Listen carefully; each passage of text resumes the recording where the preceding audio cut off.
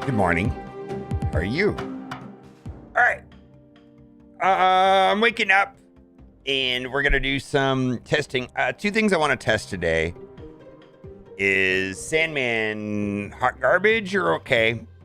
And I kind of want to explain what's going on right now with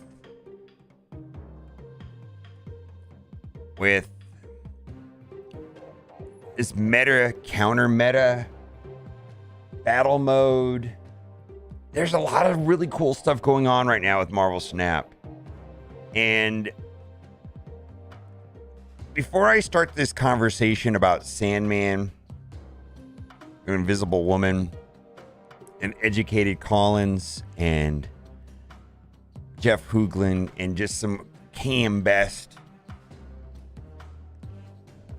there's some interesting stuff going on. Yeah, good morning, Neiman. So, like, there was a video that I watched 3 YouTube video yesterday, and I want to talk about all 3, and all of 3 of them were extremely different and extremely good, and all of them were correct. The first video I watched, or the last video I watched right before I started the stream,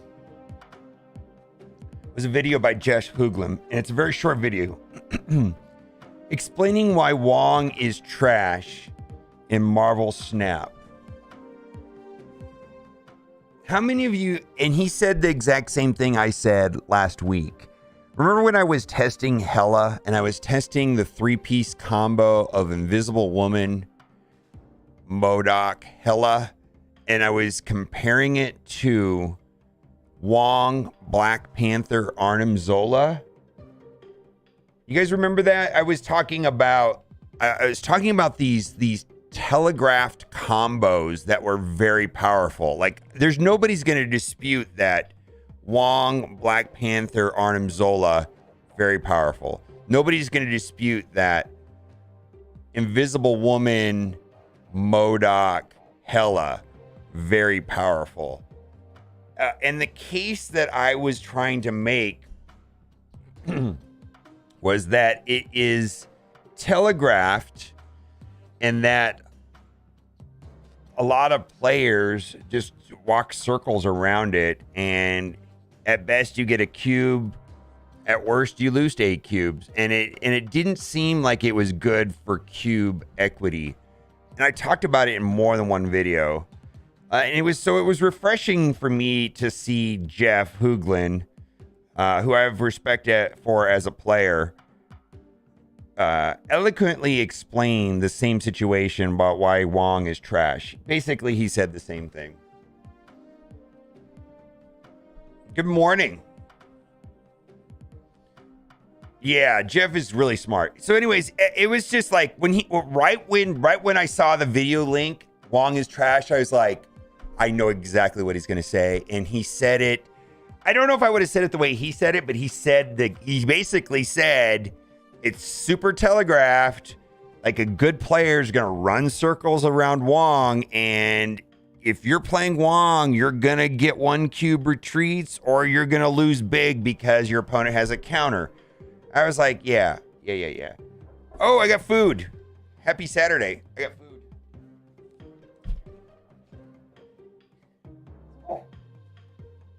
I got an egg sandwich. Anyways, so so this is where I'm going with this conversation. So what I like, and so then I want to circle back to what happened yesterday in the stream. And this is abstract, and I think we're getting a little tic-tac. Good morning. This is abstract, and I think we're getting a little too, like, what was that in The Princess Bride, where there's that really smart guy who they're playing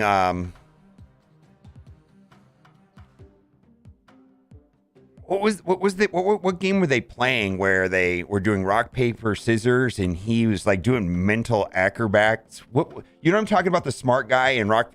And he's doing like, well, you can't be doing rock, blah, blah, blah, blah, blah. Therefore, he's like saying all that stuff. I kind of feel like we're doing that a little bit. Eating the sandwich? Yeah, I'll eat a sandwich. What's up, Talking Tommy? So, Educated Collins. Okay, firstly, there's two other players that I really respect as players. Educated Collins and KM Best, and they have very different approaches.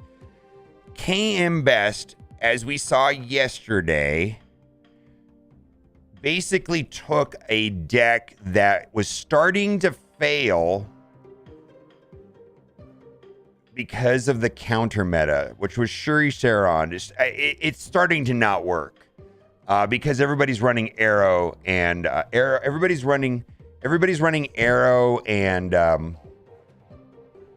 Shang-Chi.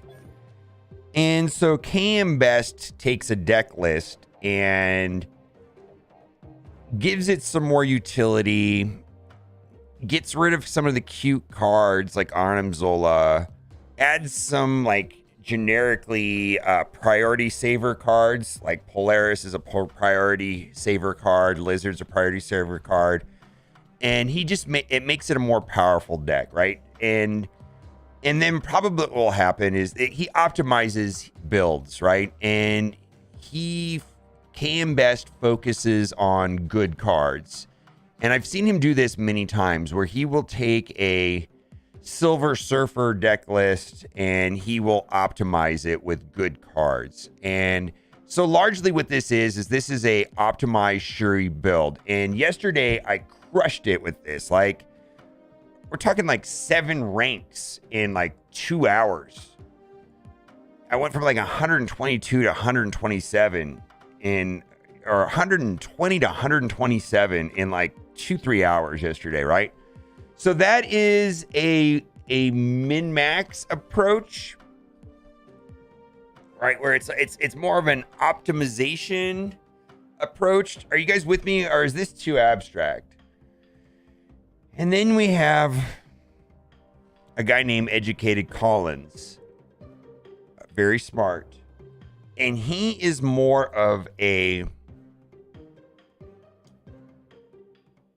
be unpredictable. And I also feel like, and so he's more like be unpredictable and play surprise cards. Like I guess the core tenet of Education Collins, if I was to explain what his whole philosophy towards Marvel Snap is Scarlet Witch. Put Scarlet Witch in your deck. Okay, you have a good deck. Put Scarlet Witch in there. Why? Because she will steal cubes on turn 6 when you switch a location. So his entire philosophy is add Scarlet Witch to your deck and win games. Don't play Scarlet Witch on curve. Don't play Scarlet Witch on 2 or 3 or 4 or 5. Play Scarlet Witch on turn 6 and surprise, you win the game. And be patient, and maybe Scarlet Witch just gets you those monster wins for whatever reason, right? It's a very different approach than KM Best. KM Best is about like optimization, and Educated Collins is about being unpredictable and using tech cards to steal wins. So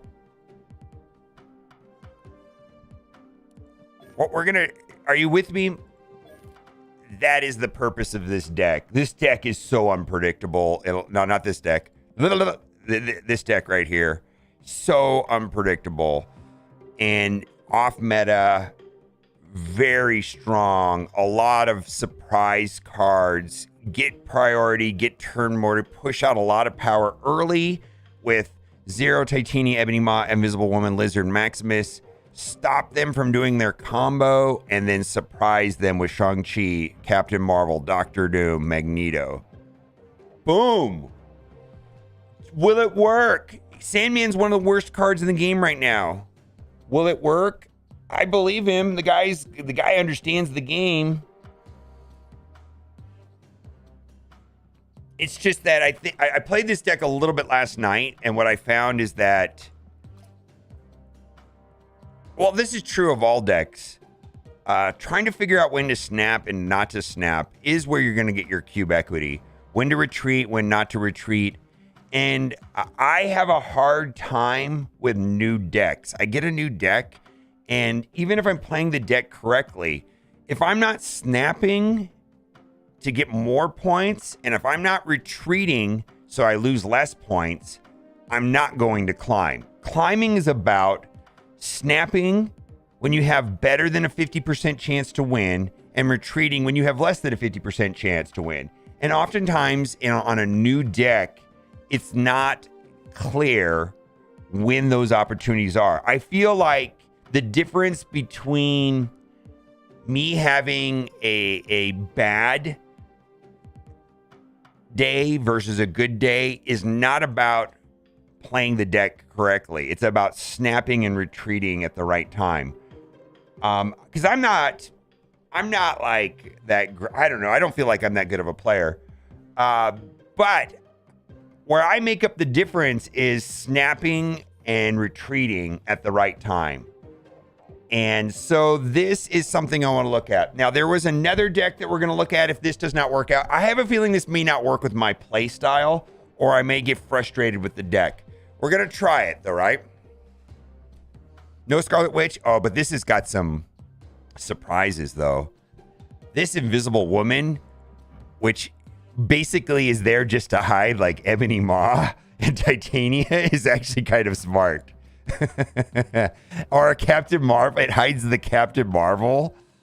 It hides the Maximus. It actually works. It's just, I think this is a I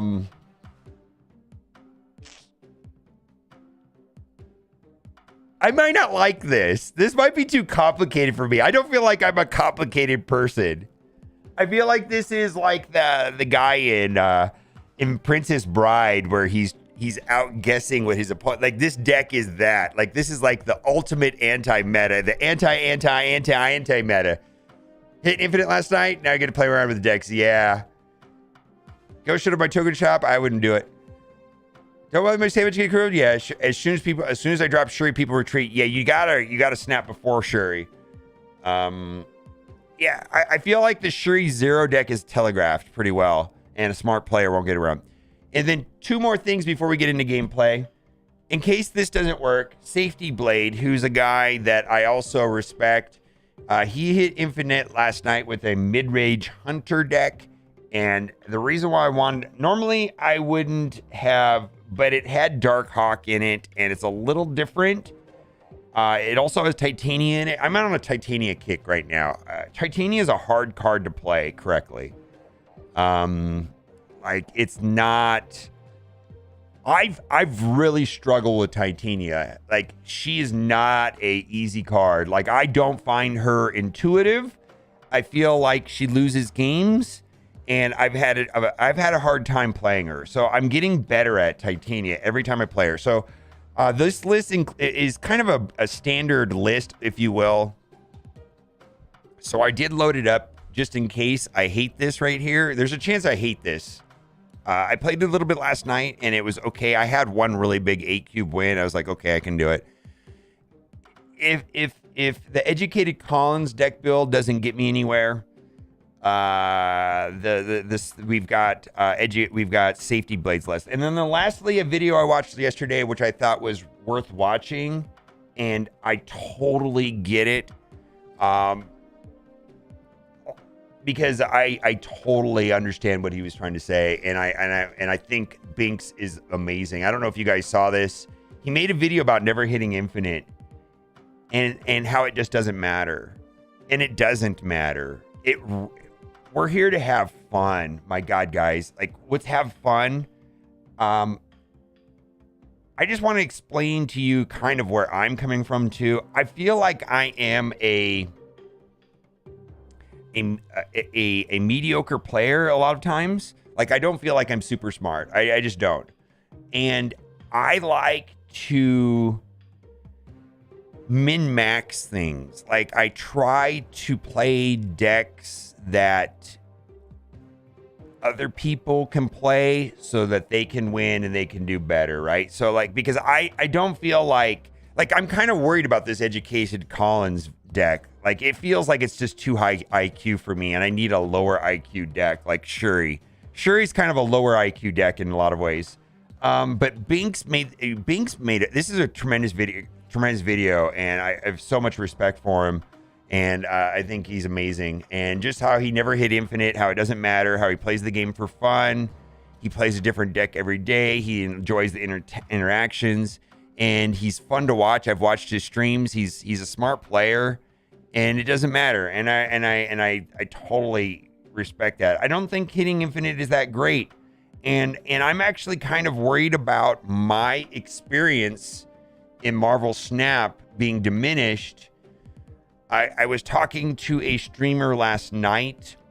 Well, I can't even remember his name, but I know he was ranked like higher than me. He was like 150 something. And I asked him what percentage of his games were bots. And he said 50%. And I said, and then he said, at your level, you're probably 20% bots. I don't want to play bots. I don't want to play bots. If I get to a place where you guys are saying, oh, you're just playing bots, I will tank my ranking. I don't want to play bots. I don't want to play bots. I will dumpster my ranking, go back to 100 or something. And I don't want to play bots. I hate it. And when I see these guys that are good players, like Educated Collins and Deco Demo boys, or they're not boys, the guys, and KM Best playing bots, you know, and they're at like 200, 300. I'm not going to do it. I'm not going to do it.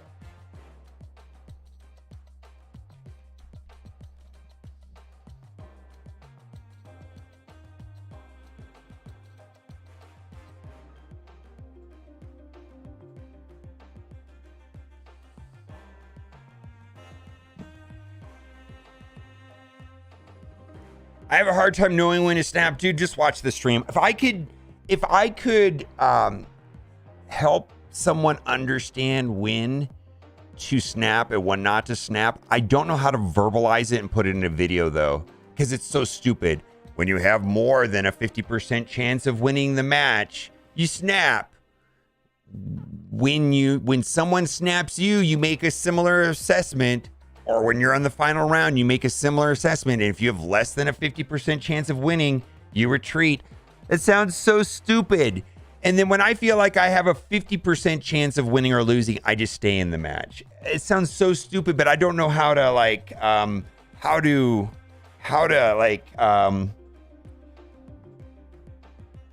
chat, do you have any suggestions on how to verbalize that better?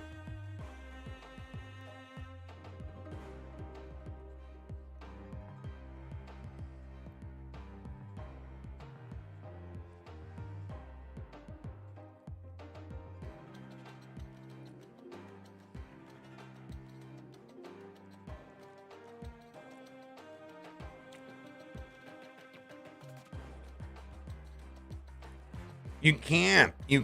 I think the only way and you know what, it's so deck specific also.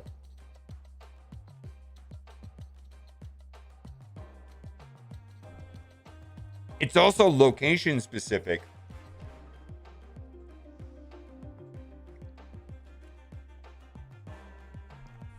Yeah.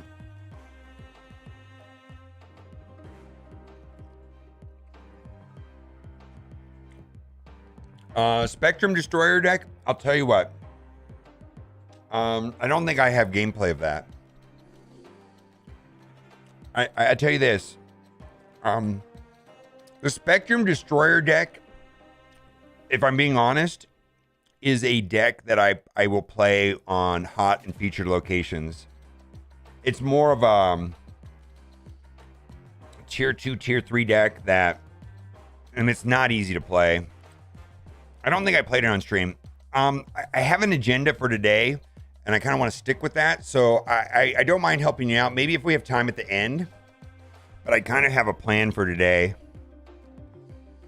I don't know if I've got a video on Spectrum Destroyer.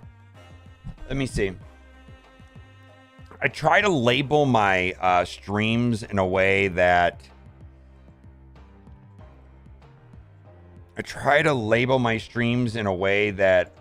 Like so that I know what I was playing. Galactus, Wolverine, Move Jack. Let's see if I...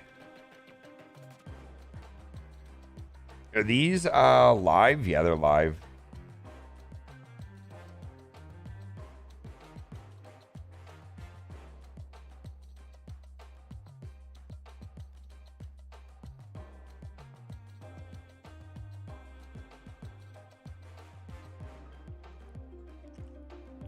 So I'm playing Galactus here.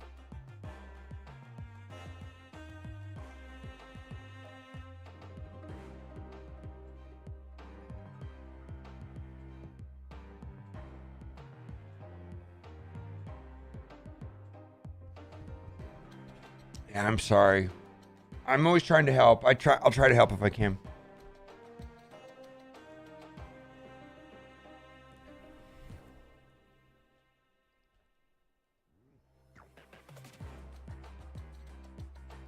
Yeah,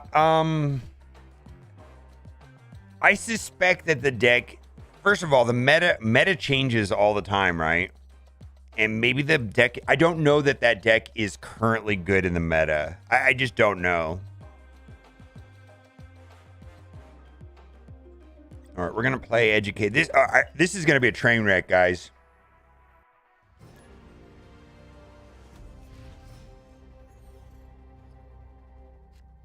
Recognize what kind of deck they're playing and see if you got the key cards, the counter deck in hand, Cosmo for discard, and snap. Correct.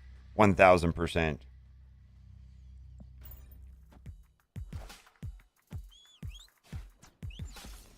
All right, so this right here is a Death Wave or Galactus deck. Oh.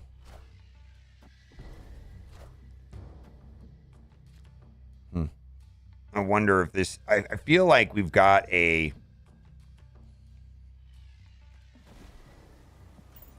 We've got a good situation here where they're not going to know what we're playing at all.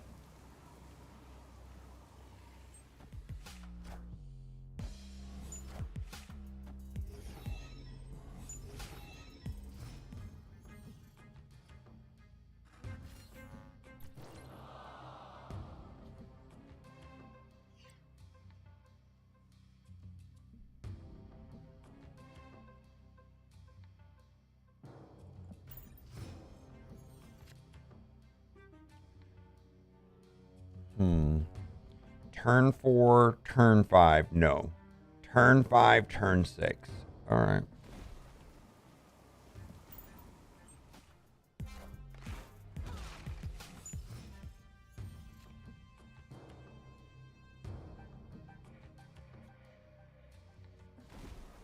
See, I don't know if I should snap here. Like, it feels so weird. I don't know what to do. Because I don't understand the deck. I feel like this is good and I should win, but I don't know, right?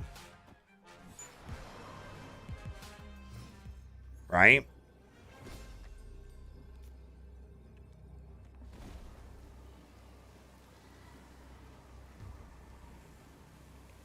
Yeah, I don't know. I actually have no clue what's going to happen here. I just don't understand this deck. I feel like this is a loss.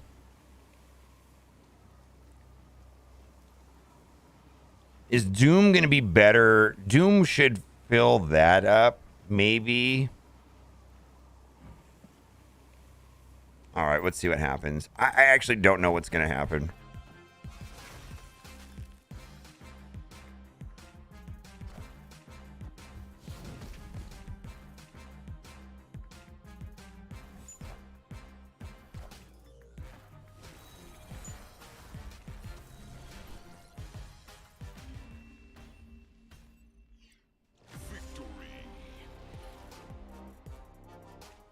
What do you think? What's up, guys? Yeah, turn 1 Sandman is pretty good. See, like, I'm not sure that I gave away cubes there. I don't know that. See, I haven't played this deck enough to know if turn 1 Sandman is just like you win the game or not. I'm not sure. I don't actually know. Like that, this is super confusing to me. Yeah. Turn 1 Sandman seems good. It's just, I feel like the difference between climbing and staying the same is snapping and retreating, right? Which we just talked about. And so I'm going to struggle with snapping and not snapping on this deck for a while. Maybe turn 1 Sandman was the right move, right? To snap, right?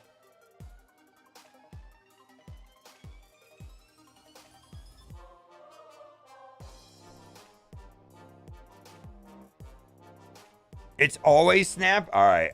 I believe you, actually.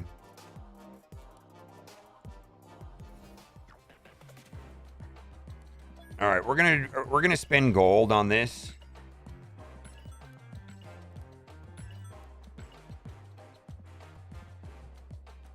So the spending gold is not a thing you need to do. It does help you get credits, but more importantly, what I like about when spending gold is that for missions is that it gives me season pass points. So I get, because at some point, well, actually I will rock this. I actually like that. You know, at some point, like last season, I think I got to like around here, let's say. These are, I mean, the best thing in these is variants, and of course I just get pixel variants, but whatever. What's up, Sev? Is it likely to hit infinite guy with a pull 1 or 2 deck?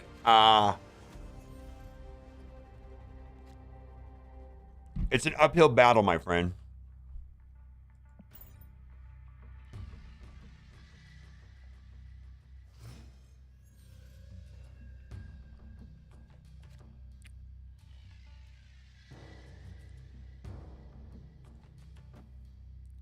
Galactus or Thanos? Both are strong cards used in a specific deck. Galactus seems to have more competitive, but absolutely is super. Galactus is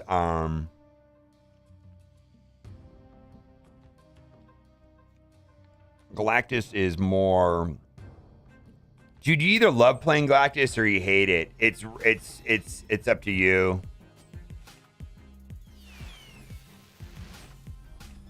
Gambit, yikes.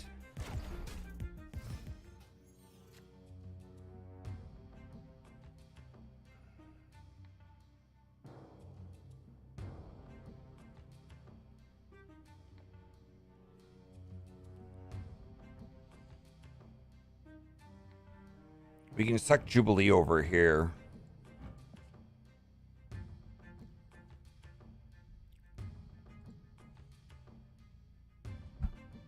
What happened to my thing?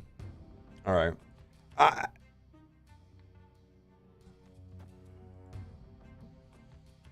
right, so they're playing like a lockjaw deck.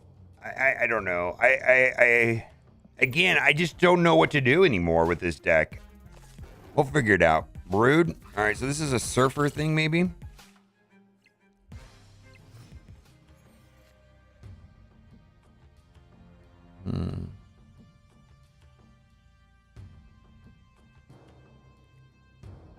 We're gonna be able to play Doom over here, right? That's gonna be good.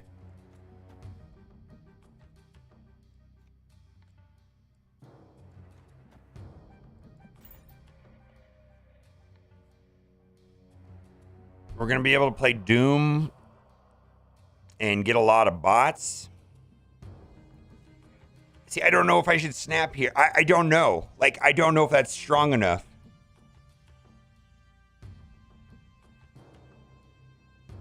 Do you think Iron Man Onslaught will see play with King? I suspect King will go into many decks. Many decks. Like that one specifically, I have no idea.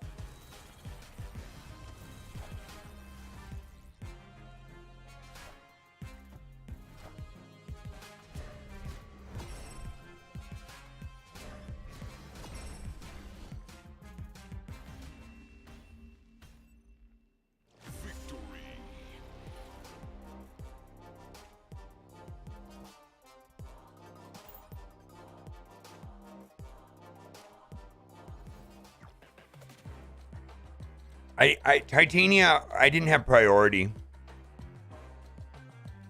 I mean, I had priority. I think Titania is risky. No, you're right. I could have played Titania. I should have played Titania right. Thank you. Kumu, thank you. Thank you, Kumu. Or however you say your name, G. We'll just call you G. Thank you. I should have played Titania. Thank you. Good call. I appreciate the feedback.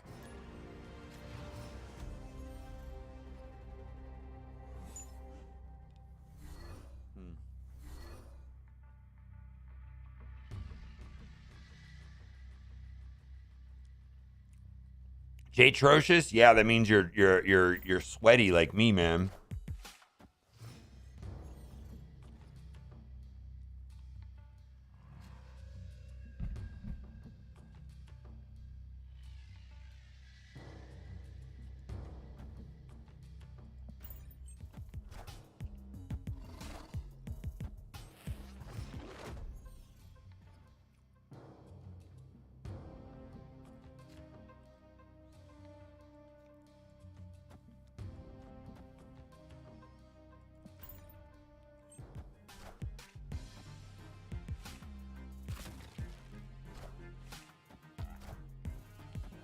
Oh, that's a loss. All right, so this is a loss. Like, frankly, in my opinion, Captain Shrimp should have snapped me.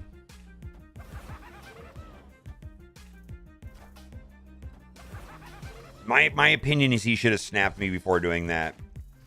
Like, if I had Green Goblin on Bar Sinister, I would have snapped.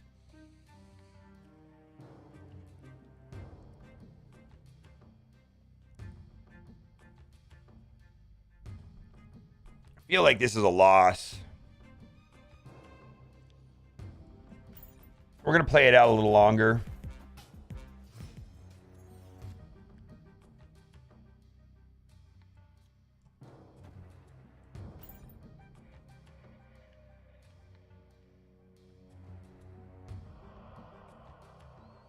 Yeah, I mean, Green Goblin was the card to play when Bar Sinister was a thing.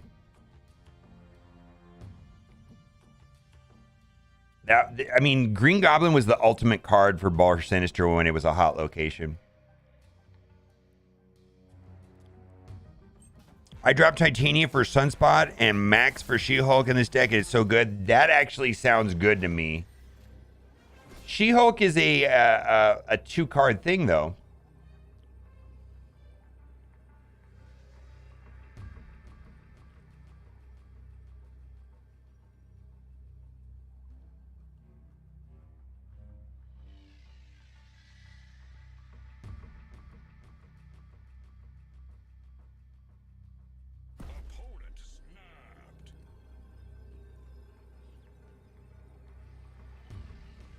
We don't really have a got him.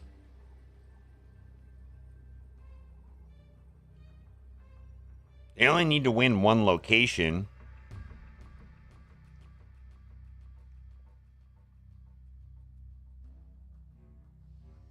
I wonder if this would work, though. Do you think that'll work? I feel like it's too, and then Captain Marvel?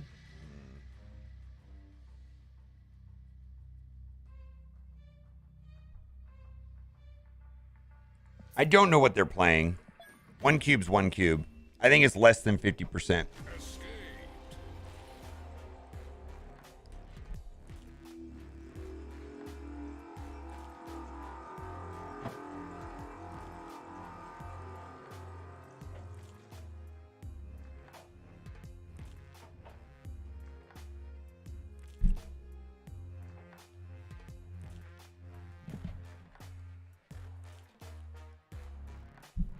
See, okay, hold up a second.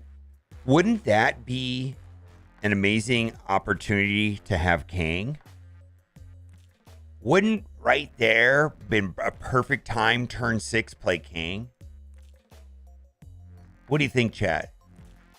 At worst, I just retreat. At best, I do my shenanigans with Luke Cage or Shang-Chi, right? Wouldn't that be perfect time for King? Right? That exact situation.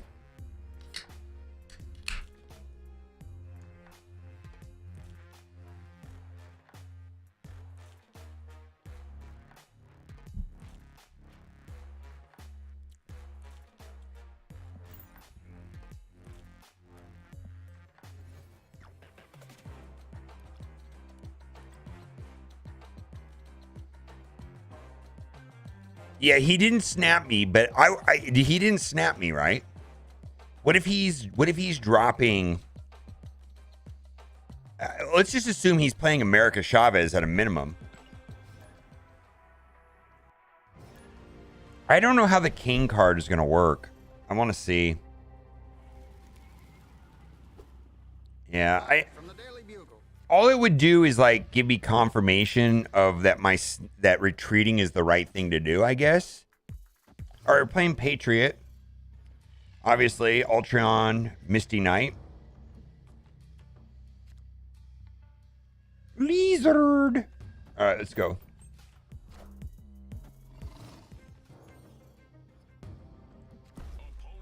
All right. I feel like retreating is a good thing here. I'm retreating. I don't have... See, Sandman would ruin their plans, and I don't have Sandman. So we're retreating. Have fun with your 1 cube, right? Retreating is not a big deal. I don't need... I feel like my chance of winning were less than 50%. Let's go.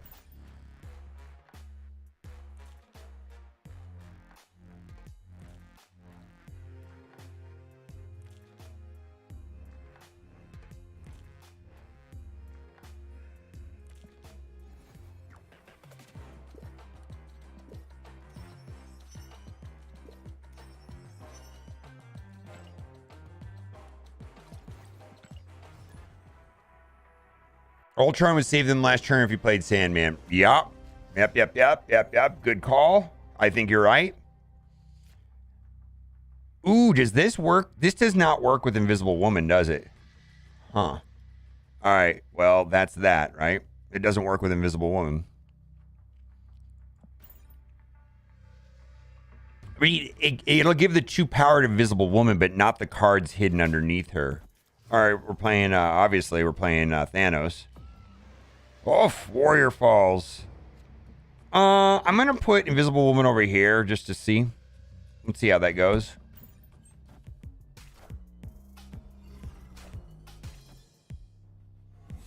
Oh, that is so bad for them, right?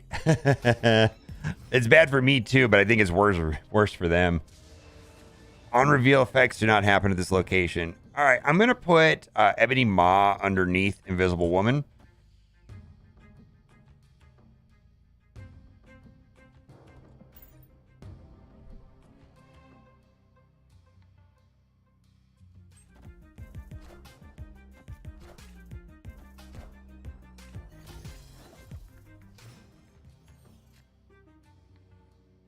Kick rocks.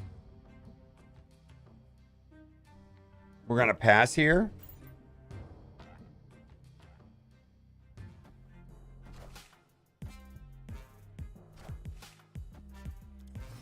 Yeah, switching decks a lot. Switching decks a lot places you at a disadvantage.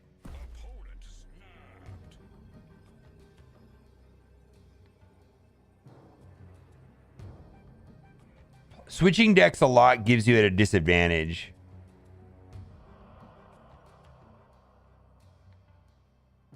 I'm retreating.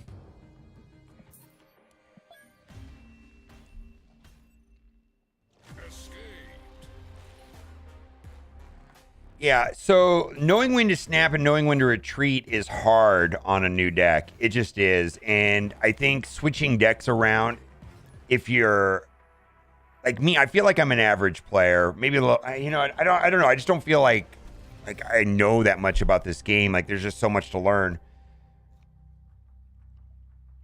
All right. I like this. Let's see what they're playing. Maybe we'll snap if they're playing something. This is probably could be Galactus. All right, they're playing Maximus. This is probably a Galactus deck, right?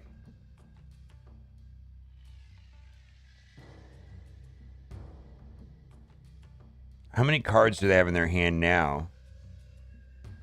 I don't know if I want to give them a bunch of cards. YOLO, let's do it right here. Because if he's playing Galactus, he's gonna load up this lane and he's gonna do like Doc Ock and some goofy stuff like that. Maximus, all right, cool.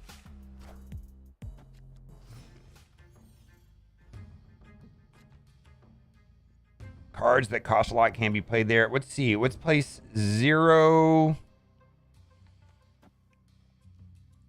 Maximus.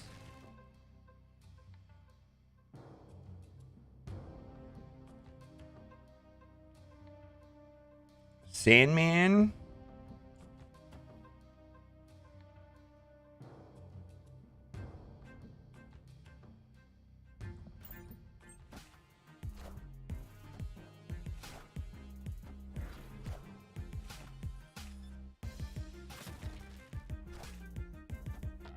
I have no idea what this guy's playing. It's just so confusing to me.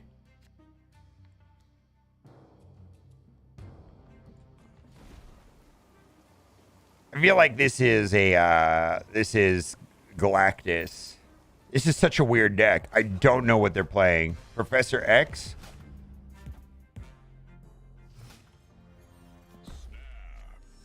They're snapping now.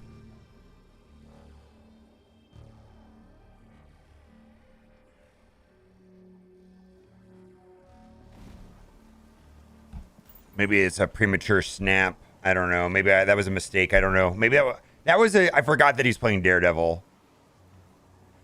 That was not an optimal snap there because he had Daredevil, but I just completely ignored the fact that he had Daredevil.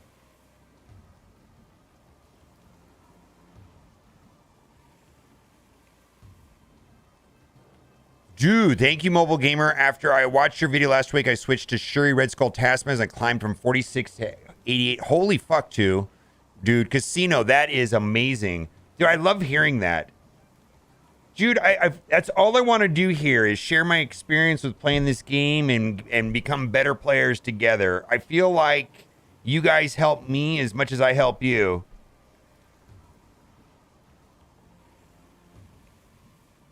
I mean, just like that little tidbit a minute ago about playing Titania on turn 6 into my opponent having 3 cards would have been more optimal than playing 0. Like, I wouldn't have picked up on that if I wasn't streaming. I'm like, there you go. All right, so maybe the snap was fine, but whatever, right? See, that's the reason why snapping into Daredevil's bad, because you just lose 1 cube, right? But it's all right, I guess.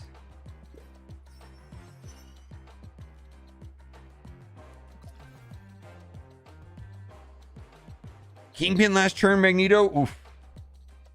Has anybody... Okay, real talk. Like, has anybody been able to, like, pull that off at high-level play? I'm talking, like... I haven't seen any, like... Well, I don't know. In theory, it sounds like it could work. Closey plays Kingpin.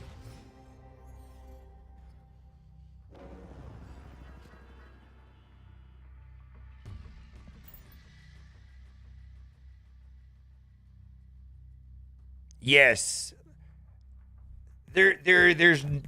Oh, see, I feel like that's a mistake. I personally feel like that's a mistake.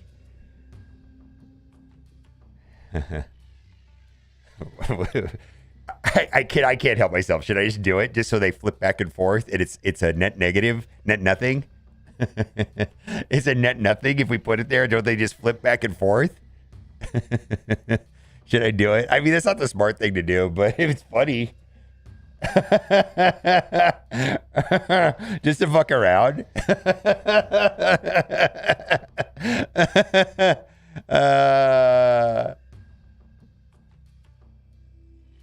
I have no balls. I'm not doing it. I have no balls. All right, so he gives it to me now, right?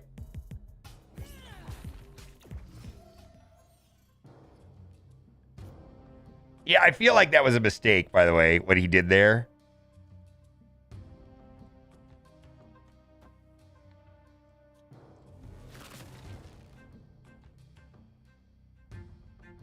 You know, I'm going to do this to... No, I want to keep priority if I can. No, let's see. Let's do it like that. Do it for the lulz, for the content? Yeah. Turn 5 Sarah, turn 6 Kingpin, and Arrow, you need priority. That sounds interesting.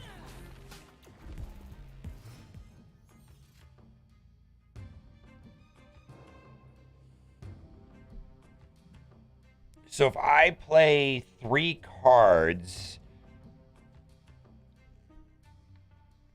Yeah, I don't feel like he's playing... I don't think he's playing Titania correctly. I could be wrong. What do I know?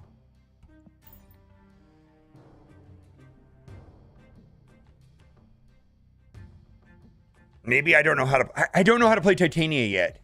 Peter Papa! Thank you! Alright. In my opinion, this is a snap situation, man. I am scared as all get out. I am super scared right now.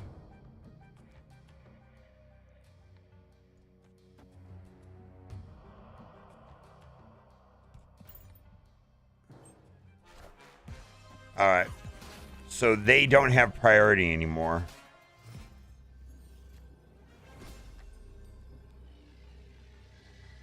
So they have one big card. They have one big card. And they're going to place it here. I don't know if I want to snap. They may have Arrow also.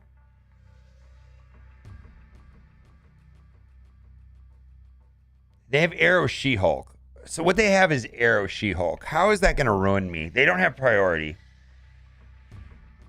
Oh, they're going to place...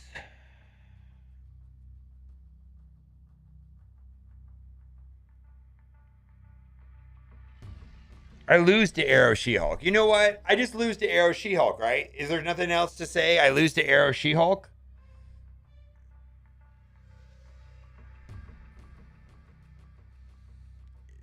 $40 points. All right, we're gonna retreat. Yeah, that's they have She-Hulk. They probably have She-Hulk Taskmaster. Yeah. All right. So for me, them not snapping.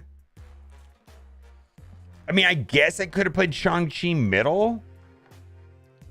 I don't know if that's that good. Then I actually might. I have priority. Yeah, I don't know. I don't know.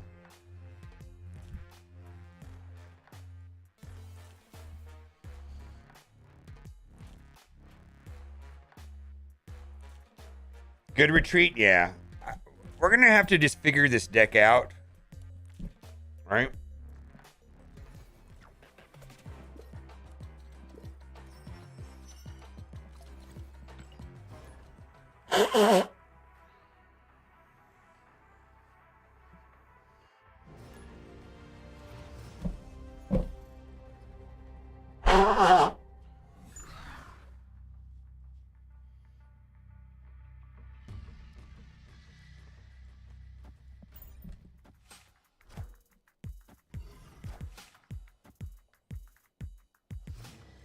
All right, so we're playing either Moon Dino or we're playing Thanos. Let's see how this deck is doing so far.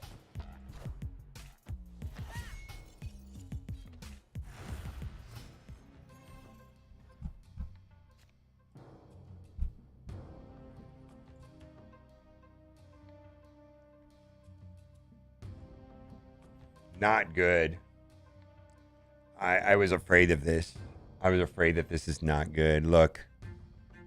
Oh, boy. Dude, the public win rate on this is not good. Look at this. The public win rate, 0.3. Oh, that's kind of rough. It's kind of rough.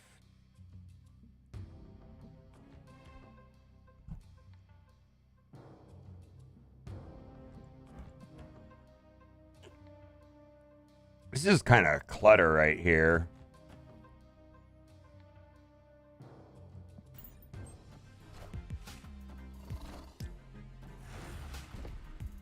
I'll tell you what. I'll play this deck until I upgrade a card, let's say. I think for Sandman to be effective, I have to have something to play on turn 5, and I have to have something to play on turn 6. So I really need, like, to draw into Captain Marvel here.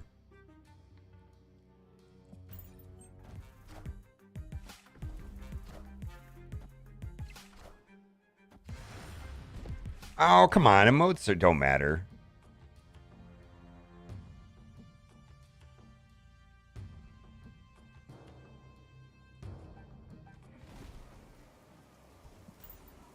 All right, giving them 2 cards doesn't matter that much, I guess.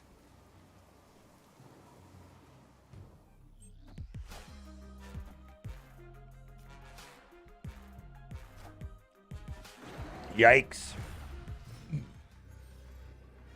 Does Doctor Doom win here? They can only play 1 card, right? Should I snap? No, they can place a big card and I'll lose, right? I lose to a big card? I'm not snapping.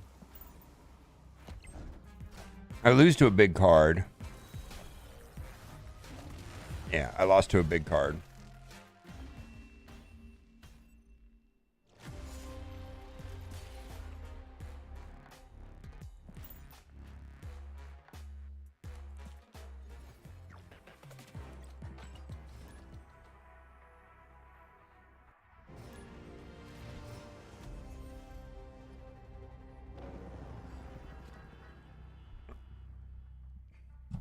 I think this is a high skill cap deck for high IQ players. I think a good player could play any deck. What I'm wanting to do is play good decks that average players can win with. And that more people can win most of the time.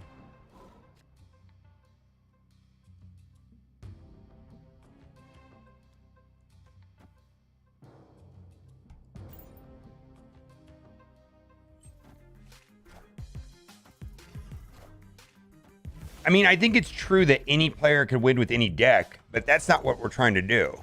What we're trying to do is find decks that are just better and anybody can play and do better. I feel like that's my goal here.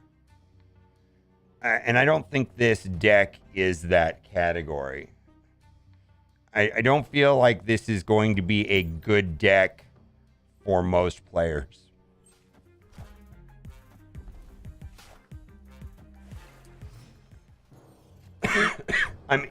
I'm interested in playing Patriot.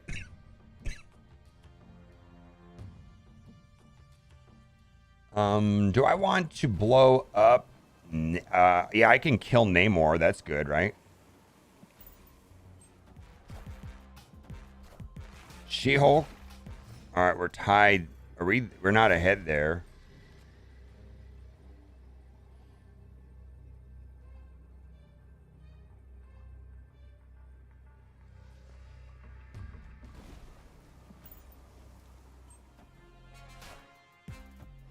Yikes.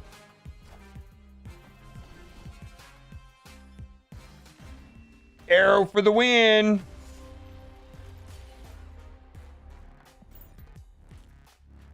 All right. We're changing decks.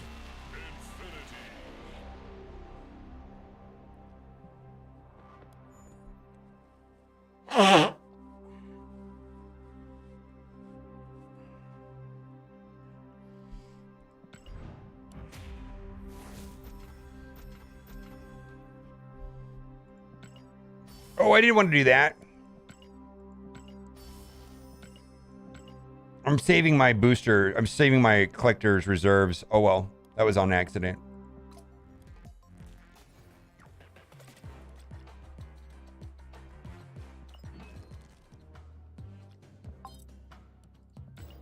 All right.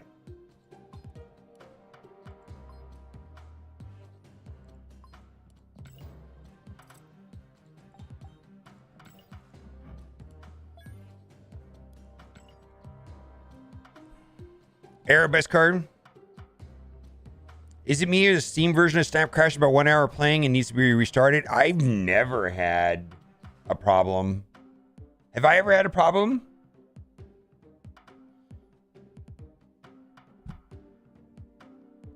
All right.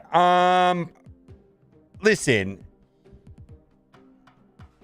if the smartest players in the world, you know, educated Collins and blah, blah, blah, the South Korean guy can only get a 53% win rate and a 0.3 cubes with this deck, I don't need it. I think it's cool and everything like that. I tried it. I half-assed it. I think the most honest opinion of this deck is I don't enjoy the gameplay style. And I just don't think it's for me. I think that's my honest opinion. I think that's fair for me to just say it's just not my play style. We're deleting this deck. We tried it.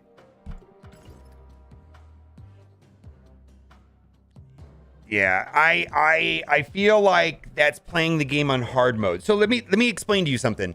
Like I could build a deck of all pool 2 cards and win with it. But why? Right? But why do that? Yeah, why do that?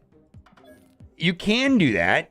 You can build a pool 2 deck list and win with it and have a 0.3 cube rate, play the game for like 2,000 games and get to infinite. But why? I feel like that deck is like that.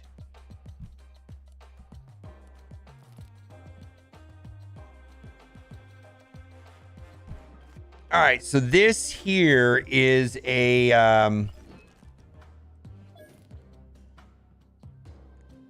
Spider Titania. So this is Darkhawk. This is a Safety Blade build. Safety Blade is one of the writers for, I think, Snapzone. Good guy. I believe he's from Australia. Mid-range Hunter is what he calls the deck. So I'm gonna probably change the name. Sunspot, Korg, Titania, Zabu, Armor, Lizard, Darkhawk, Shuri, Spider-Man, Rockslide, White Queen, She-Hulk. I mostly wanted to play. The only reason why I picked this deck for today's stream was because of Titania, and I've already kind of got Titania up to, I'm trying to get everything to Rainbow Borders, Infinite Border. And he just 93 to Infinite in less than 2 hours. Holy moly. So the idea of this deck is to play Spider-Man and Titania on turn 5 for the win. Spider-Man, Titania, turn 5 for the win. And to snap into it. Or even better, with Shuri or something. Have I tried Domino? Yeah, I have tried Domino. The Hazmat Yellow Jacket combo deck you had, that was mostly an Onslaught Citadel deck day for the hot location. I don't know if that deck is that good outside of that day. I think you can get away with that deck on a hot location day.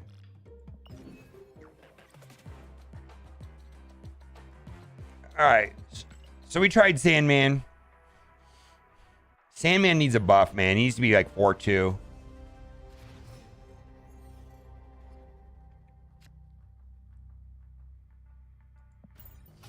I guess what I'm trying to say is any deck will work, but that's not what we're trying to do here.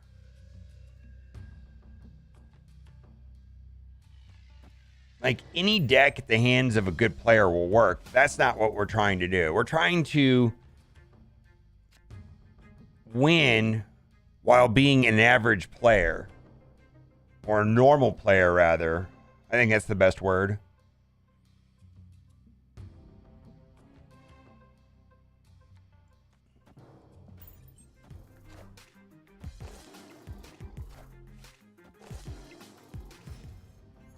Yeah, matchmaking is has nothing to do with your deck. Haven't you heard? Have you heard that matchmaking has nothing to do with your deck?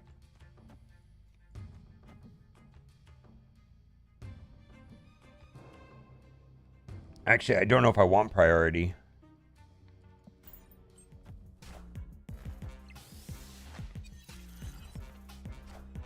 Devil Dino?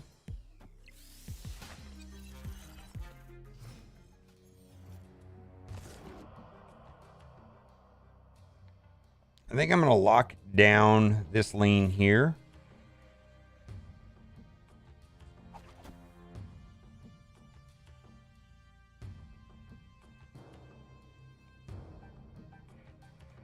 Should I snap here?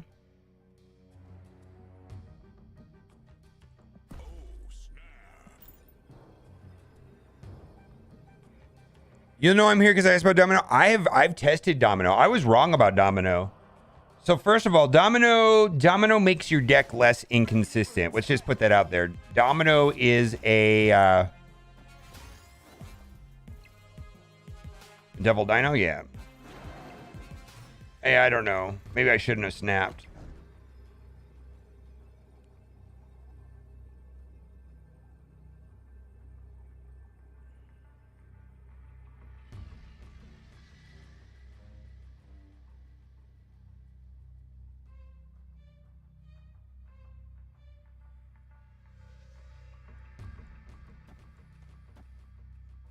I don't know if that's enough. YOLO.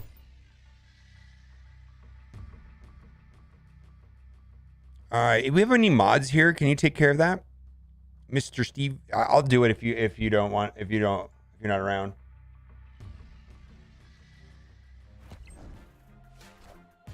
Yikes! Well, how do they have two? What did I miss?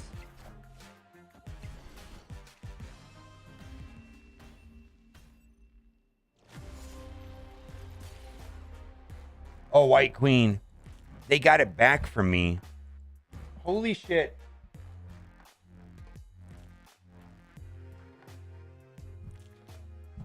All right, that was sloppy right there.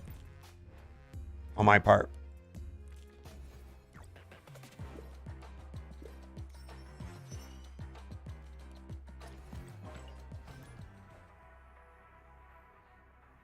Yeah, I didn't think about I'm brain dead. We both played White Queen. He got his Devil Dino back. I should have been paying more attention. All right, Korg, let's go.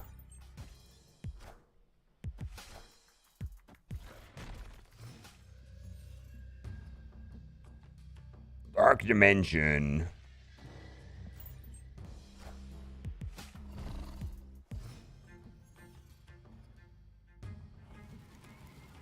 Breaking news.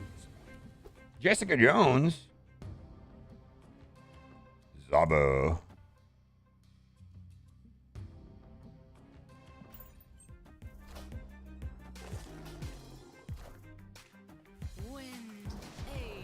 All right. Well, I think I want to win both.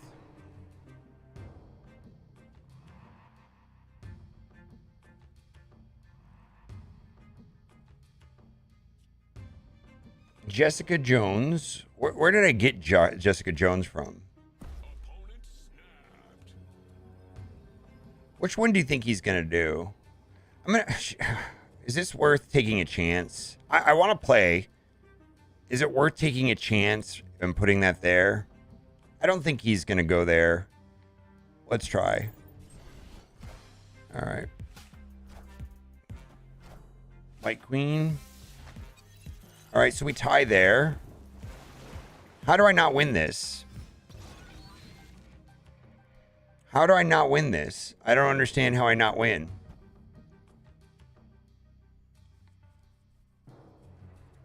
Yeah.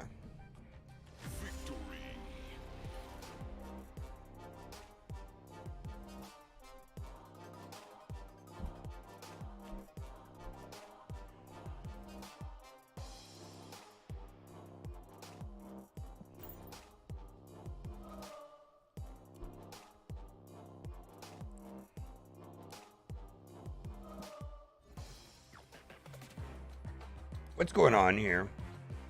Ooh, win matches. All right, we'll get that. What are we going to get? Where are we on this? We are. Oh, we get to start using this. I will use this. I just think it's nice. I mean, I know it's not my infinite thing or whatever, but I kind of like using you know, like you can kind of tell when I built this deck, when I built that deck. And so like this will allow me to like pivot and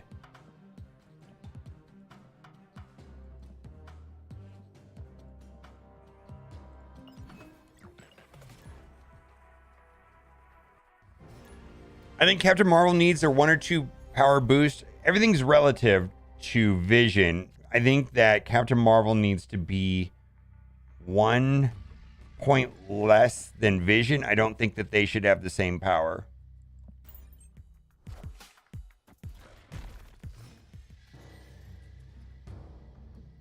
Like if you raise Captain Marvel, then you have to raise Vision. I don't think that's right.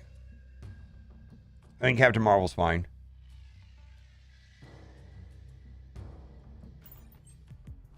Captain Marvel needs better AI. I agree with that. Yes. Yes.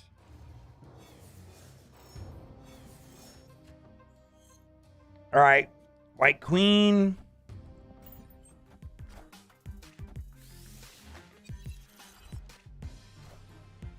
Jubilee. I like Jubilee. Fun card. Not a lot of value there. Should we Hulk Smash here? No, we're going to Rock Slide.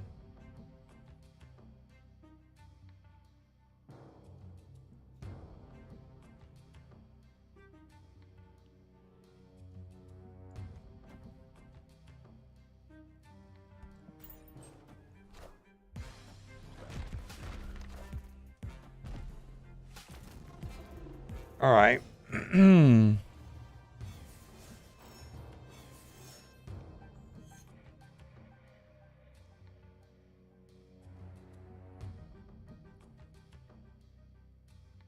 Let's put Lizard over here, Armor over here.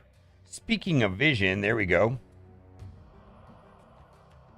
Wait a minute. If I do nothing, then I can play She-Hulk and Magneto or She-Hulk and Hulk on the last turn.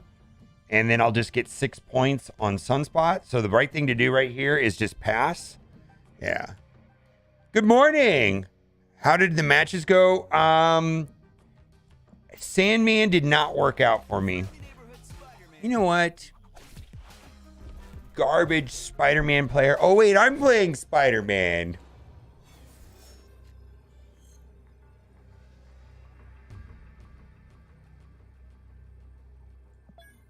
So, Darkhawk is an 11.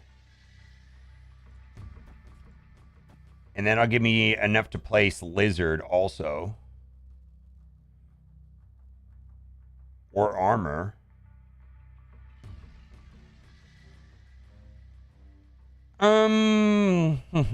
Let's do Armor here for the Sunspot. She-Hulk. Holy moly, this is a lot of power. I'm not going to do Titania, though.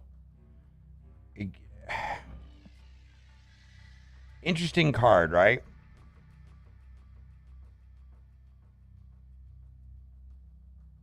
Why are they going to stay in? What would cause them to stay in this match?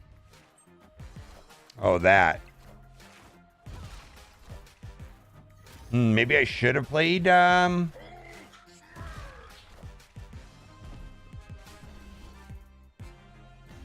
Holy moly, Darkhawk is still viable? Did Darkhawk just win that? Darkhawk just brute forced that. Holy moly.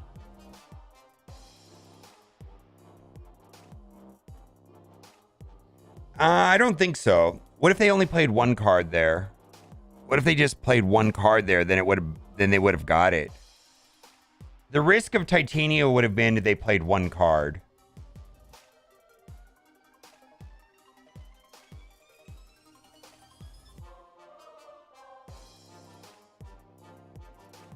I think I played it right. Any replacement for Darkhawk Slide? Not in this deck. This deck is very much a Darkhawk Rock Slide deck.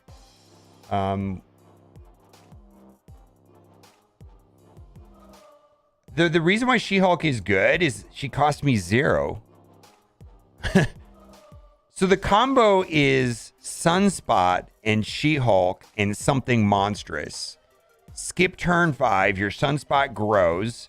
She-Hulk is 1 cost typically, and then you play another 5 cost card like Arrow.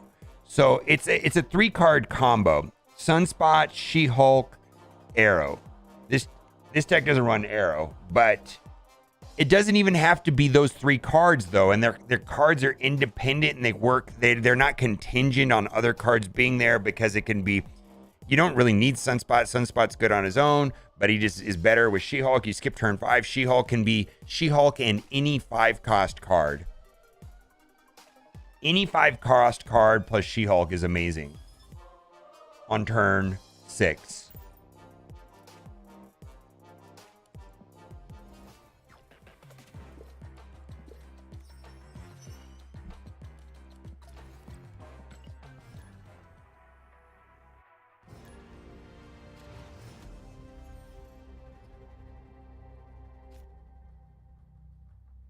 Ah, Shannon Davis. If you could have played Titanium before Darkhawk, if they don't play a card, then it doesn't hurt you. And if they do play a card, you get her back. You're the best. That is the answer. That is the answer. Okay. Dude, this card is so hard to play. This card is so hard to play. My God, guys. Like, I'm telling you, this is a hard card to play. I'm going to figure it out.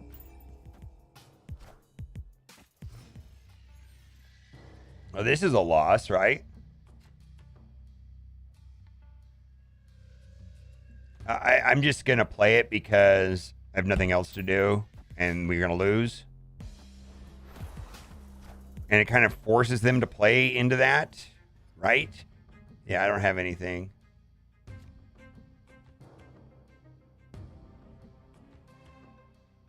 I have no way of winning this. Go right here.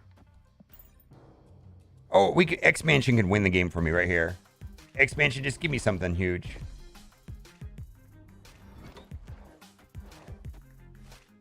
Iron Fist.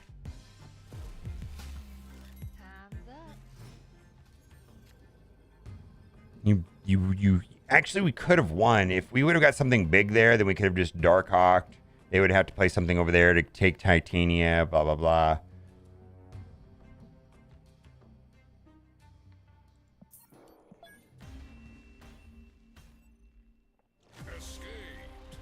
Shannon Davis, 1000%. I've been talking about this for a minute. I just don't.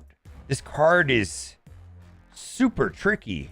Like, I feel like well, obviously I played her a lot. Like, I've already got her to a rainbow border. That means I played her a bunch to get the boosters, and I feel like I barely understand her. I feel like she has like one of the highest skill caps in the game for paying her correctly. And what you just said right there makes a lot of sense to me now. Like, if I kick her, I have priority, so I kick her over to them, and then if they place 2 cards,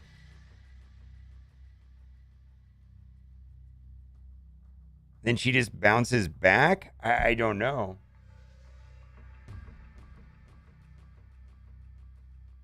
Yeah, She-Hulk is a top 5 card. There's not even a doubt, though.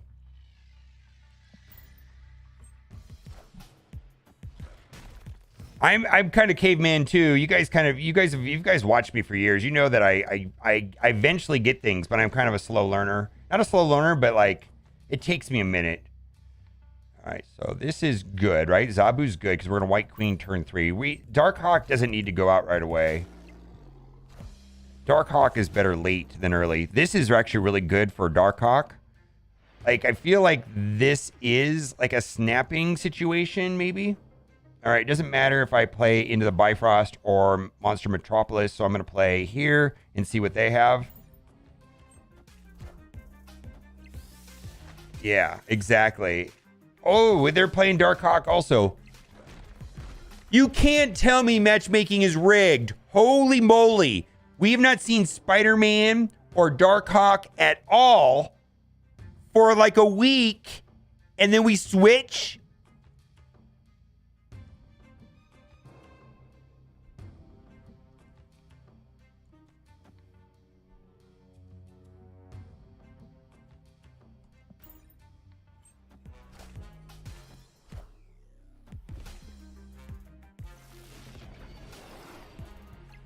I think we lose.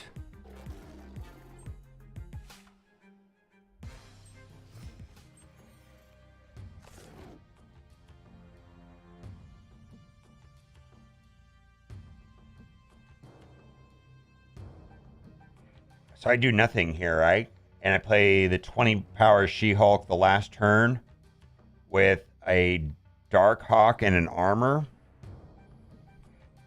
into the other lane.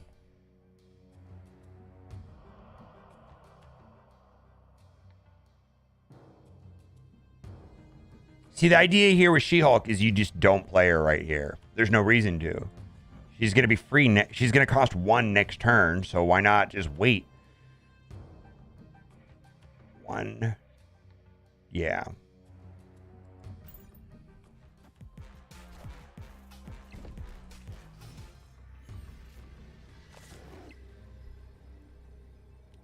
This is problematic right here.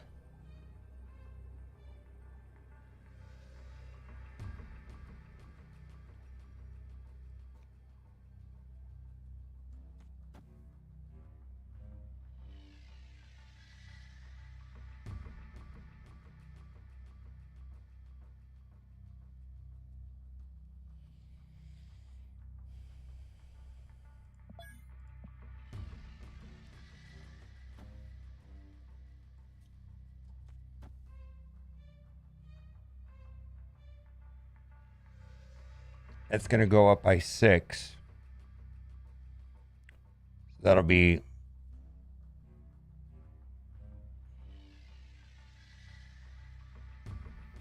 Did they just play something in the middle and they win?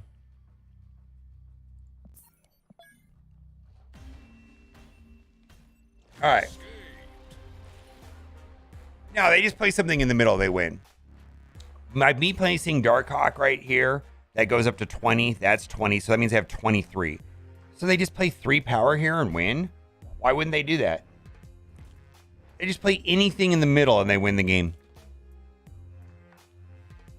Yeah, they play anything in the middle and they win. Like Arrow. No, maybe not. Yeah.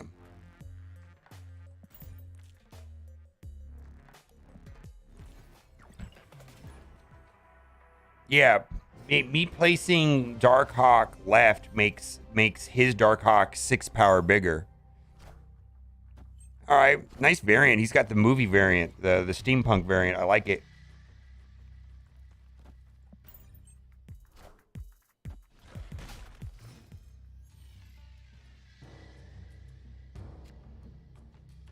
I don't know. It didn't feel good.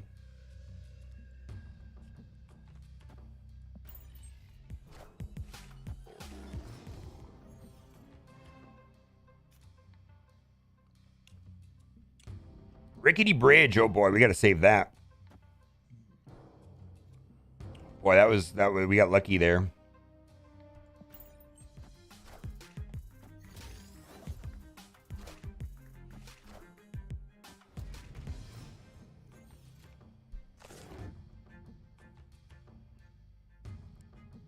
I guess I got nothing else to do. Should I snap here?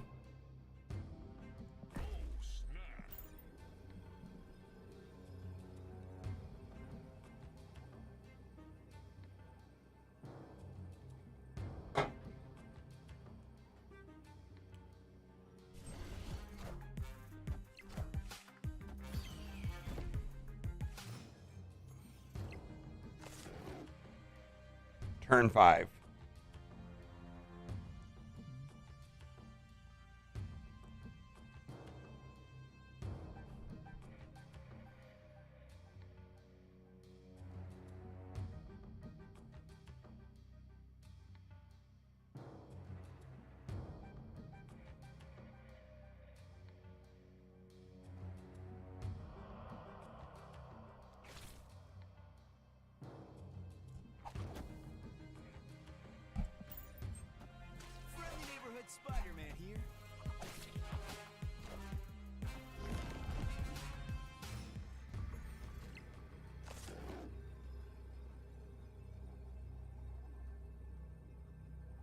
Wow, I could have put that anywhere else and that would have been better.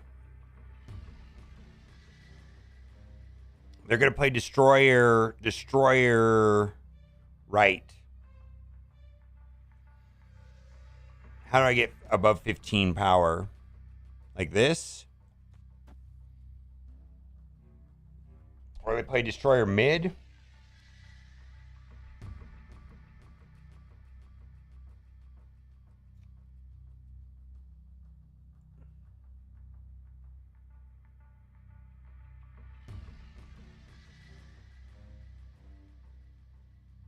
Oh, wait, they can't play mid because then they lose the warpath. They can't play mid, so they're going to play over here. So that'll give me 19. They can't play mid. Oh, they did anyways. Why would they do that?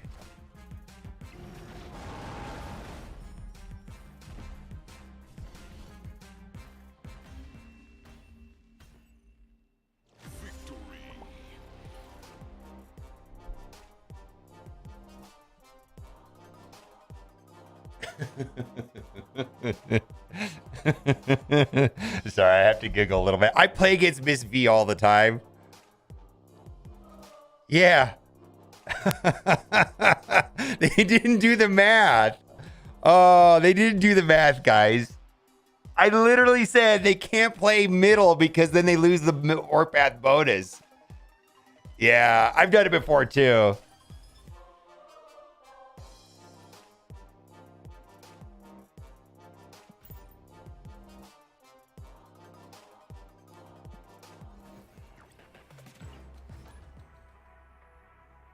Yeah.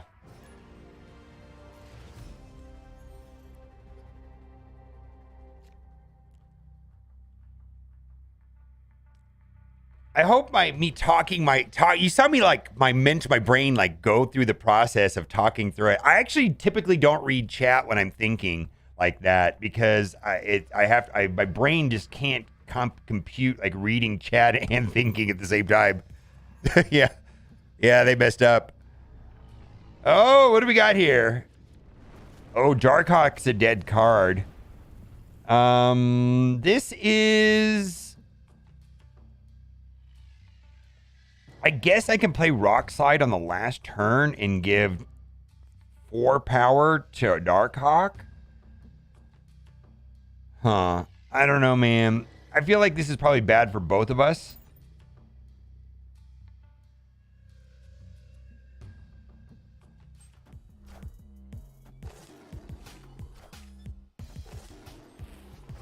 Oh my god. Matchmaking is 1000% deck based. I don't know why they even said that. I feel like Shuri needs to go into Rockslide. He is my but this Rockslide late helps Darkhawk. So maybe I don't need to rush. Maybe I just put the Darkhawk out now and just make it look like he's like only 1 power for now. Oh, I don't know if I like that. I'll play it out. They never said it was deck based. They said the opposite. He literally said they said the opposite. The matchmaker cannot see your deck, nor does it use machine learning. They're out of their minds. Turn 4, turn 5, turn 6. All right. I need to play Shuri at some point. All right. I think I'm going to play Shuri here and then lock them out of the middle with Spider-Man. And then yeah, we're going to lock them out of the middle here. Hopefully 6 plus 6. Oh no, wait. Lizard into Spider-Man. Let's go.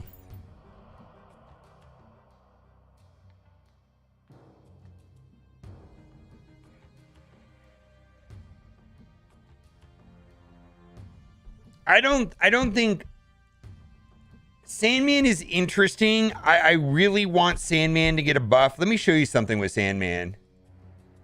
Stats, Sandman, right?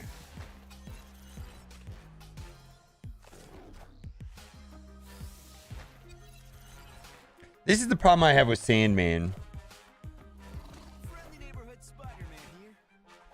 All right, so we win the middle.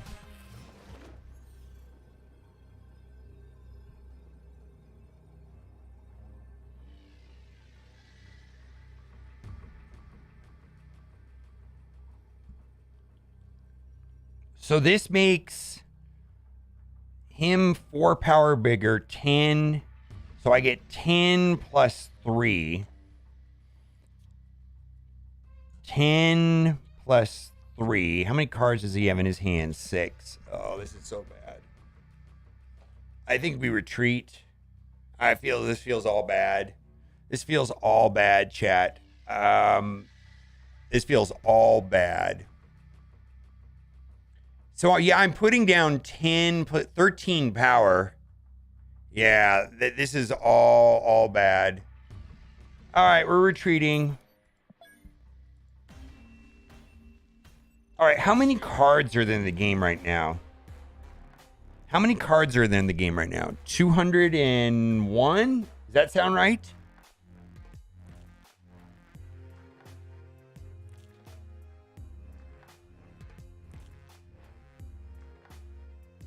Does anybody know off the top of their head how many cards in the game? 201 games? 201? 200 cards in the game?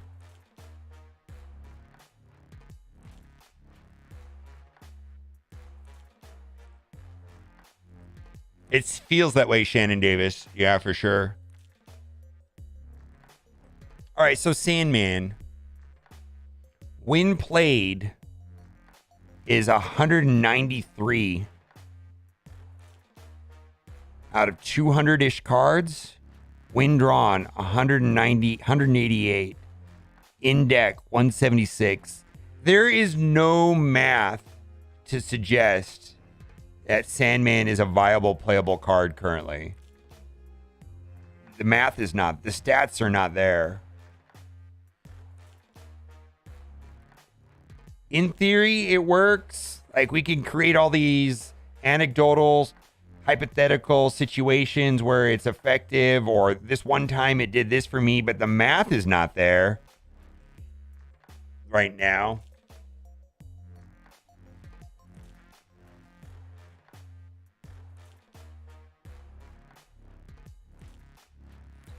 This guy had 6 cards in his hand. He's going to dump his hand. Yeah, place a big card here and 3 cards over here. Yeah. Might remember I complained about not having Wave for my Death Wave deck. After a month, she folded up in the store. I have the full Death Wave deck. Congratulations. Pretty consistent deck. Went from 73 to 81 in about 2 hours. Holy moly. It's huge.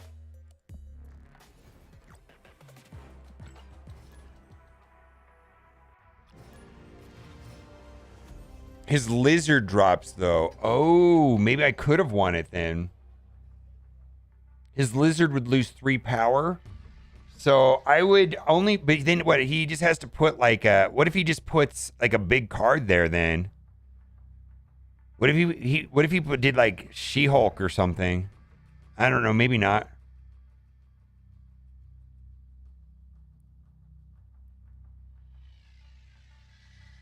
Maybe I should have played it.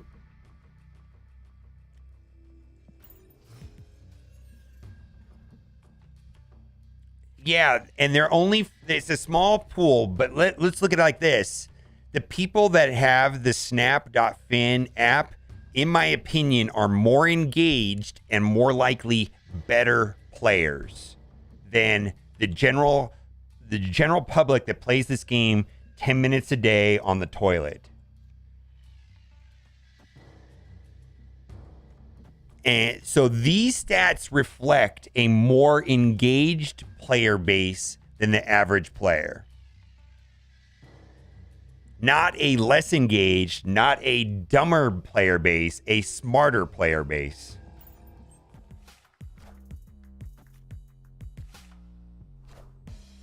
Yeah, I'm just saying.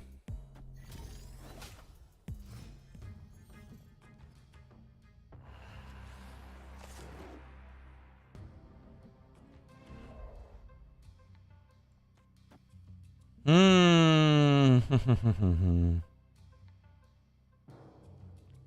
Lasered rock slide is disruptive, right?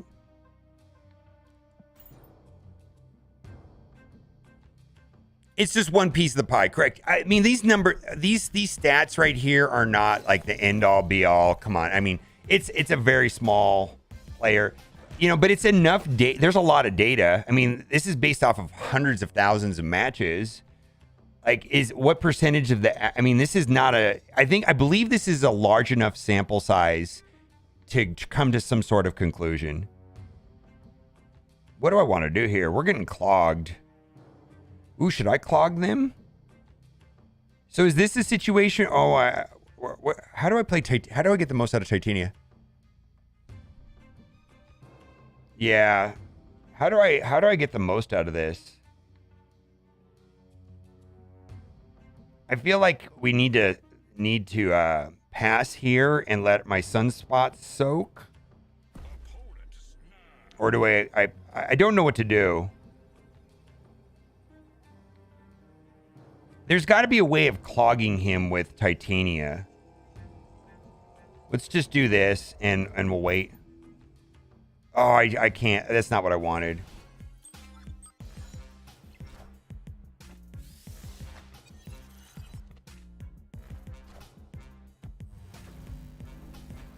Ooh. Ooh.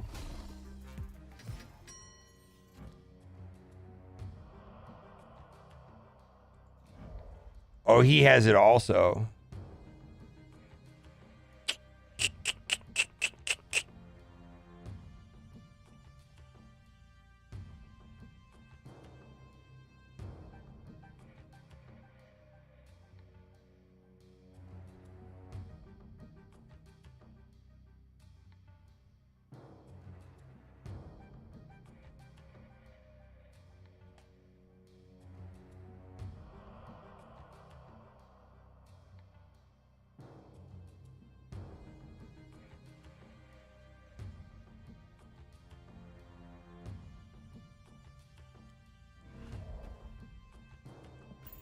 We're retreating.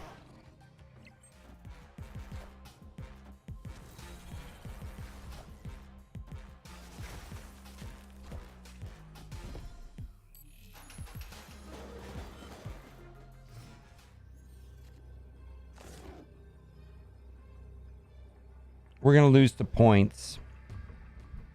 It's just that simple. We lose to points. We can tie, but we lose to points. This will be 10.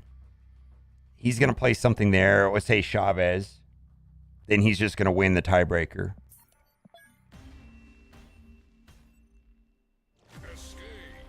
It'd be cool to see from the developer how many players there are playing this game for season. I feel like they'll never publish that particular, because then that would show give people insight to their earnings, and I don't think they're gonna give out that information.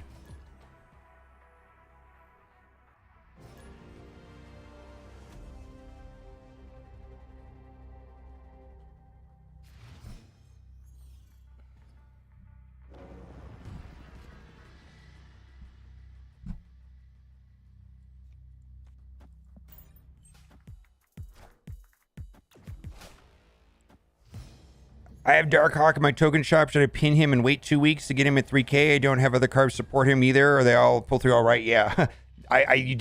First of all, 3,000 collector tokens is worth about $100, and make your decision based off that information. 3,000 collector tokens is worth about $100.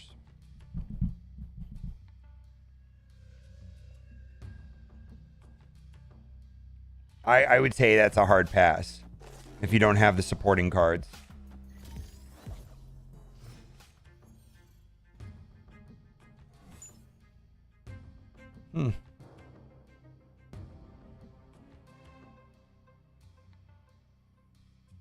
Know your place. Oh, shit. Don't take that the wrong way.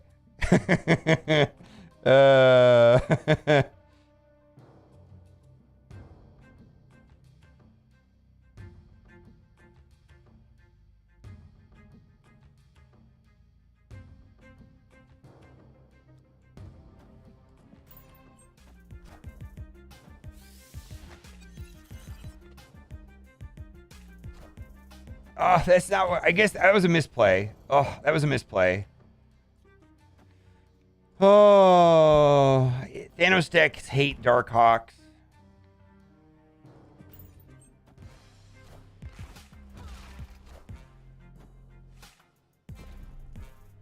Yeah, this deck here, Titania, like any card is better than Titania, I swear. Maybe Invisible Woman, and instead of Shuri, do Arrow. I think that would be a good deck.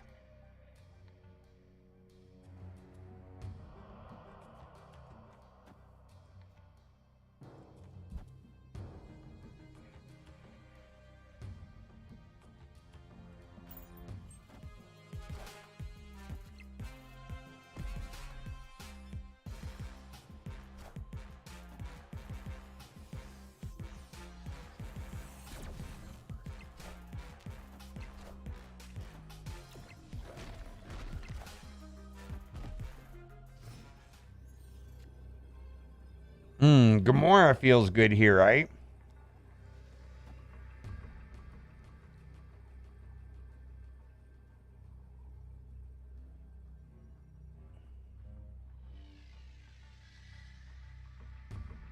And then I'm just going to soak the other 2 power into the Sunspot.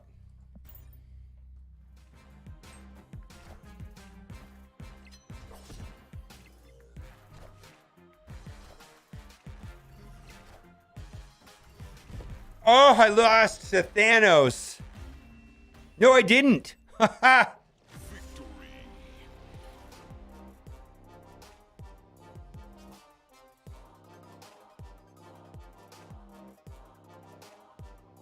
Yeah. Shuri Arrow for skip on turn 5 on 6. Yeah, is amazing. Yeah, I think this deck would be just fine with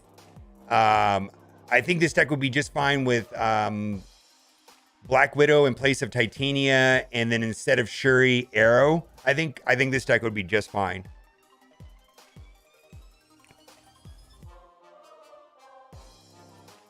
Yeah.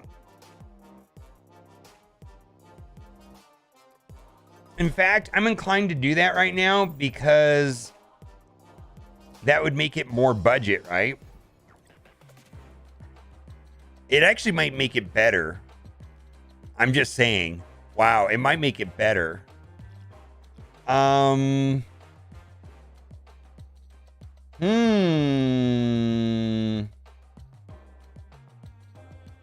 look at the stats on this one.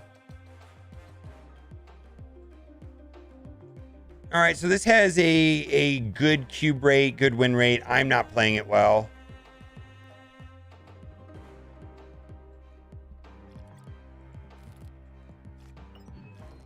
Actually, I like that idea.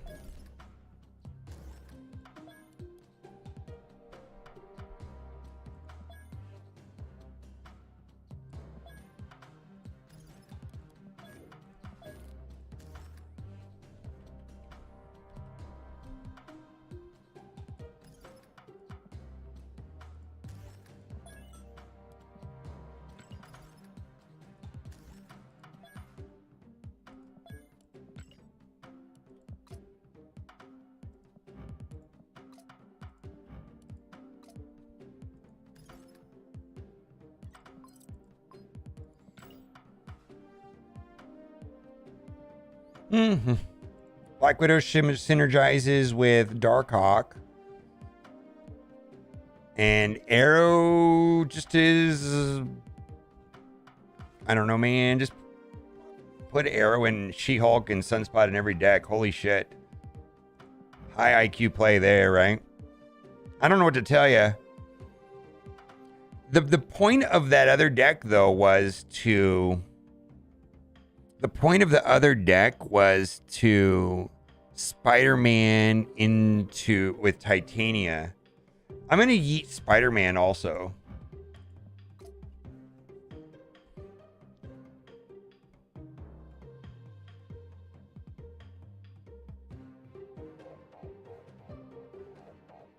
I don't know if this is good, but maybe Mystique.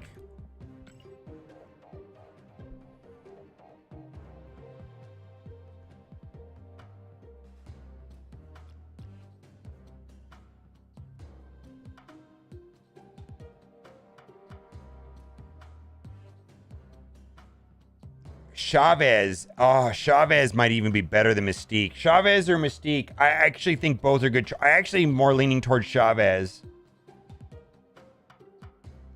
Do you think Chavez or Mystique? I don't know. I think both would be good choices.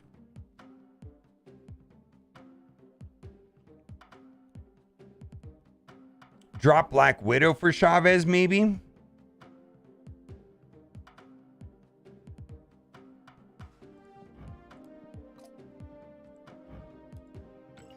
That actually looks good.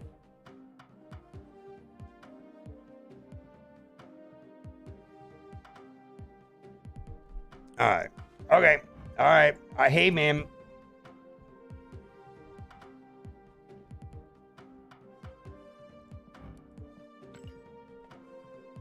Feels good.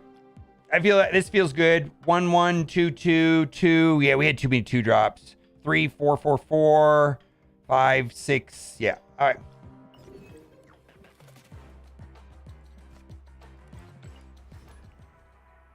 Yep. Yep.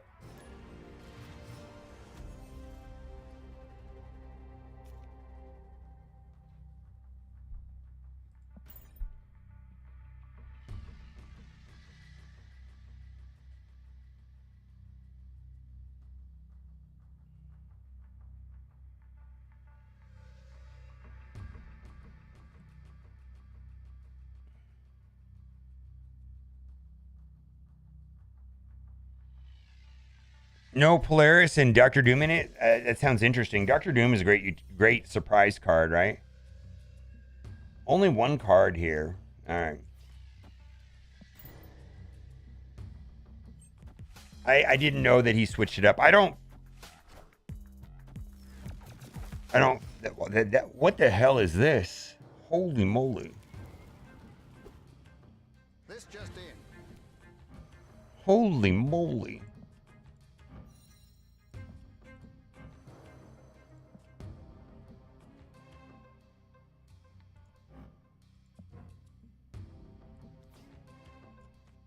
Thanks, Daily Bugle.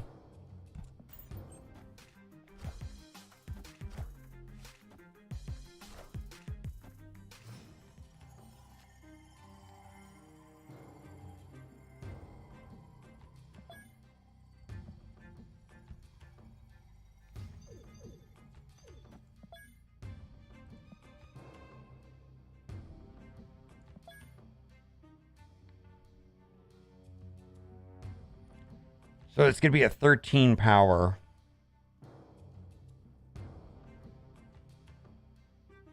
Should I snap him?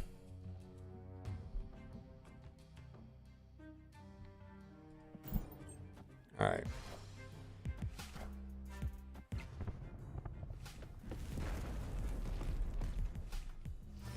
Actually, I'm glad I didn't snap.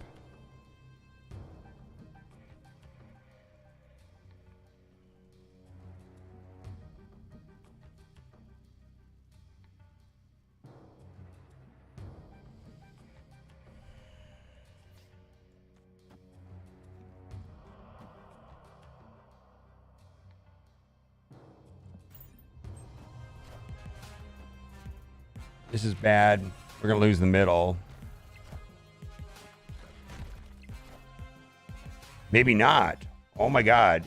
I really need to draw into a rock slide though to win the game.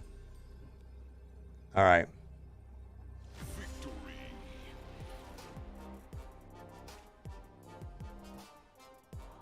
Maybe I should have snapped. I don't know. I feel like maybe I should have snapped with the Darkhawk play here, blowing them up. But I was worried that they would just play something small there like armor and then win. So I don't know. It would have sucked, or not armor, but you know, anything else there. It would have sucked to lose my Darkhawk. I mean, that would have been just too many cubes. 1 cube win, nothing exciting.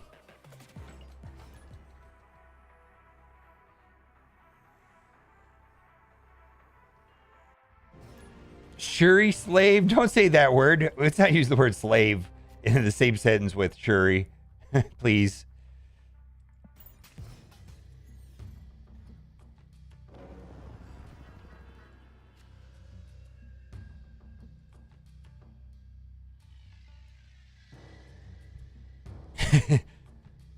I get what you're trying to say, but let's just not use those two words in the same sentence. Please, if you don't mind.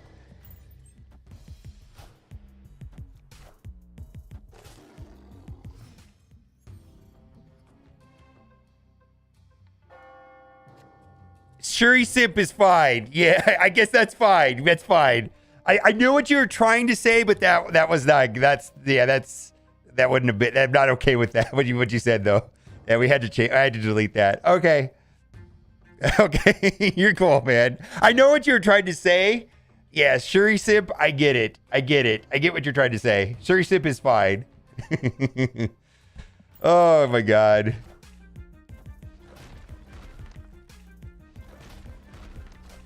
Oh, I feel like that hurts them a lot.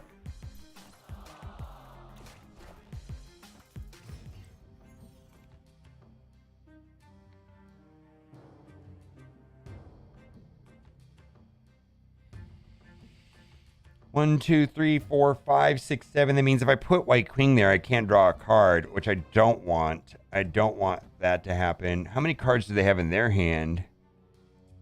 7. So they're already having card draw problems.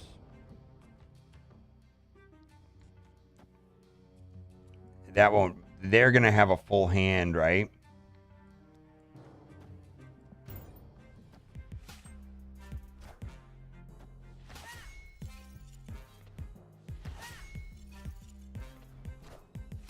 Yes, you're fine, D-Law. I know that you were not trying to make some sort of... I don't believe, anyways, that you were trying to make like a racial slur or something like that, but...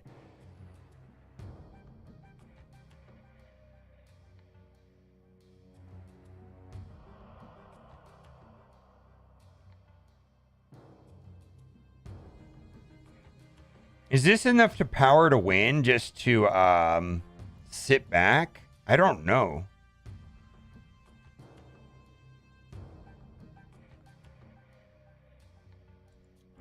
Huh. I feel like the board is too clogged to pull off the She-Hulk Arrow shenanigans. This is a retreat. Leech. Oh.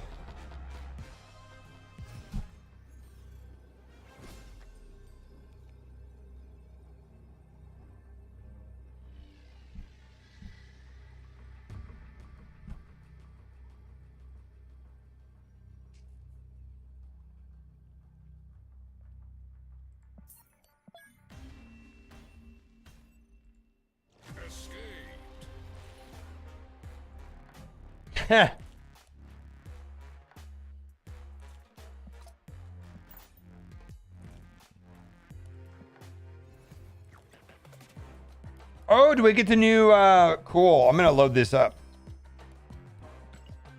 Let's load this up on the decks that we're playing for today.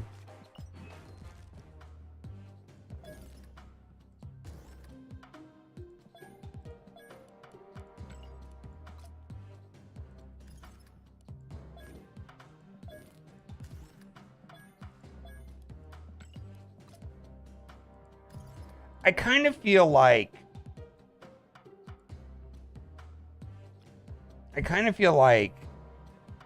climbing sometimes, like you just got to get into a rhythm with a deck and you got to gel with it. And sometimes like you just gotta find the right deck, and then you just get this like huge spurt, and then you run away with, I don't know, man. It feels weird, man. That's what we're gonna do tonight, babe. Babe, we could go see the Ant-Man movie tonight.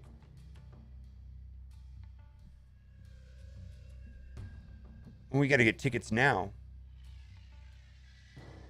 Let me text her. She's not near this room.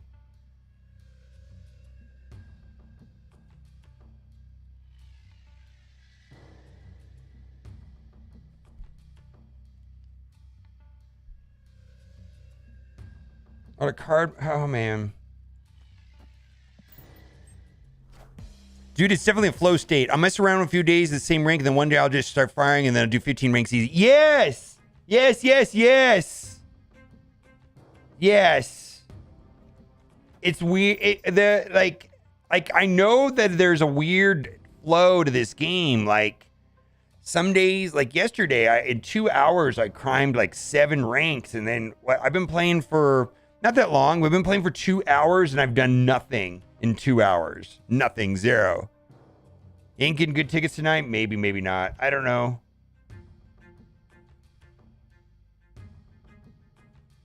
And it said Any Man movie tonight.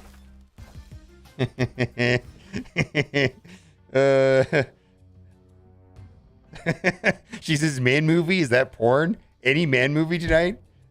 It takes out Any Man movie. Should I snap here?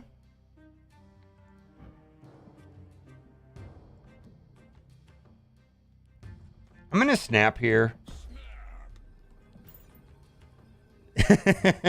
She's like hit.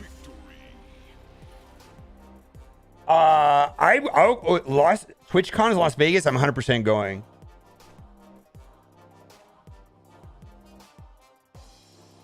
Yeah, I'll go to TwitchCon in Vegas 100%.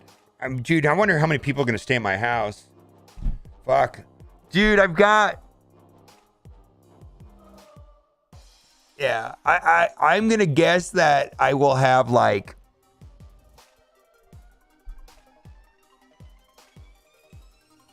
Do you hear that, babe? TwitchCon's in Vegas this year.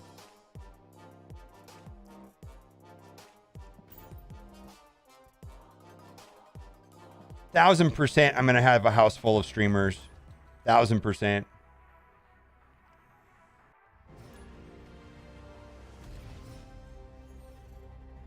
That might be fun, actually.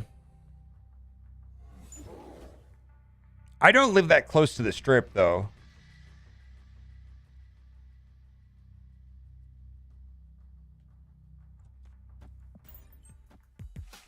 Yeah, Taco can come stay with me. I mean, I won't let anybody stay with me, but Taco can stay with me. I've had a lot of people come and stay at my house, actually. I like that Iron Man background. Chris, Arnold will not go to TwitchCon. Yeah, he doesn't do Twitch.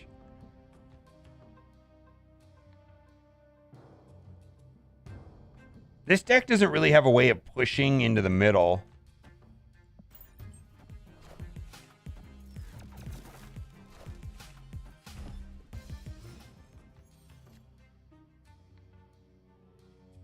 Rock slide. Should I snap here?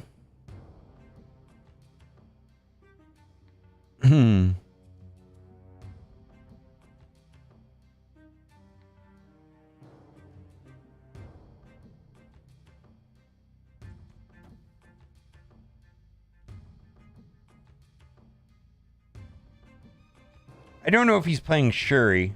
Should I wait until after? Let's see if he drops a Shuri here.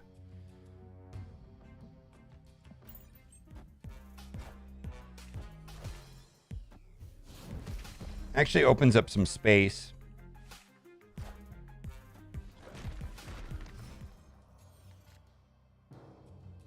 Wow. So we can do Zabu, Darkhawk, Mystique.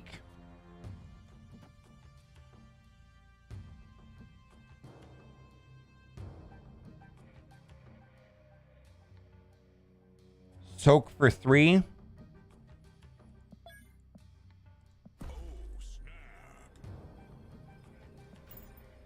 Valley's been to my house once, and then he came out for the wedding. He didn't stay at my house for the wedding, but he stayed at my house before. He's been at my house before. Now this feels good, right? I feel like I snapped at the right time. That's gonna be 13, and that's gonna be 12. I mean, I could lose, but it feels good. Did I do the right order of operations? Dark Hawk, Mystique. Let's go.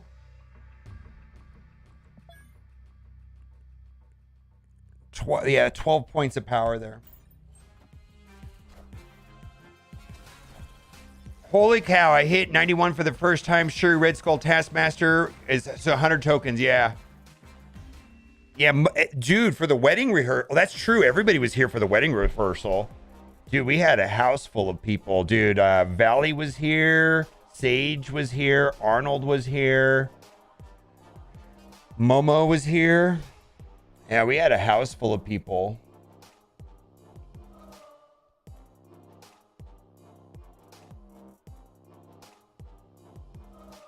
Don't put Rockside with Sunspot? Why? Yeah.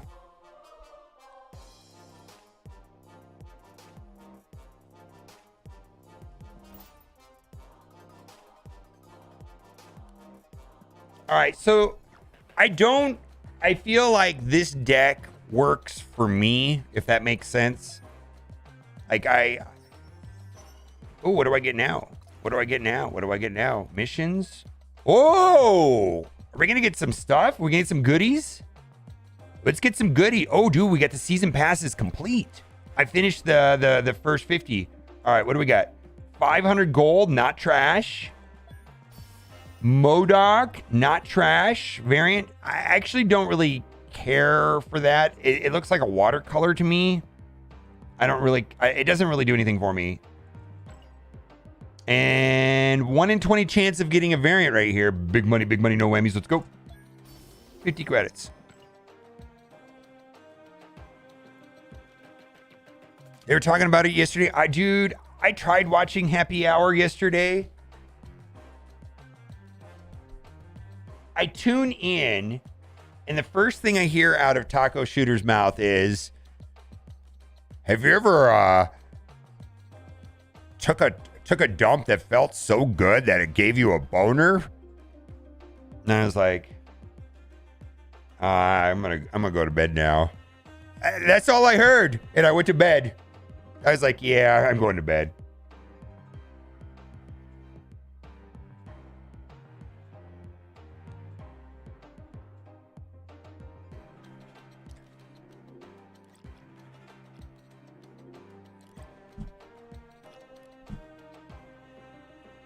I don't have anything wrong with it. I think you have to be in the right mood for that kind of... I mean, he was pretty drunk. And that's the purpose of Happy Hour, right? Is to be drunk. And I just was like, yeah, I'm tired.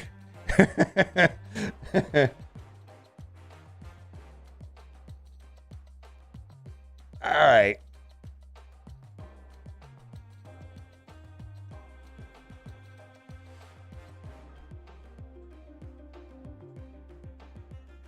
Dude, I feel like this is such a boring but good build. It looks like nobody's played this. Like, this exact combo is not on the tracker app. Nobody else has played this. This feels very logical to me.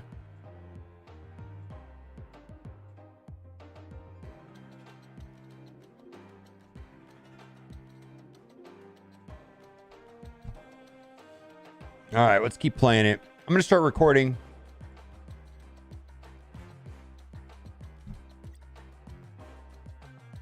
Yeah, that's Happy Hour. I think Happy Hour is fun. It's just like I was tired. And when I tuned in, that's what I heard. I was like, man, I'm so tired. I'm going to go to sleep.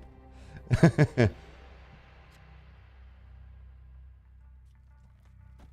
right, what do we got here?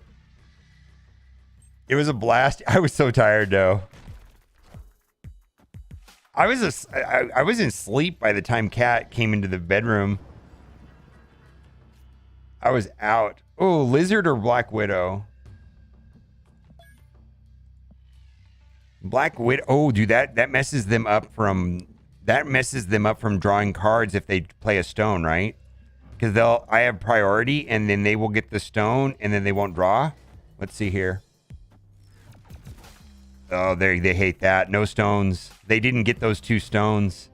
Oh my god. Oh, they didn't get those 2 stones.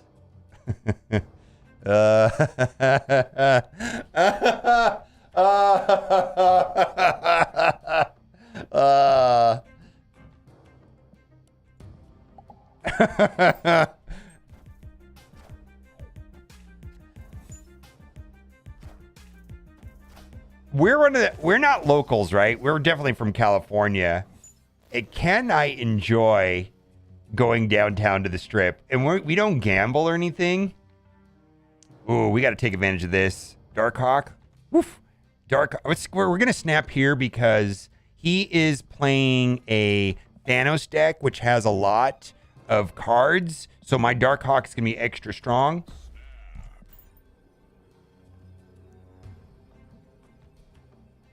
Those stone cards need to be better art if they're OP. They are. Well, this is green. He doesn't have... I feel like this looks better with infinity border. Like there's more animations. It sparkles and stuff. All right.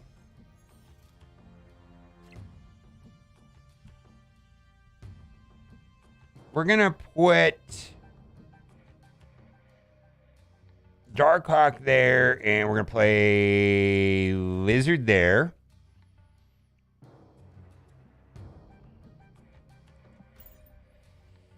I mean, his deck does run Shang-Chi, so we could lose to Shang-Chi, right?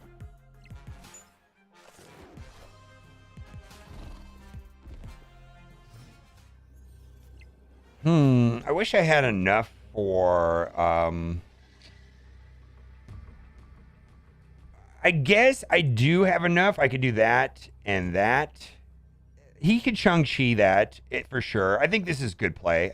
I mean, maybe I'll still win if he Shang-Chi's me. He retreats. Okay.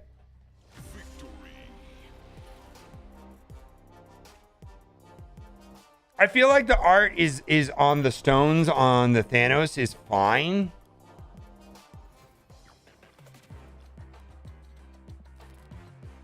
But he had a green border. Let's see if I save Thanos Lockjaw. I don't want to play that. I just want to show you the Thanos Lockjaw, right? Like, I feel the stones look good. Look, that looks cool.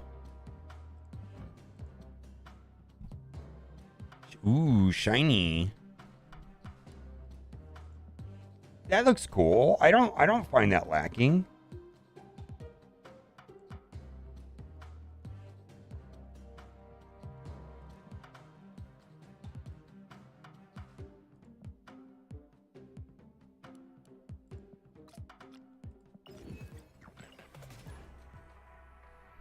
I'm probably far from getting Thanos. I need Zola. Barely missed him in the shop today.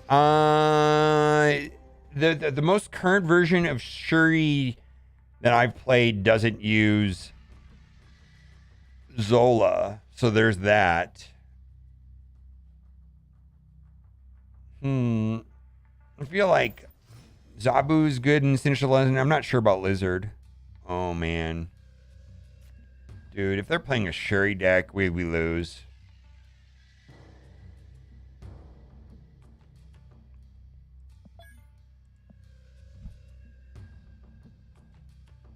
I kind of feel like playing Korg here. Yeah, I'm not playing this. I don't know, man. Those locations, too random for me.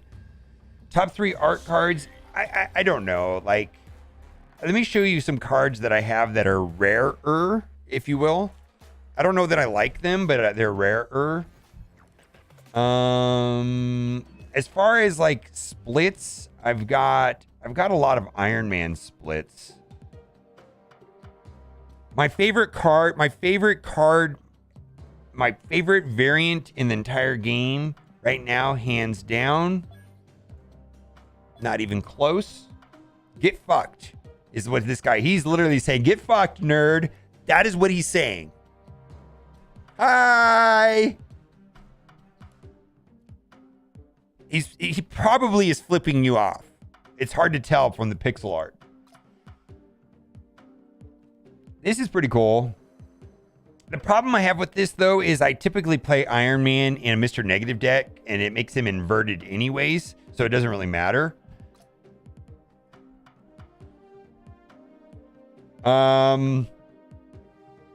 This is interesting. And I also have a Crackle version of this, or the gold one, but I don't have the boosters. That's kind of not garbage. If I could get this upgraded. I just don't play Sentinel enough to get... If I get another 155 boosters for him, I will be taking that up. And then I've just got some good looking variants, but I really don't have anything that special. You know, Giganto, Chavez, Odin, that's pretty cool. Oh, this, I don't have the boosters for this either. If I had another 155 boosters, then I could take Galactus up. It takes 155 to go from white border to infinite, so I just need boosters on him. I also have a Thanos one that is pretty... I have the Thanos one that same issue. I just don't have enough boosters. 44. Play Cerebro for that Sentinel? I know. I need to play Cerebro 3 for a couple reasons. I've got this thing about getting everything to... Like, some people will do gold border, or some people do, purple border, whatever. I just like the infinite border. And so Cerebro is a card that I need to play, and this is a variant too, right? I need to play Cerebro. And Cerebro 3, I wish I don't have Valkyrie. Isn't the best version of Cerebro 3 have Valkyrie? I don't have Valkyrie. Once I unlock Valkyrie, I'll probably play Cerebro 3.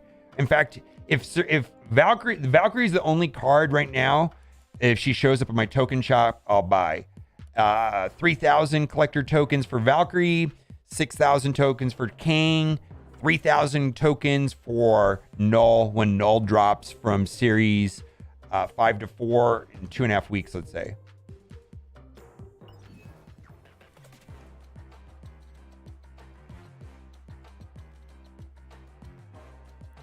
Valkyrie, yeah, I don't know how good Valkyrie is overall.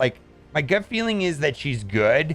I really have not been devastated on a consistent basis by Valkyrie. What I'm saying is I'm not sure how good she is. I know on paper she's good and people talk about her all the time being good. But the truth of the matter is I haven't been pummeled into the ground by Valkyrie opponents. So that leads me to be that she is good, but I don't know. How good is she? I mean, I feel like, I play this game every day for 4 hours a day. How come nobody's just beat me into oblivion over and over and over and over again with Valkyrie? It's oh my God, Valkyrie's horrible. I hate her. I haven't said that yet. I have not said that. We'll see. She might be cute, is what I'm saying. Maybe I just haven't experienced it yet. I don't know. The jury's out. Maybe. Dude, looking at that card though, I see so many opportunities. I think Valkyrie might get better when the more cards come to the game. I mean, I don't know. We're gonna rock slide here. We're running out of space.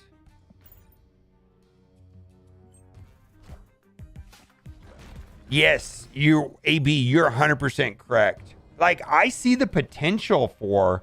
Oh, is this a W? All right, please, let's go into turn 6 with priority. Drop wave into the middle. Drop wave into the middle, please. Drop wave into the middle.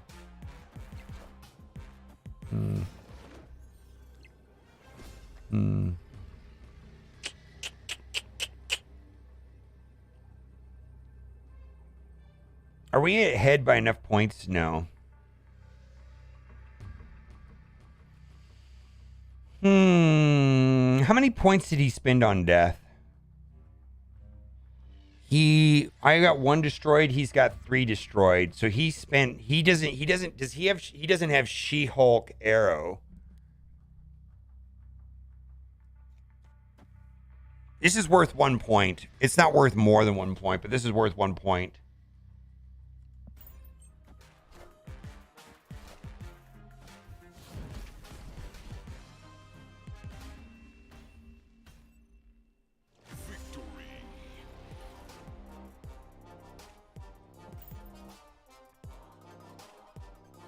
Made a decision. It turned out to be correct. That was definitely random though. You know, that was a math thing. Like if he had anything, he could have, you know.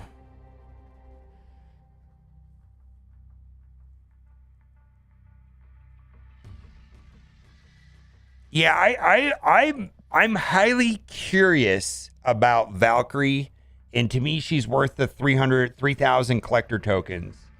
I when I play her, I will be. Do I need to write down? I'm recording this, and I'm not writing down timestamps when I win because I want to make a video about this. Valkyrie is worth 3,000 tokens. Yes, that's what I'm trying to say. But I also have. But please understand. No, do it. I don't know if Valkyrie's worth 3,000 tokens to me. I have like almost every card. I have 19,000 collector tokens. I am Series 3 complete. Please don't go buy Valkyrie just because I just said that right now. Like, there's so many other cards that I already own. Dude, I'm not even missing that many cards. Yeah. But she was not worth 6,000, but she is worth 3,000. Please understand that I'm missing dude, I'm not even missing that many cards. Let's look.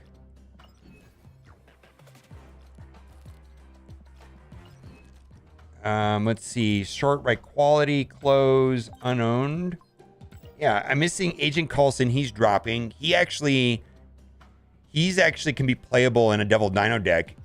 But I'll wait for him to drop. Dazzler, no. Ghost, no.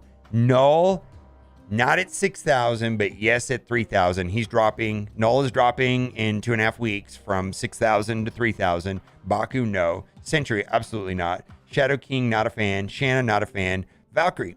So Valkyrie is worth 3,000 tokens to me, and I'll try it. But I'm not missing that many cards. You know, so I'm gonna get King. But this is King, right? King. I'll get King for 6,000, Valkyrie for 3,000, Null for 3,000, and I'll still have some left over. I mean, I've got 19,000 right now. Darkhawk at 3,000 probably worth. Hang out and we'll see. I think that's what we're trying to decide right now.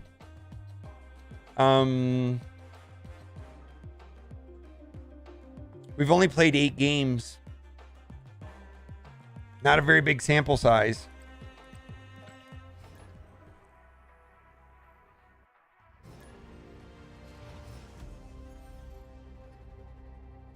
Yeah, Carrie, I like Darkhawk. I just have not been convinced how we're playing Darkhawk right now. So we're maybe you can make a decision based on what happens here.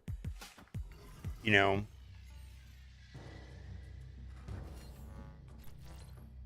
I do like this build a lot so far. All right, Mind Stone's good for them on Mojo World.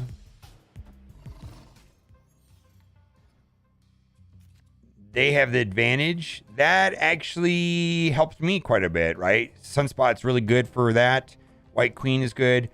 They play a lot of good cards. I don't know that I want to play Mojo World.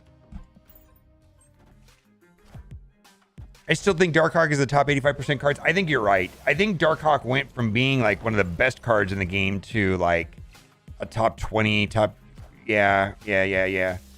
Ooh, look at that. Get wrecked, Rickety Bridge.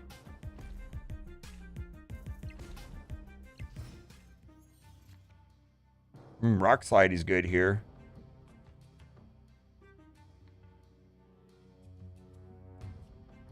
If I can maintain priority, Arrow will win this game for me. I'm thinking turn 5, skip She-Hulk Arrow.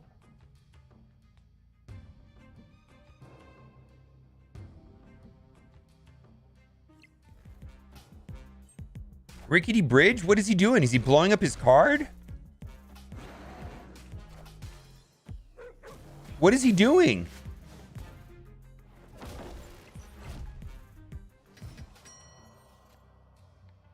Oh, I don't know what to do here. Darkhawk. Oh, Darkhawk Mystique? Oh, that can't suck. Wow, wow, wow, wow, wow, wow, wow, wow, wow, wow, wow, wow. Then we'll Arrow middle if I have priority. Please don't pull. Oh, I hope it doesn't pull Arrow into Grand Central. That kind of be terror bad. 1 in 3 chance. Oh, that's good, right? That's really good for me because then I can Arrow middle. Please, no. Please, please, please, please, no.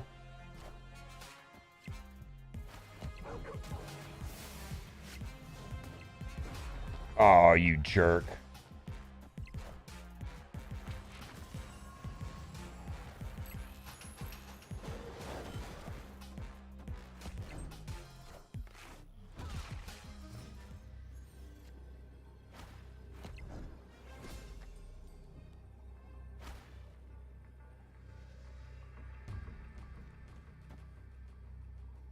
No, I need the cheapest card. Oh, they're all the same. I don't care. We'll see what happens. Oh. Bad snap, maybe.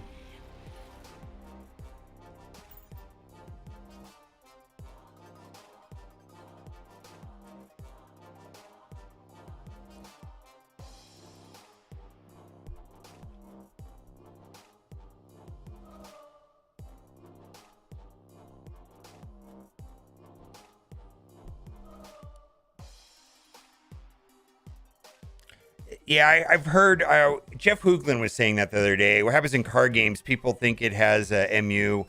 Psychology won't play anymore when really it's still very good. I know I feel that way about Magic. Like, Magic just was such a better card before, and now I don't want to play Magic because she's not as good as she was. Maybe she's still good. I don't know. That sounds right to me. Korg, Black Widow, Rockslide Mystique is a Darkhawk package, and waiting to 3K is smart. Yeah, Darkhawk at 3K is better than 6K. I would not buy Darkhawk at 3K. 6K seems good. Let's go middle. I think we can fill that up.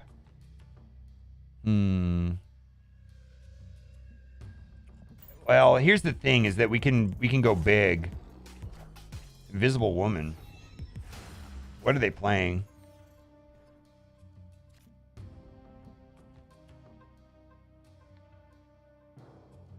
Next turn we can do Lizard, Black Widow. All right. All right, so we both get it, which is fine, and I've got Darkhawk, which is good. That means there's a lot of power. Oh.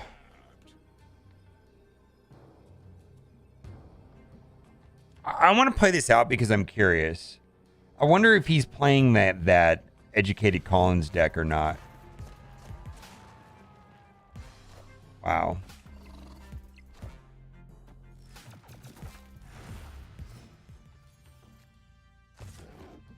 We have to play this.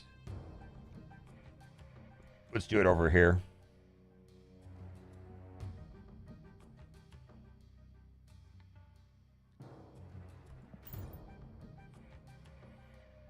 I wonder what he's playing. I mean, if he's playing MODOK, Hela, we're in trouble, right? But he played all that stuff early. I don't know what he's playing. He also doesn't know what I pulled for free from the raft. I also don't know what he pulled for free from the raft. Oh, that's good for me though, right? It gives me more flexibility.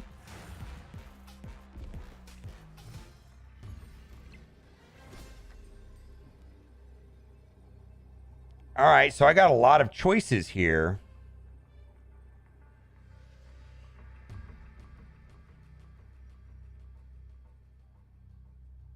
I got a lot of choices here.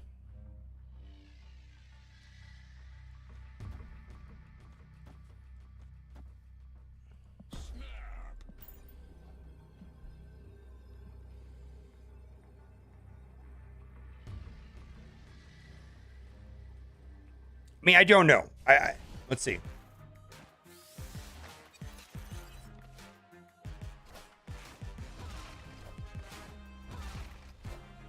Wow. Wait.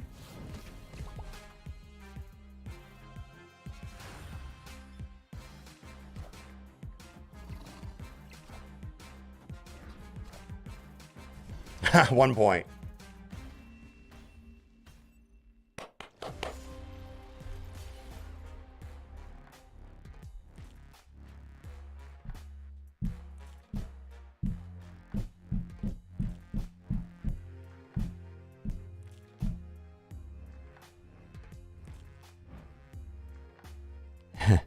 Null one.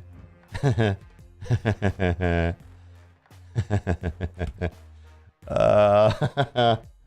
trying to figure. It's like, oh god. Well, that was reckless. I had fun. Oh boy, I would be throwing my phone right now if I did that when I was climbing. Holy moly. Holy moly. I lost by 1 point. What do we got here? No.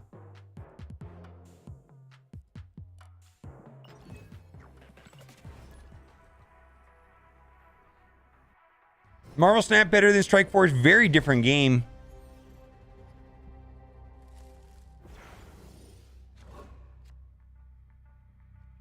I enjoy Marvel Snap very much. In a different way than I enjoy Marvel Strike Force. For me, Marvel Snap is more enjoyable currently.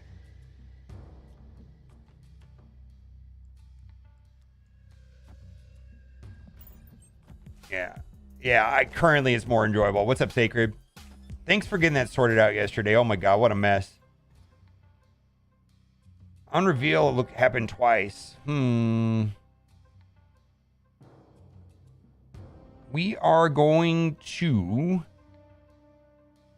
take the middle. I guess he could blow it up, which is fine, but I'd rather have the 2 cards. Because him getting the 2 cards is bad for Darkhawk. Oh, thank you. All right, he's going to get Korged right here. We're going to snap.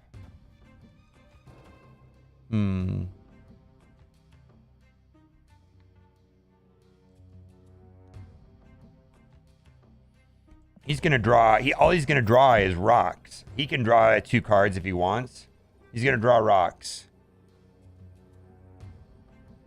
Oh, it got worse. Oh my god, I'm so sorry, man. I don't know. I don't know how I got in the middle of that. But people were blowing up my Discord, blowing up the Twitch chat. Oof. Yeah, he's going to get a lot of rocks, though.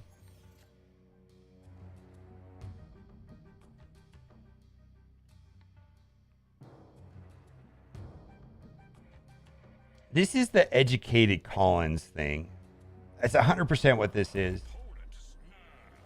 Oh, my God. Dude, is he going to play, like, Sandman right here?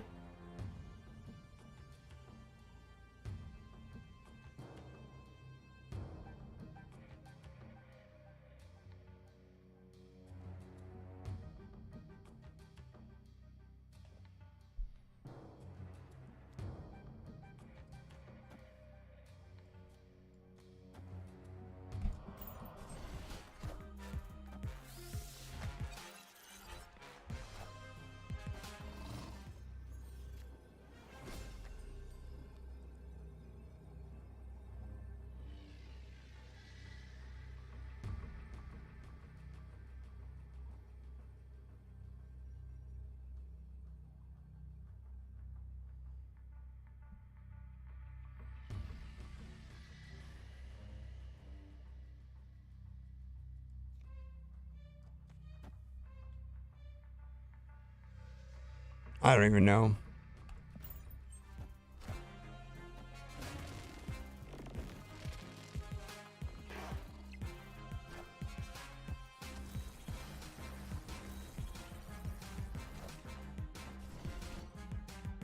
Yeah, it's the educated Collins build.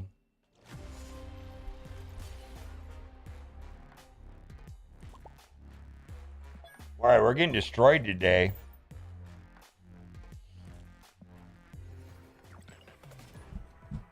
We're getting destroyed.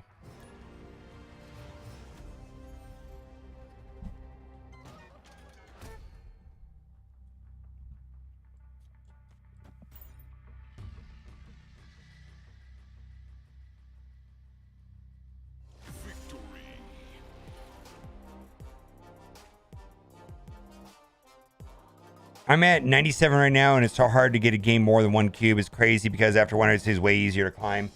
I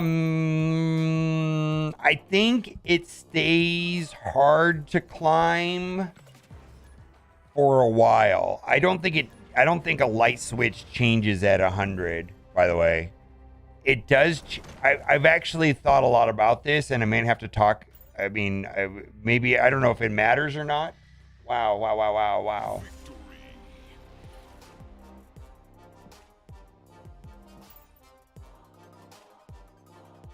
But going from 90 to 100 is not a joke. Going from 80 to 90 is not a joke. Going from 70 to 80 is not a joke. Dude, it's hard. It does change, but I don't think it changes at 100. So I was talking to a streamer last night who was at 155, and he says he gets bots about 50% of the time, and both him and educated Collins said something changes about 125. So I don't think it's 100.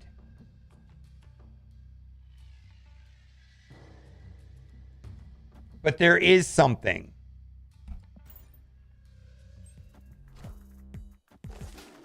Yeah, there's something happens, but I don't think it's at 100. I don't think it's at 100. Oh.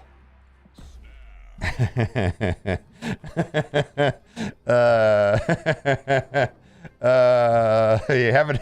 Enjoy.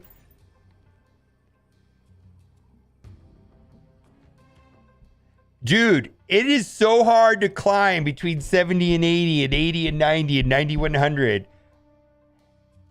I promise you something happens. I don't know where.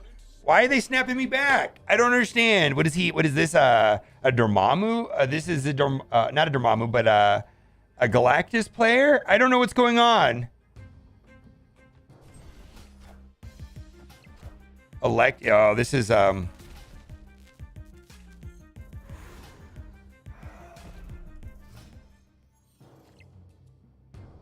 right, this is like a Galactus player, man.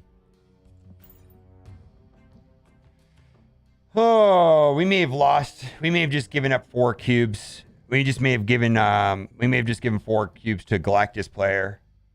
Because this is a lot of points for their null. Let's see if they've got it. I know.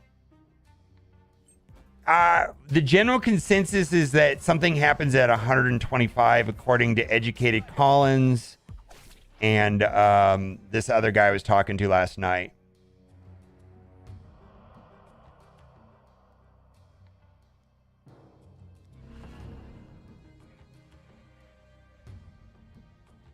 No, that's a bad play, right?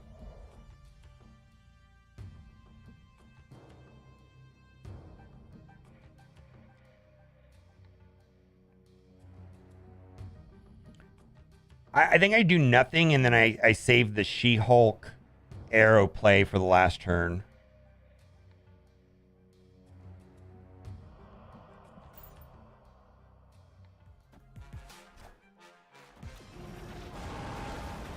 Yeah, I like this. All right.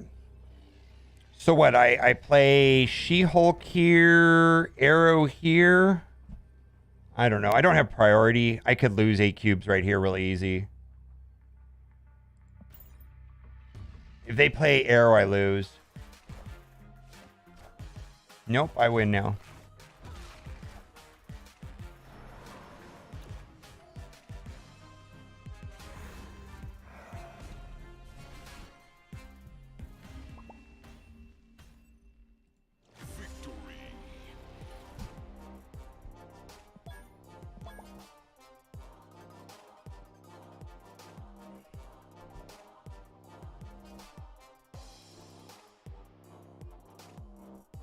All right. Did you guys see what happened there with She-Hulk?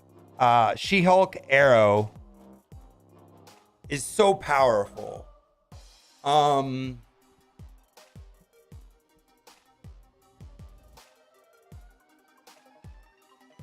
She-Hulk Arrow, very good right now. If there were some adjustments made to those two cards, it would not bother me at all. It just wouldn't.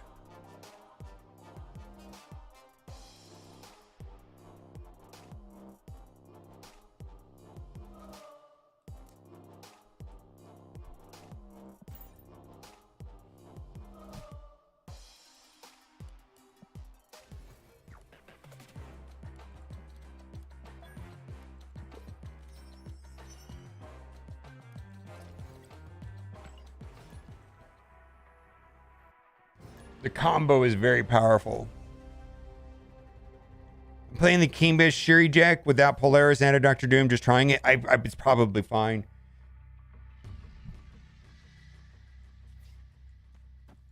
I really like the KM Best Shuri deck from yesterday. What I climbed from, I actually went up 7 ranks yesterday. Did you see my stats from yesterday? I went up 7 ranks with that deck yesterday.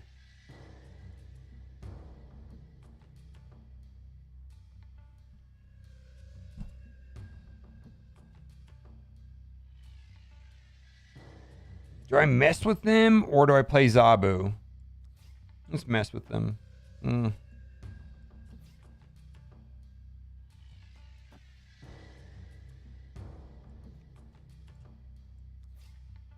don't know what to do. What is better? I guess we'll mess with them. The cards separately are a problem, but the synergy is crazy. Correct. I agree. Correct. There's the synergy with She-Hulk and Arrow.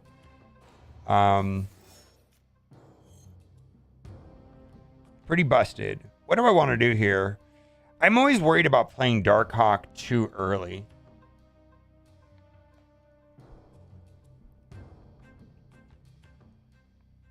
I tell you what I'm going to do. I'm going to play Darkhawk mid, and then I'm going to play Arrow right and just hope I catch him off guard with a Arrow dragging him into the Space Throne. Right? I'm going to actually snap into this play right here.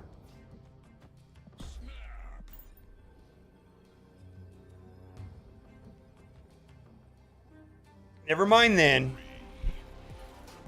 I think that was a great snap.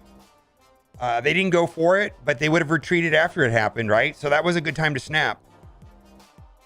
I feel like maybe I should have snapped with the Darkhawk. I don't know, but I felt like the Darkhawk can be countered by Shang-Chi, so that wasn't the reason why I was snapping is because I was going to pull hopefully something small over there. I think that's was a good snap.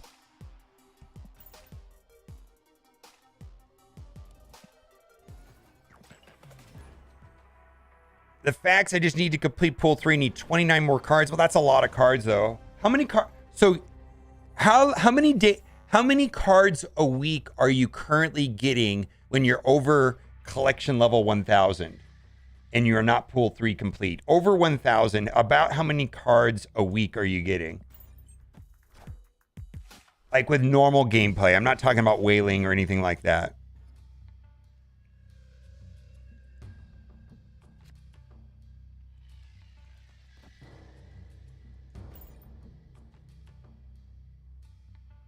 Four or 5. Okay.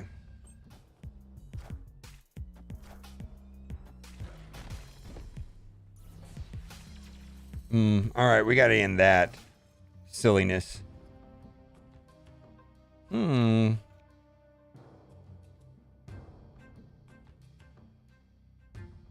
Wow, I don't even know if we can beat that. Huh. I guess we're going to have to play She-Hulk into Kiln.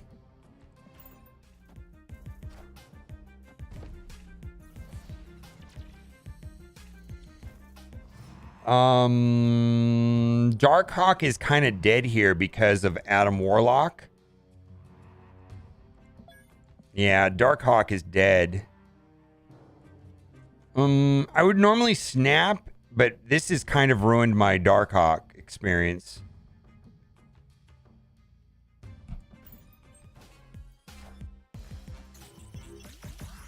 Yikes.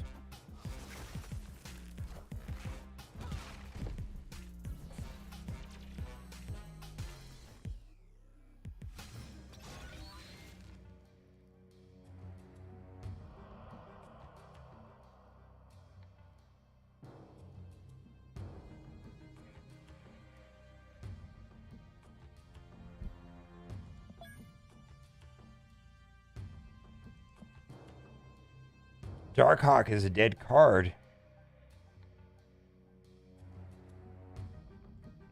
I'm going to draw into Chavez. Is this going to be enough? Playing White Queen. Chavez? Is that going to be enough?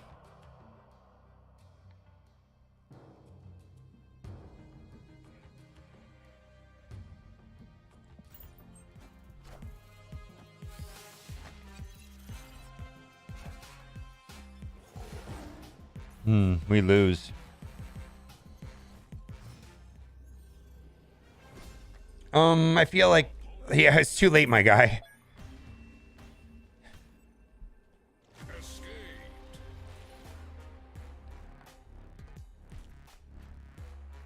The Sandman test did not go well for me.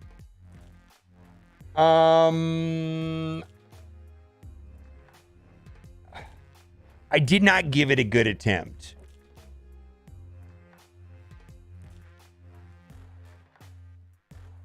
How do I say this fairly?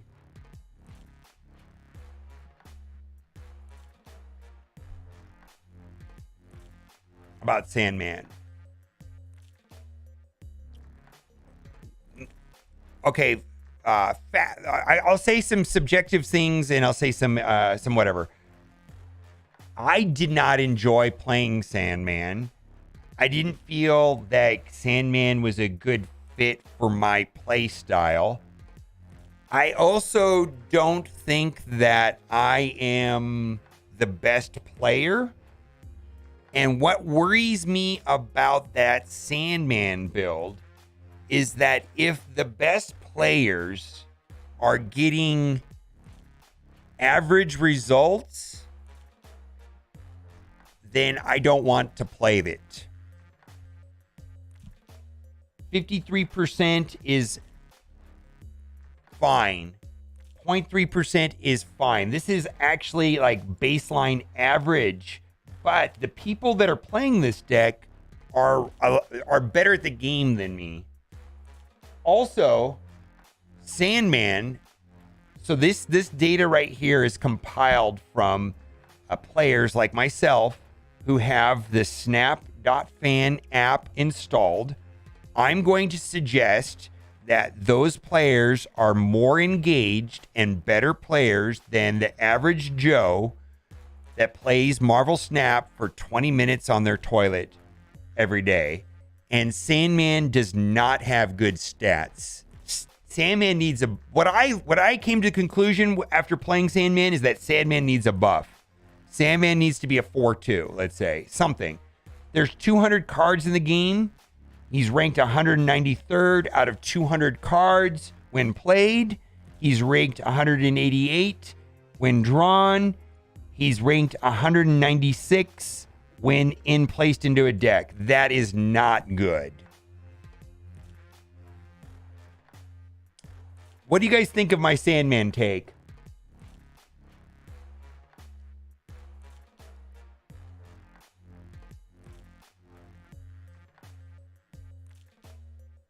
That's my Sandman take. Still higher than Shanna, baby. Yeah, I don't think that average players, like I consider myself, I don't think I'm like a top tier player. I think I make a lot of mistakes. You guys see me, I'm kind of awkward. I don't think we should be playing Sandman. I don't think Sandman's a good card for me as a, you know, because I can't play the game perfectly. It's too hard. Yeah, I'm not good enough to play Sandman is what I'm saying. I feel like you're handicapping yourself playing a Sandman build or a Sandman deck in its current form.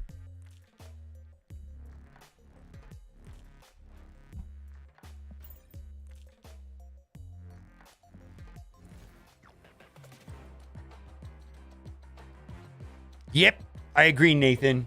Yeah, I want it to work. I tried a little bit and I was just like, it didn't work for me. It didn't work for me.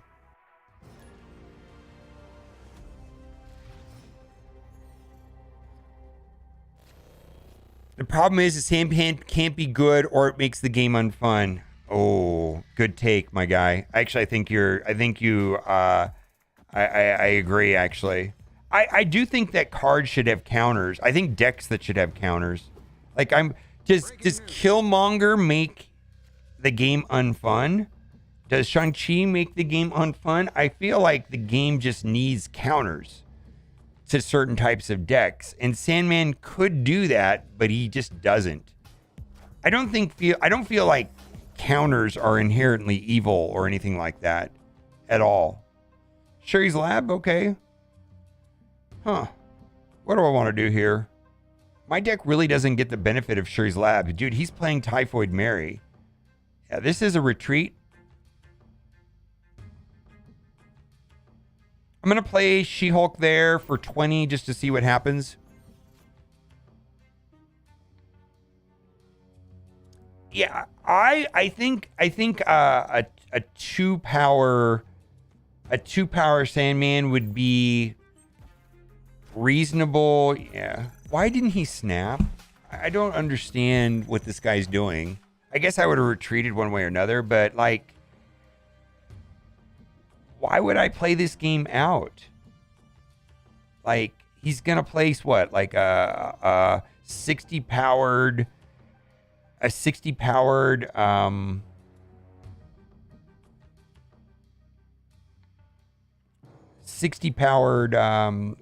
powered. Let's do it over here. I don't know, man.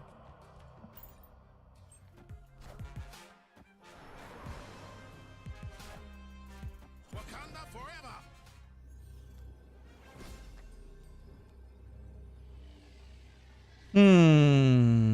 Do I really want to play this? I don't know why. I don't know that I do want to play this, like, at all. Like,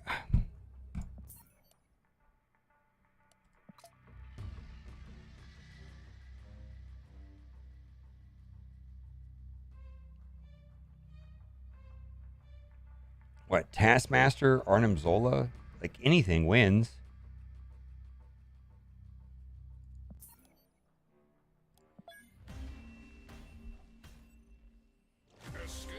If they lower his cost to 3, it would ruin the game. Yeah.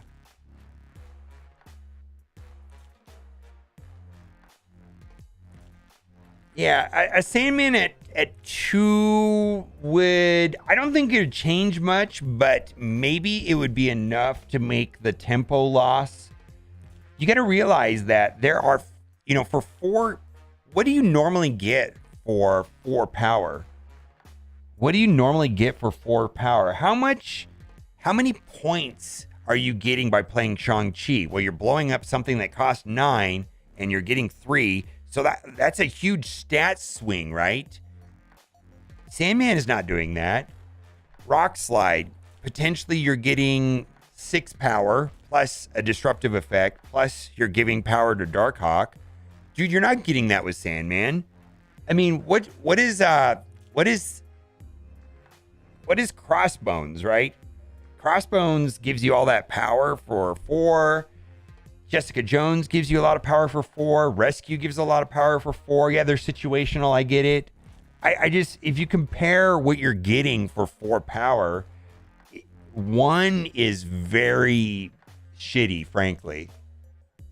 Going to 2 seems reasonable.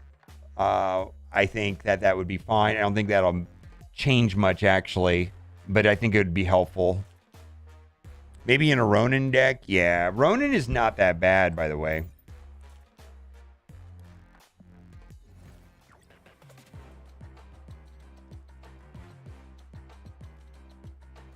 Yeah, so you're just a four cost card.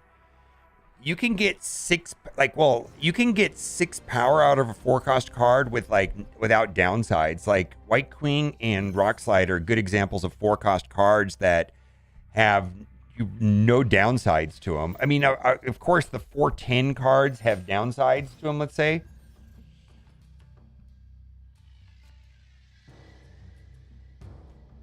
Like, here's a 4/6 card that has, like, an amazing upside. Right? Like, this is good. Why would you want to place, like, if you compare Sandman to White Queen, it's not even close. Or Rock Slide, right? Look at that. Sinister London. Enjoy your rocks.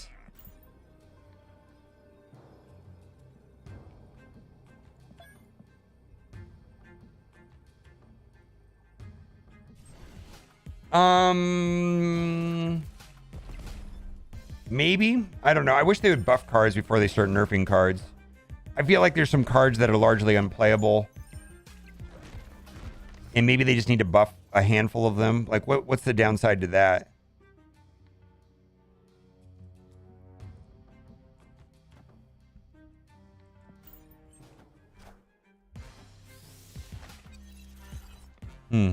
That's cool. Nice. Oh my god, I've got 2 She-Hulks now. And an Arrow. Oh my god. Oh my god.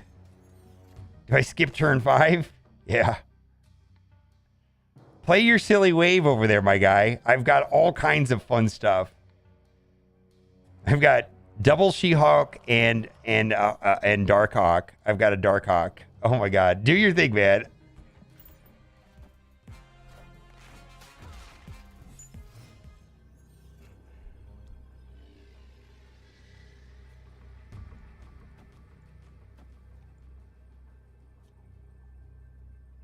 Oh, wow, that's kind of bad.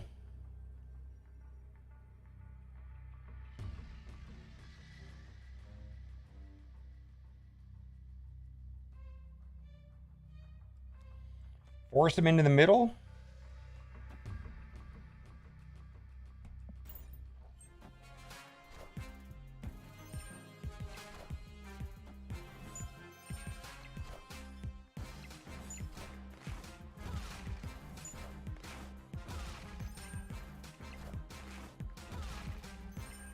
Wow.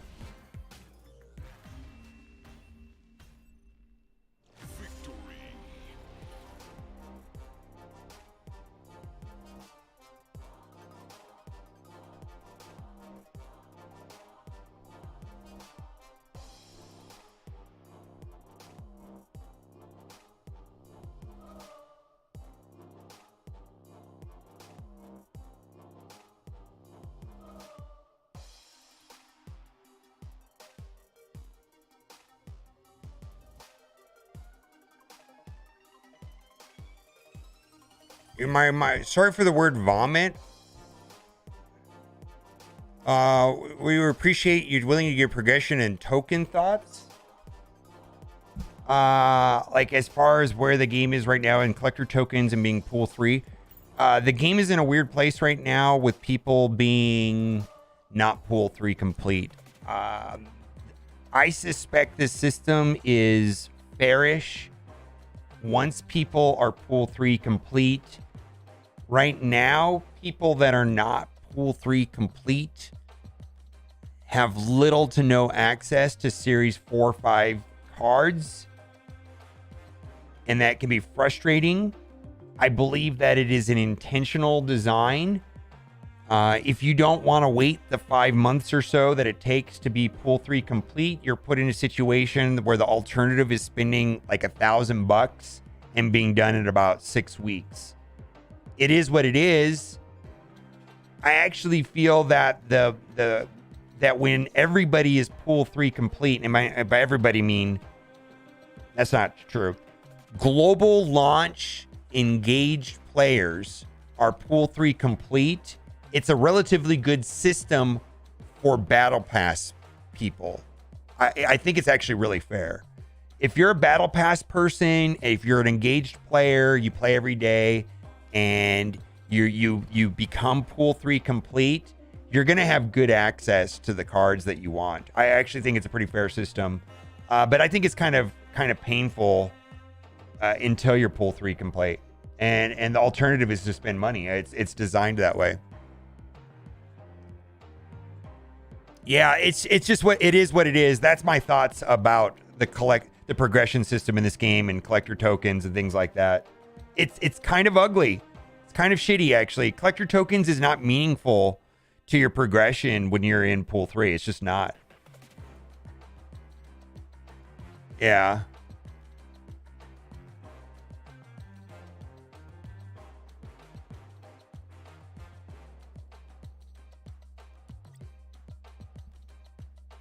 Maybe, yeah.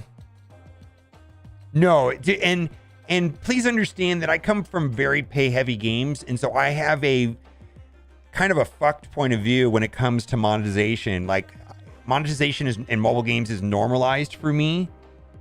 I play very expensive mobile games, and my perception is that Marvel Snap is very fair, like insanely fair. And I think that you can have a lot of fun playing Marvel Snap by simply buying the Battle Pass. I feel like the Battle Pass makes an excellent experience, and I think that the experience that I'm having right now playing, you will have too if you're a Battle Pass player when you're pool 3 complete. I actually believe that. It's still a finite path. Don't know how long it'll take. Yeah, they keep adding pool 3 cards into the system, so that adds time. It adds like another week every time that they add more cards to the system.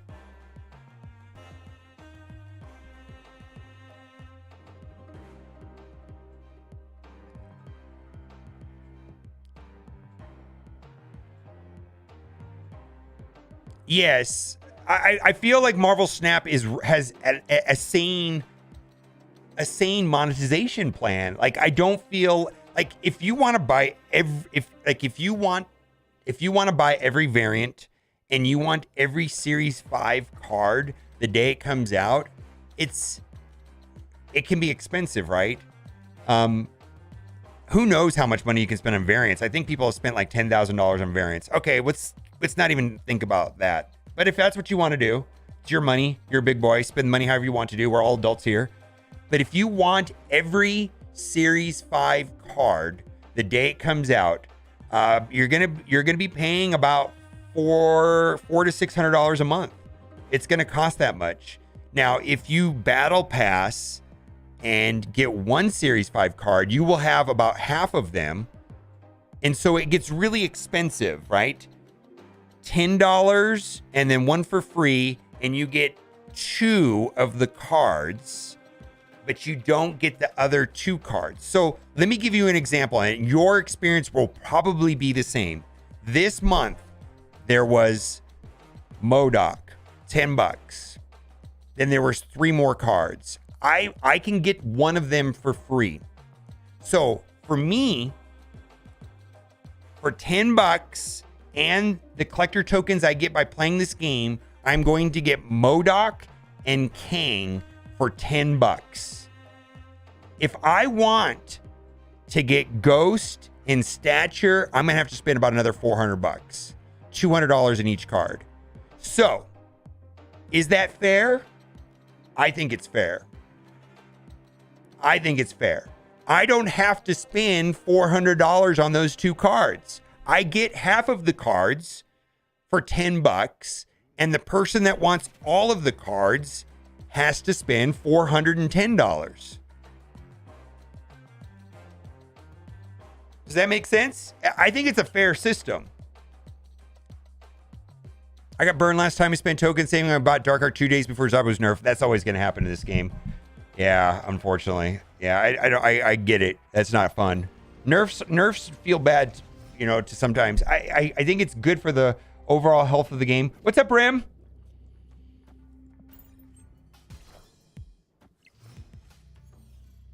Yeah, and I still feel like Darkhawk is playable, but Darkhawk is no longer oppressive with Zabu. I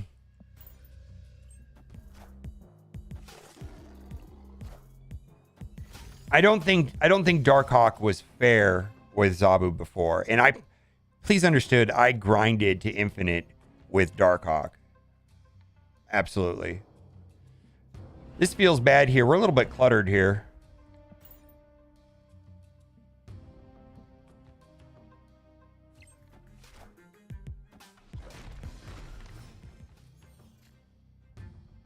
Yeah, so if you're now, I do think that there are free-to-play purist types, or that's not the right word. PC gamer types will not agree with me, and that's fine. I don't have anything to say. Like, I can't argue with a PC gamer. You know, $60 console game is just going to be a better value than a mobile game. Like, there's no argument. What do I want to do here?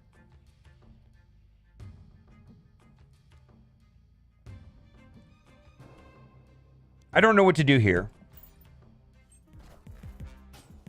Ooh, that's bad. I'm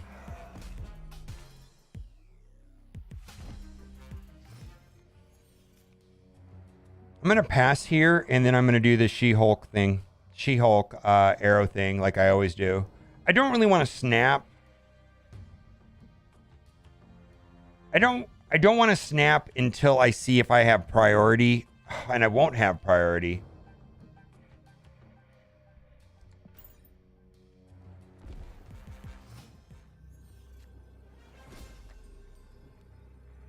Yeah, I don't know that this wins, but I mean, it's worth the cubes. If I had priority right here, I would snap, but I just don't. I don't have priority. I can lose to an arrow very easily right here. So this is worth a cube, but I don't think it's worth snapping. Infinite. He's going to get sucked into the middle.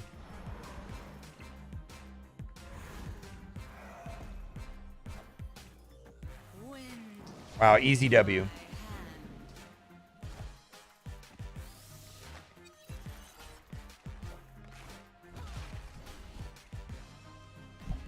Yeah, I would have snapped if I had priority, but I just didn't.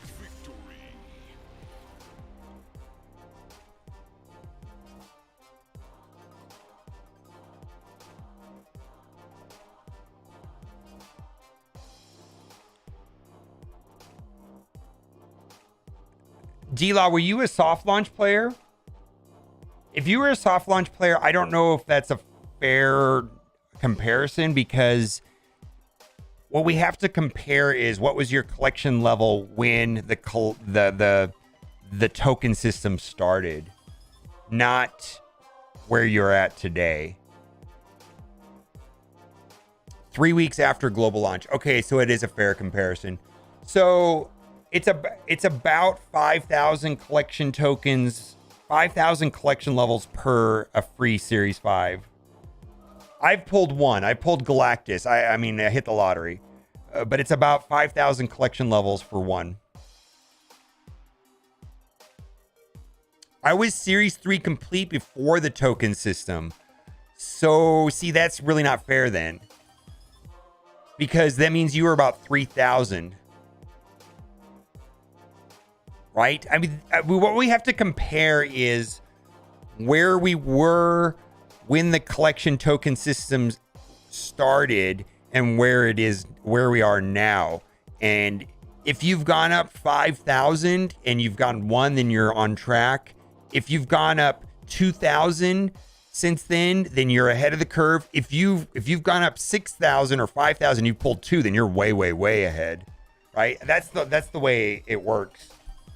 You have to look at where you were when the collection token system started. And I'm an OG. I've been playing the game since May or something. I have a 6,800 collection level, but that's just because I've been playing the game since like May. Yeah, I played soft launch. What's up, Ram?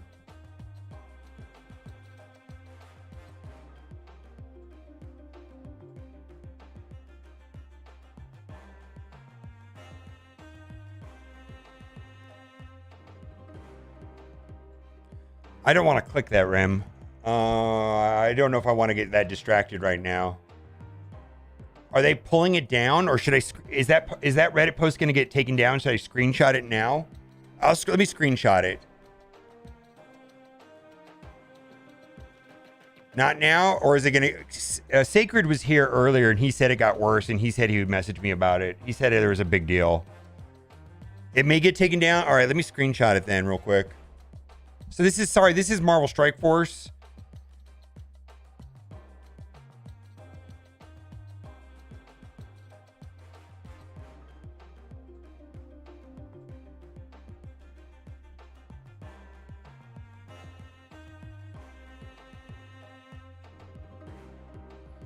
Is that a bad thing though? So this is not related.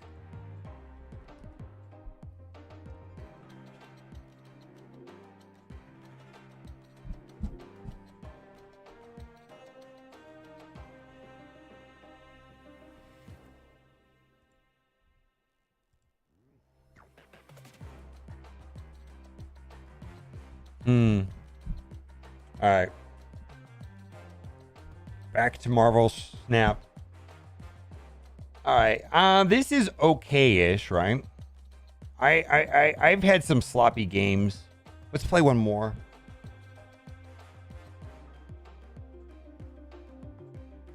One in 400 cash, correct.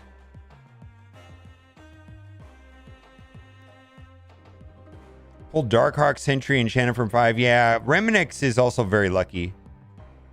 Yeah, Reminix has also got like the Midas touch when it comes to like RNG shit. Oh my god. Hey, do you want to do draft mode, Ram? We can do draft mode. You want to do draft mode?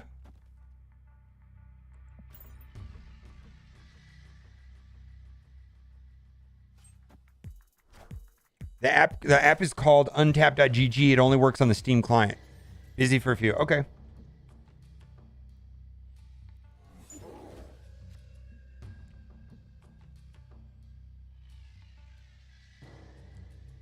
All right, let's zero them. We're playing, I mean, there's a couple things that we could be playing right now.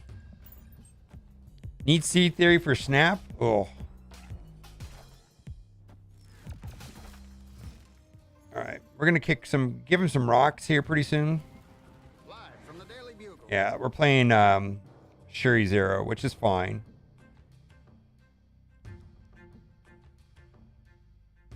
This is an uphill battle for me. I mean, I do have arrow, but I got to get priority. If I don't have priority, I don't think I can win this. It's hard to keep priority.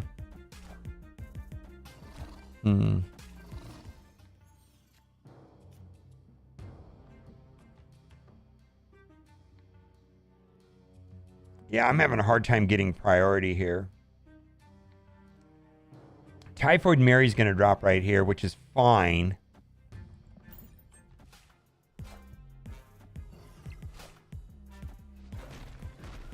They don't have a good hand. They're probably not really thrilled with their hand right now.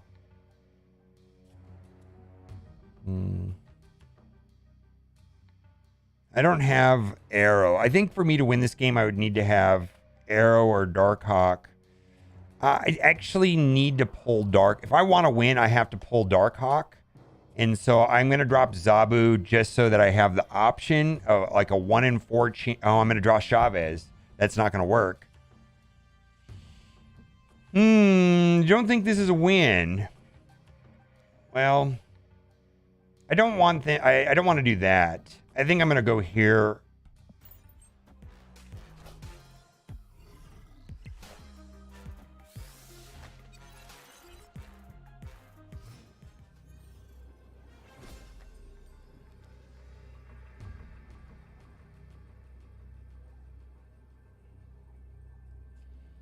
Does that win?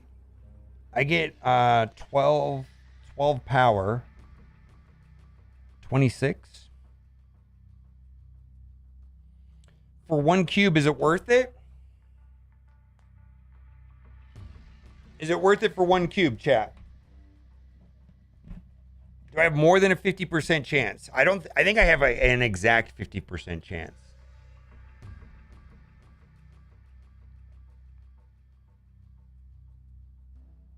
No, they're going to play Taskmaster and win. Oh, this is a loss. This is a loss. They're going to play Taskmaster middle and win.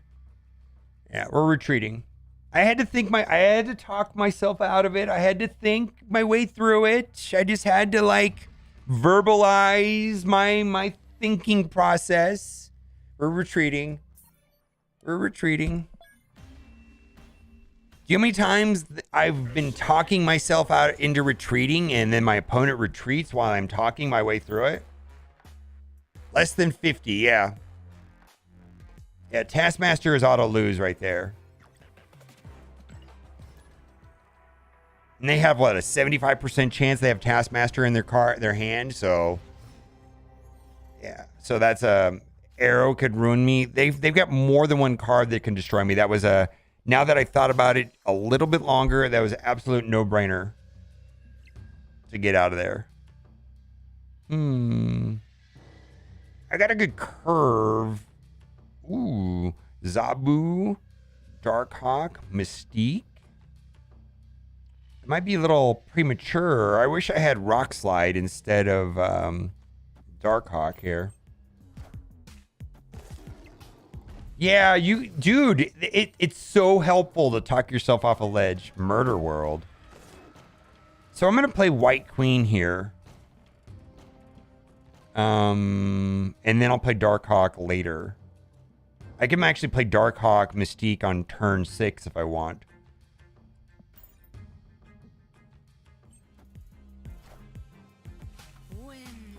Yeah. All right, we're gonna place Darkhawk into that flooding. I feel like that's good.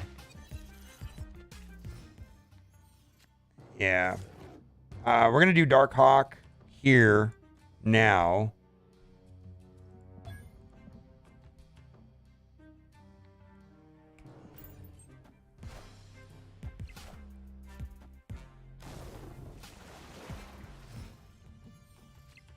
All right,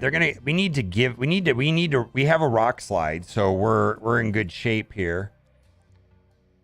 Oh, I can't get over here. Oh, am I gonna... Do I give up on the Mystique combo here and I Rock Slide now? Or do I Mystique, Black Widow, then I can't play my... this is really... Zabu is screwing me.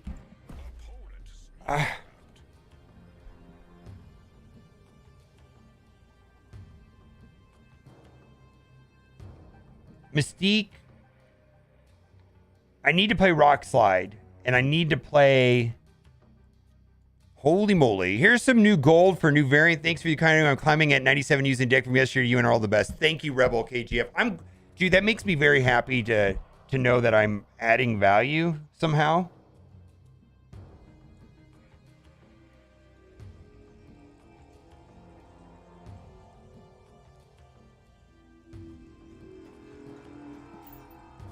That was probably a mistake.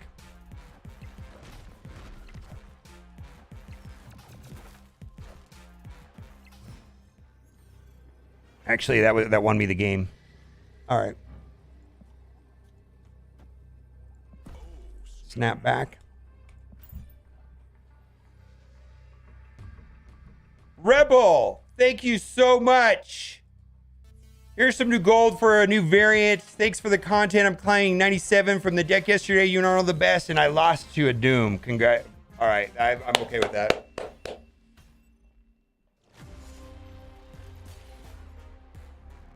I'm at 91. I'm missing so many cards. Hey, matchmaking in this game is hot topic. We're probably gonna make a video about it. Actually, that really sucked. Ugh. Sad face. I guess should have thought about it. A Storm player is probably playing Doom. All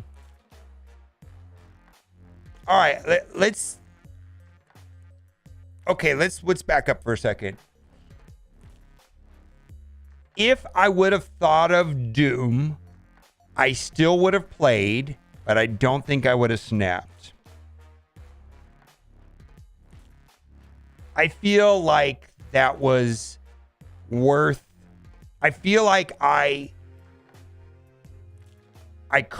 should have won that one under normal circumstances. And if I had considered Doom, which I did not, which led to me giving away 8 cubes, I still would have played the match and I would have lost 4 cubes. I think I could have, I don't think I would have retreated and saved myself 6 cubes, but I think I could have saved myself 4 cubes here. You agree with that take? Yeah.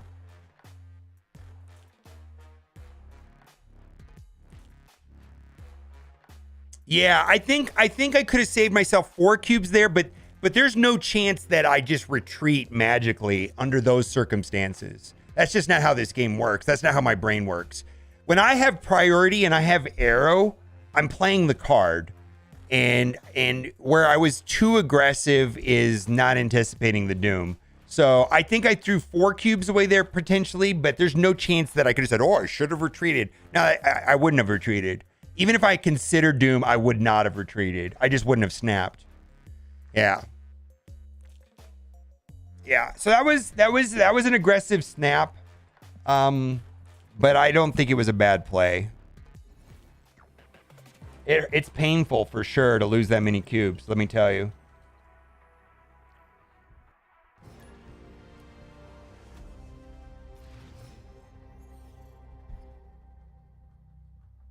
Yeah, Doom is a cube stealer, my goodness.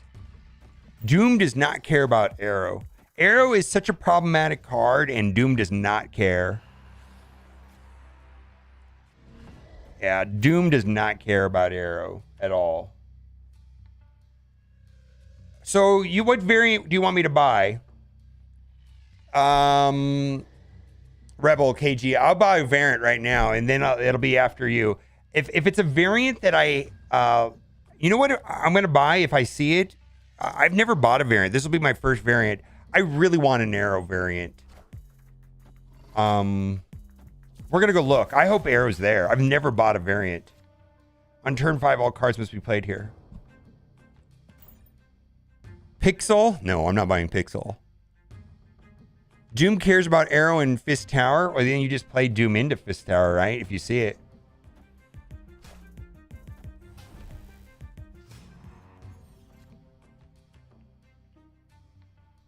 The right play here is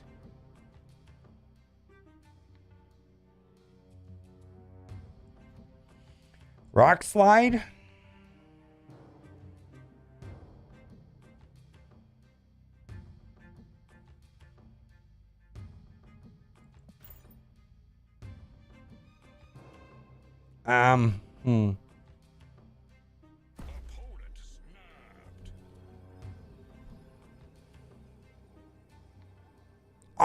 I feel like this is a 50-50 right here. I want to play another turn. I'm going to give him the cube.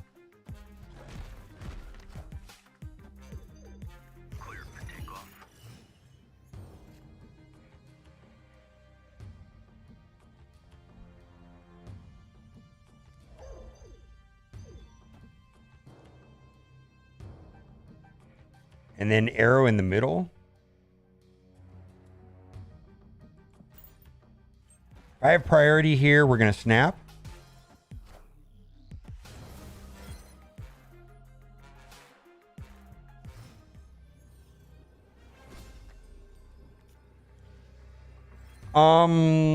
Real talk. Sarah's kind of scary.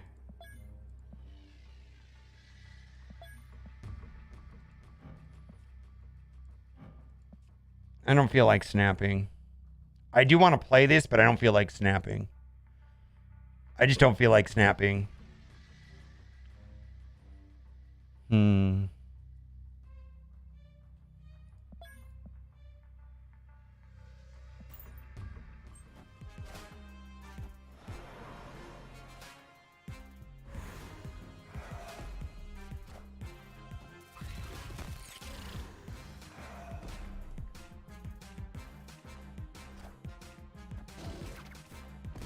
Ouch.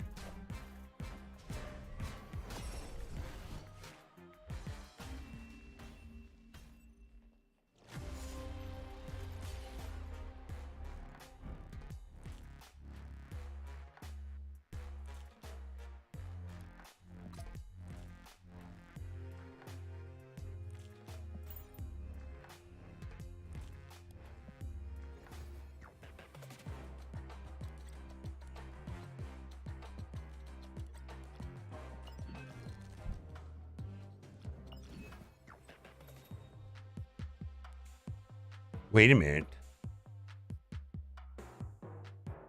Do I want that? That's not $10 though. That's $20.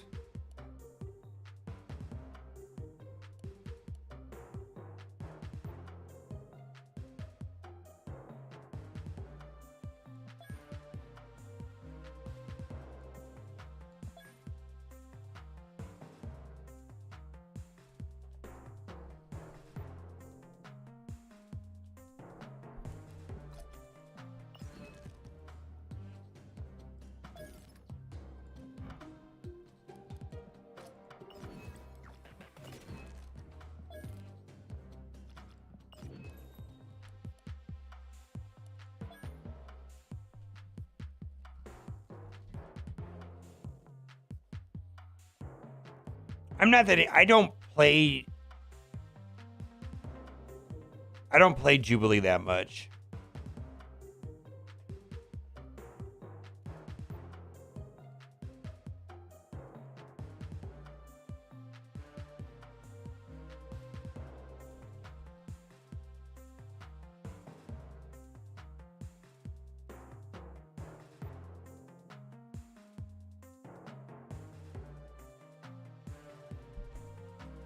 I'll think about it.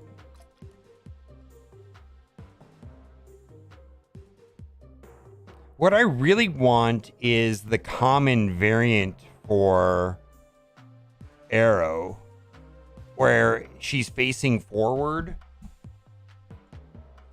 I'll pull it up on marvelsnap.com. Arrow Marvel Snap.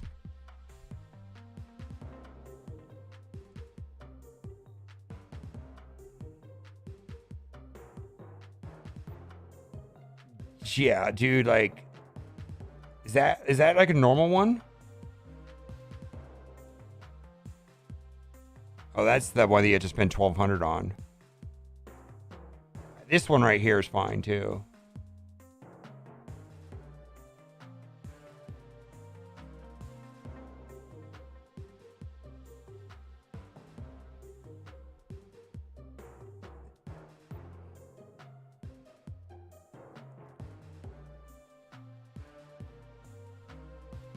What is this? I don't think I've ever seen that one. Oh, unreleased. Okay, no wonder. I'm like, I haven't seen that one.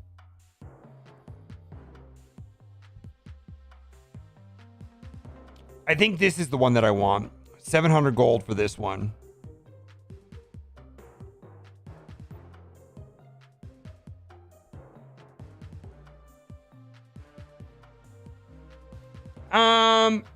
I think this is subjective right here. I'm not really a fan of the chibi or the damn hit ones. If you like it, I get it, but like this is just not for me. It's very much anime, which is cool. Like I like that, but I think I would like that in a different game. Rather, I don't know. I kind of some of the, like, for example, I don't, oh my God.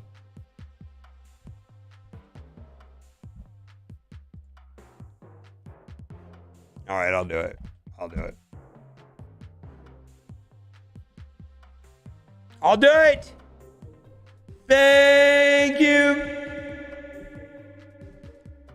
I'll do it.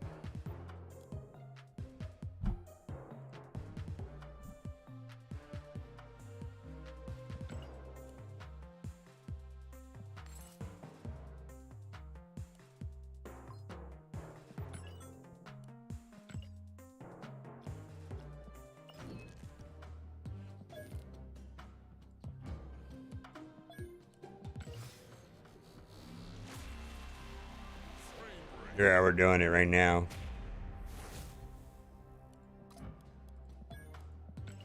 That's sick.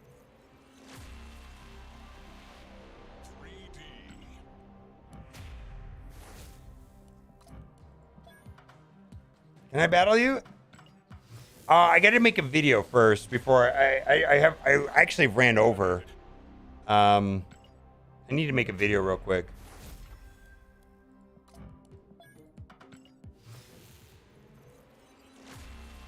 There we go. Thank you for the crowdfunding of my variants.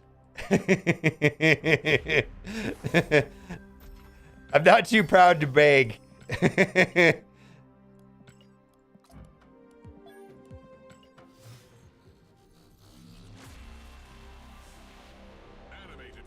Green Giant, yeah. It's pretty cool, man. Dude, I play her all the time. I'm excited.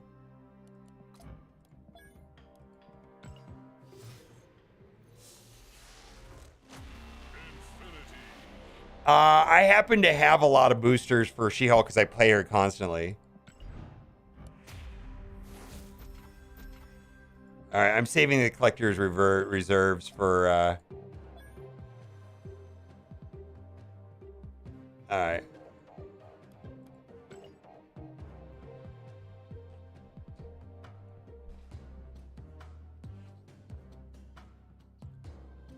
Yeah, I'm saving the reserves for two reasons. One, so I can make a video. Two, so that I can have Agent Coulson the day that it drops. I actually want to play Agent Coulson in a Devil Dino deck. I don't want to pay for him. I don't want to spend any money on him, but I do want to play him. That's it. What's my collection level? 6,900. I've been playing since May, though. All right, let's make a video.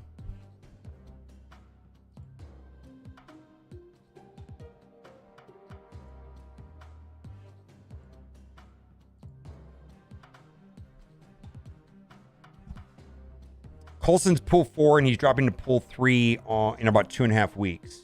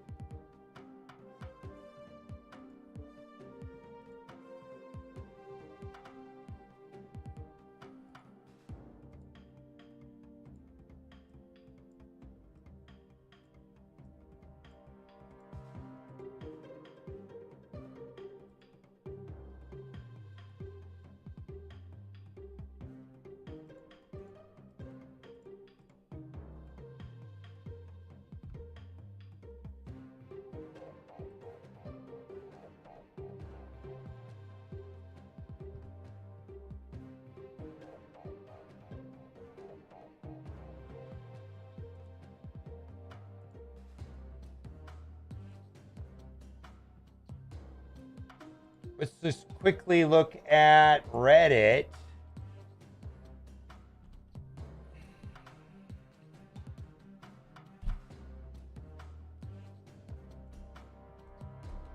We gotta make a video.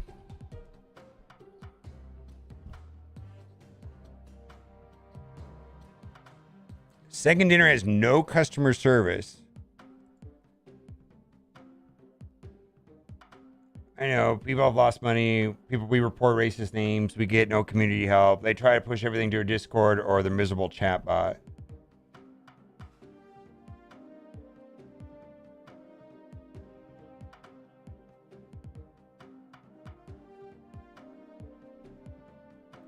Dude, I've seen some horrible racist names. I've seen funny names like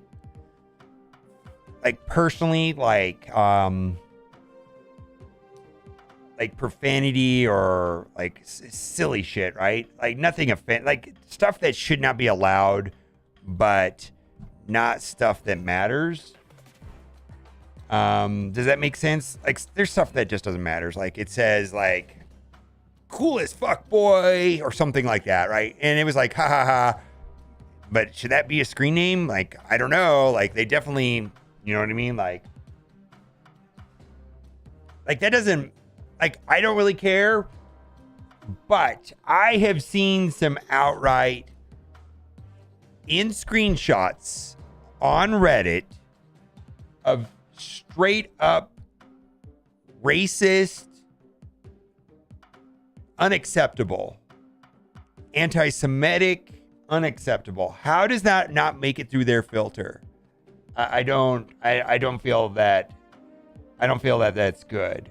And I think that should be a top priority for them. Like, I don't think that's, how does that happen? Like, it doesn't feel hard to implement there's a database of how to do this. They don't even have to create something. They just need to cut paste somebody else's database on unacceptable usernames. This is not complicated. Yeah. I don't really care about like fuck your mom or whatever. That's just funny to me. I don't know why, but that's just me.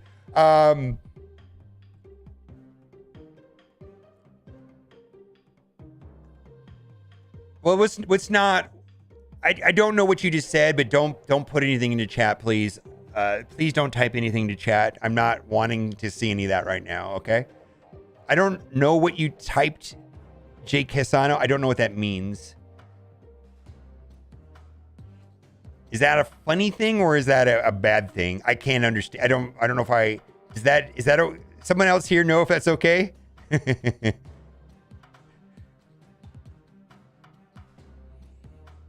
Yeah, the racist shit's got to go, man. I don't know, man. It doesn't feel complicated. Deathwave advice. Everyone says a good climbing deck, but I can't get a single win. What am I missing? Everybody's playing this deck. Mike Hawk or Harry Balls on you? Yeah. Oh, Dixon. Okay, yeah. Mike Hawk or Harry Balls on you. Yeah, there's fine or D's nuts. It's stupid. Like, who cares, right?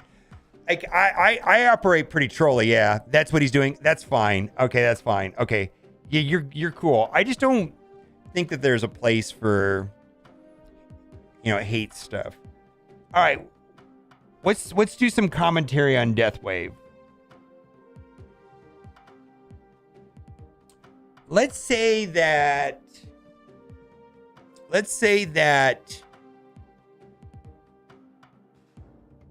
Shuri's an easy-ish deck to play, and let's say Thanos is a hard deck to play. Are you guys with me? On like a scale, like Shuri's kind of easy, maybe on a scale of 1 to 10, it's like a 3, and Thanos is a harder deck to play on a scale of 1 to 10, maybe it's like a 7. Where is Deathwave?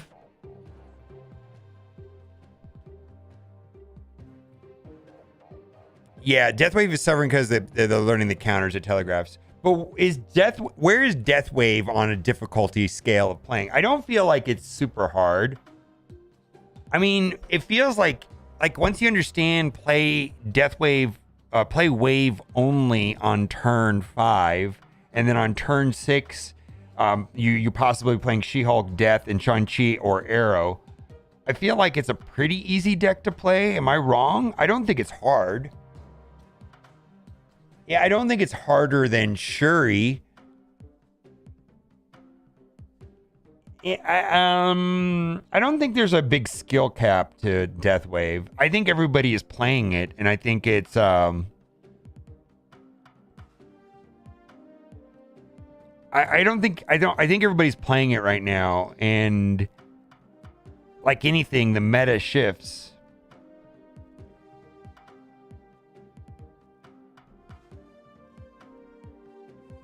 Oh, that's sick. Holy moly, that's awesome. What the hell? Wow. Was that?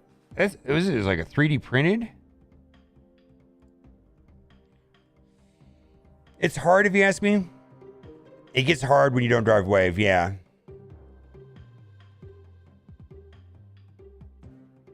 I found that... Okay, what about Titania? Titania is just a hard card to play.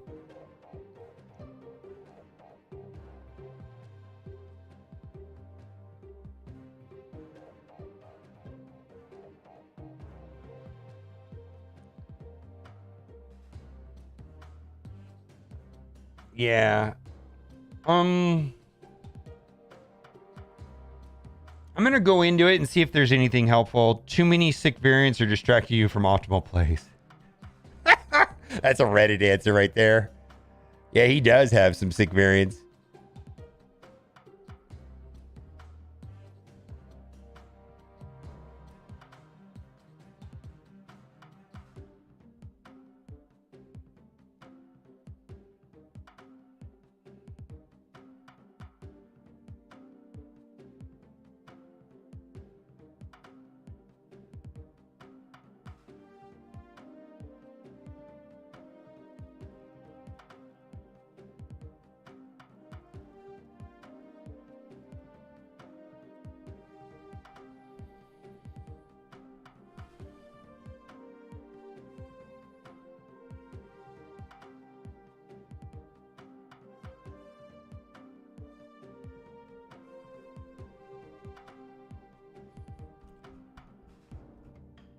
I don't know. I made a video about how to counter Death Wave. So, I don't know. Magneto Monroe. Anybody else prefer to upgrade other cards? Is getting me his card all the way up, opposed to splitting the same cards over and over again? Am I just a weirdo? I'm that weirdo. Dude, something's wrong with me. I want to get every card to purple, to infinite backdrop before I start going crazy on one card.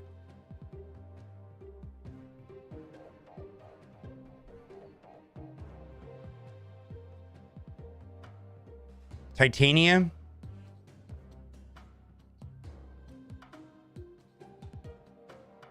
Yeah, Titania is just hard. I feel like I put in some time in with her, and she's not an easy card to play. And like, I still misplayed her today. I played her a little bit today, and some people pointed out, like, at least on 2 occasions I played her wrong. She's one of the hardest cards in the game to play right now.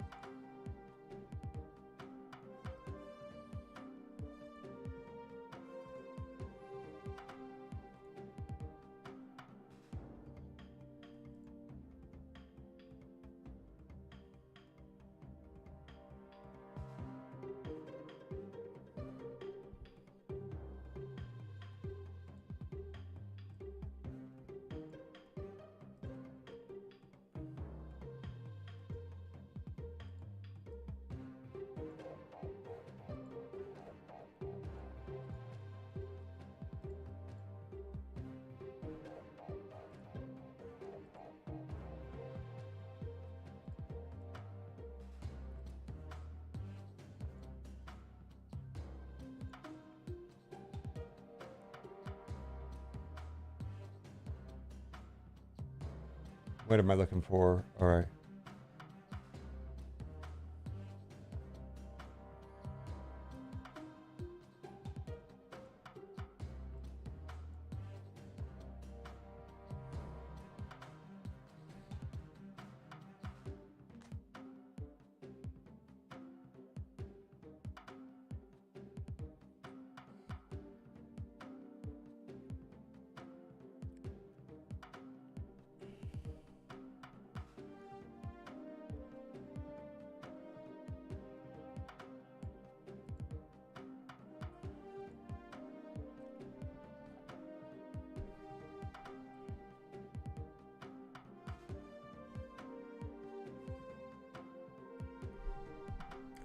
Zero Titania used when her opponent has 2 cards in the lane. Yes. There's more to it than that, Rebel. Like, I feel like there's situations where you have priority and you don't have priority, and there's a different play every time. I'm talking, I mean, zeroing out Titania is a no-brainer. Playing Titania on the last turn when you don't have no priority is a no-brainer. I'm talking about, like, when you have priority and they have 3 cards, when you don't have priority and they have 2 cards, there's just like, there's about 9 different correct ways, and there's also like 500 wrong ways of playing. There's more wrong ways of playing her than the correct ways of playing her. I don't feel like it's straightforward. Yeah, it's not.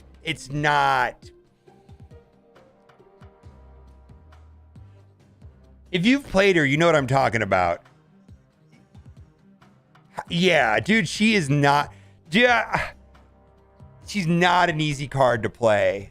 I feel like I want to play her for like a week straight and make a video about her and say the definitive way to play Titania correctly, because holy shit, she's not easy to play. And I don't get it yet. Like, I just don't. Like, I feel like turn 5, they have 2 cards on the board and you have 2 cards. You don't have priority. Should you be doing this? I don't know. Like, it's like 5D chess. Holy shit. It makes my brain hurt. It makes my brain hurt. Yeah, dude, she's hard to play correctly. I mean, on the most basic level, you zero her. You play her when your opponent's lane is clogged. You play her on turn 6, but there's just so many other versions of it. She's a good card for sure. It's just kind of a pain in the ass. It really is. All right, let's do this video.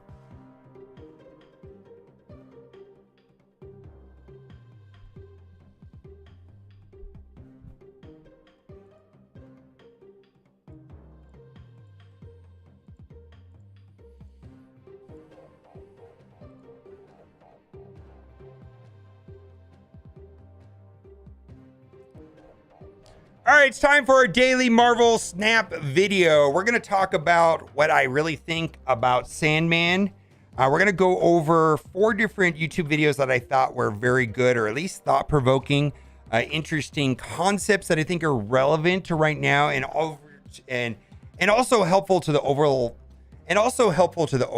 philosophy that I have for Marvel Snap. And then also, we're going to talk about matchmaking, what the developers have said, how matchmaking works. We're also going to talk about the way the community feels that matchmaking works, specifically when you switch decks. And we're also going to look into some pretty crazy patents that I actually don't think that Marvel Snap is using. First things first, I want to talk about 2 high-level concepts that I'm seeing from 2 different YouTubers, 2 different YouTuber streamers that I have a high opinion for, of. And the first one is KM Best. So you have seen me play many different Shuri builds on this channel.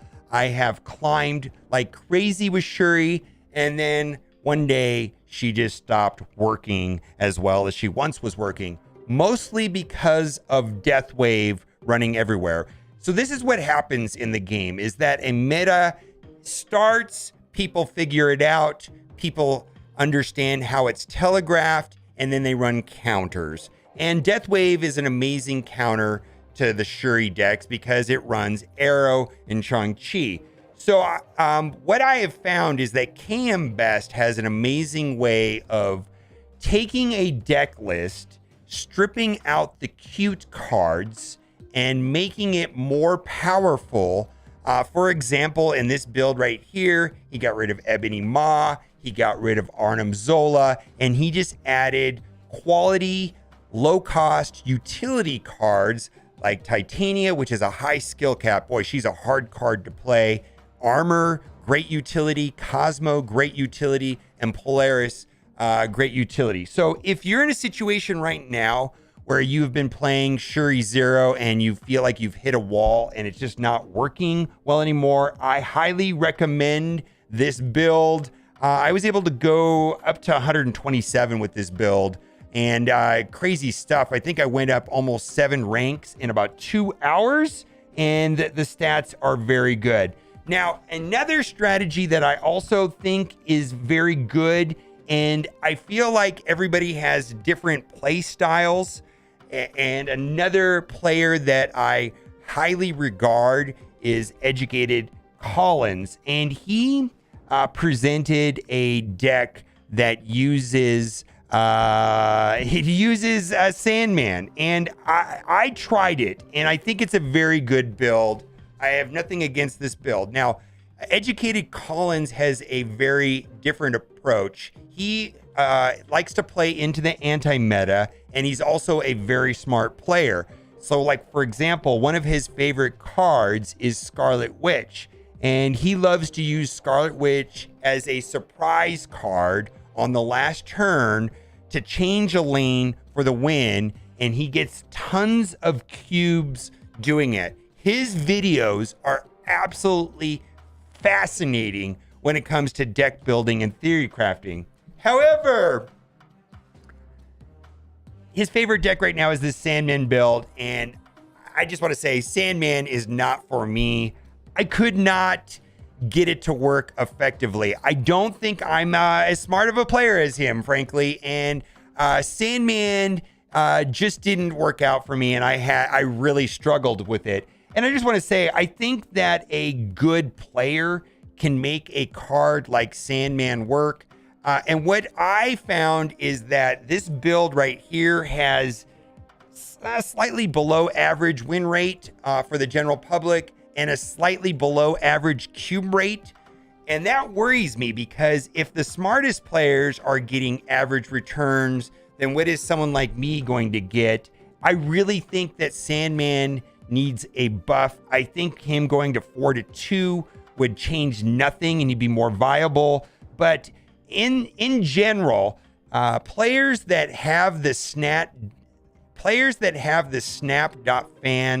app tracker installed are more engaged than the average player that plays maybe 20 minutes a day on the toilet or something like that. They just are going to be potentially more engaged, potentially better players. And those players, even though it's a small sample size, when played, 193rd place out of 200 cards, win drawn. 188th place out of 200 cards, win drawn. In the deck, 176th place when he's played in a deck. So for me, Sandman is, high skill cap. It probably takes a better player than me, and that's not really what this channel's about. This channel's about providing deck lists and ideas and strategies that are going to work for everyday players, let's say, or players like me that can do well when they run optimized builds.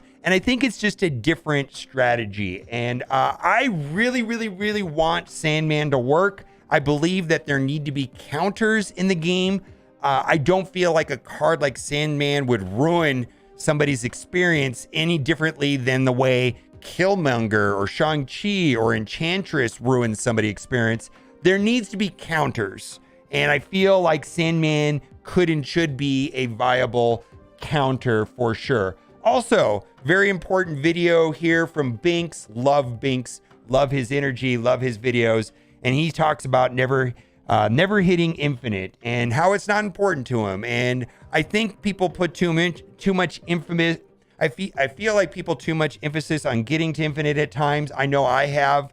I feel like I'm a competitive type player, and it doesn't need to be that way. I think the game should be fun, and I really liked this video, and I just got a good vibe and a good feeling from him, and watching his enthusiasm and the way that he switched decks every day as well. And then lastly, I saw a video from Jeff Hoagland, who I feel is also a very smart player. Wong is trash, explaining why Wong is trash in Marvel Snap. And I knew what his video was going to be about as soon as I clicked on it, because I said this a couple days ago. These complicated 3-card combos are just telegraphed, and better players know how to work around them. And in the 2 examples that I gave in my video from a couple days ago is that Invisible Woman into MODOK into Hela is just easy for a high-end player to counter. At best, they retreat and you get a cube. At worst, they steal a lot of cubes from you by playing a counter of some kind, like Cosmo.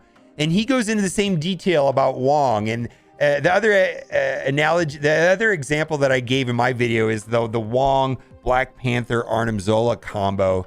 Very powerful, ridiculous when it pops off, but most players know what's coming, and you just get a cube, or they steal cubes from you by playing Cosmo or something like that. And I just liked the way that he put it in this video. Now we're going to talk about matchmaking, and I want to say that I'm trying to not go conspiracy theory on this, and I choose to believe the developers over at Second Dinner are telling the truth when they say this, but there is so much anecdotal evidence out there, and it doesn't feel like confirmation bias. Does the matchmaking use machine learning? And Ben Brode says, no, the matchmaker cannot see your deck, nor does it use machine learning. And I wanted to explore this because in general, the community does not feel this way. And I've seen this myself. I suspected for a long time that our individual cards have an MMR assigned to them. This would keep the top tier decks balanced and in check. The goal is a 50% win rate. I actually think their goal is 53% win rate. And I think they use bots to give people a 53% win rate. I could go into it in another video, but I actually think it's 53%. If certain cards are excessively good, just match them against each other. I've noticed it too. I play a bad homebrew deck, and suddenly I'm matched against weird things I've never seen before. Switch to Death Wave or something, and it's mirror matches all day. I don't think it's confirmation bias. Another comment right here. I play a ton of games with Leech Leader that 1 month, and I play a lot of Zabu the month he was popular. When you play 1,000 games with the one kind of deck, you see patterns. I feel like the developers not only nerf overpowered cards, but they also have hidden nerfs. For example, lower the percentage of a card goes into your deck to your hand. Have Zabu not come out until turn 4. They could program a location that hurt Leader or Zabu to appear more often. And then if I win 3 in a row, I get a bot opponent with the perfect counter to my meta deck. That could be possible. And I'm going to talk about why, but I don't think it is true. There are actually patents developed by other video games that actually do exactly what this person is saying. What effect do you think it has when low-ranked players throw hundreds, thousands of dollars into the game and have the best Series 5 cards in the game? I'm ranked 40, and most of my opponents have the last overpriced bundle avatar. Even if the MMR would take the collection level into consideration, it's not even relevant anymore because of the token shop and all these whales being able to buy tokens through the bundle, so they have low rank, low collection levels, but the best meta decks. And I kind of disagree with this, but I do think it's a valid point of view. I think being pool 3 complete is a much bigger issue than the 4 or 5 cards. Frankly, the most 3 OP cards aren't Series 5. Arrow She-Hulk are Series 3, and Shuri is Series 4. Everyone will be Series 3 complete after playing the game daily for, let's say, 6 months. And that actually gets longer because they keep adding cards into Series 3. And I don't know how much longer that's going to make, but it feels like it could be longer than that by the time everybody gets there. Or you could spend about $1,000 and be done with Pool 3 in, let's say, 6 to 8 weeks. And I feel like the game is kind of in a weird place right now for people that are not Series 3 complete, because the collection token system is just generally useless until you are Series 3 complete. I believe on average, a person inside of Series 3 or that is not Pool 3 complete is getting about 1,000 collector tokens a month. And then once you are Series 3 complete, then you're getting about 6,000. And so that creates a good situation when you are Series 3 complete. For example, if you're a Battle Pass player, this month there was MODOK. Then there are 3 cards being released, and I can pick one because I get enough tokens to pick one for free. So I'm going to pick Kang. And then I'm not able to get the 2 other cards that are coming out. Not able to get Stature, not able to get Ghost. Now, it gets super expensive if I wanted those other cards. If I want to get every card the day they come out, I have to spend about $400. And is that good? Is that bad? I don't know. But I know that by purchasing MODOK and getting one card, I spend $10. I get half of the cards that are introduced to the game for $10 versus somebody that wants 4 of the cards, all of the cards. I get 2 cards for $10. They get 4 cards for about $410. And I don't think that system is fully flushed out, or people are not experiencing that, because right now they are stuck in Pool 3 and they just feel like they don't have any cards. Eventually they will. Now, this is where matchmaking gets weird, is that there are patents by other games, and this is a patent by Activision. I'm just going to read the abstract here. A system and a method is provided that drives microtransactions in multiplayer video games. This system may include microtransaction arranged matches to influence game-related purchases. For instance, the system may match a more expert marquee player with a junior player to encourage the junior player to make game-related purchases of items possessed used by the marquee player. A junior player may wish to emulate the marquee player by obtaining weapons or other items used by the marquee player. For 2 things, I think that's super slimy and absolutely horrific. I don't think that Second Dinner is doing that. And frankly, if they are, I hope that Activision sues them because they've got the patent. I hope Activision keeps this patent to themselves and never lets another game use it, because that is slimy, atrocious. This is public record. This is public record, the patent filings. And of course, Activision claims they don't use it. But why do they create it? Matchmaking system and method for multiplayer games. Abstract, another patent by Activision. A matchmaking system and method is provided that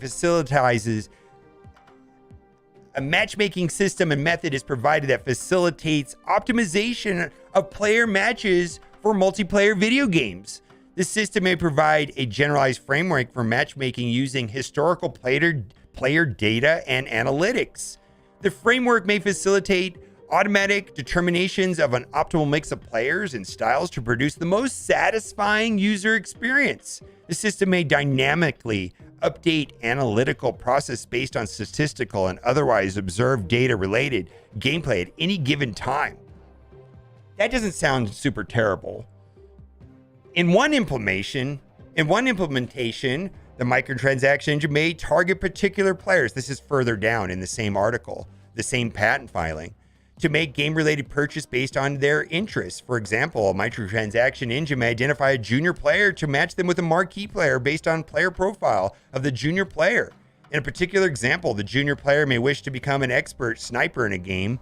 The microtransaction engine may match the junior player with a player that is a highly skilled sniper in the game. In this matter, the junior player may be encouraged to make game-related purchases of a rifle or other item used by a marquee player. This also, they actually talk about NPCs and bots in this article. I didn't screenshot it, but they actually talk about using NPCs and bots to facilitate these type of things as well.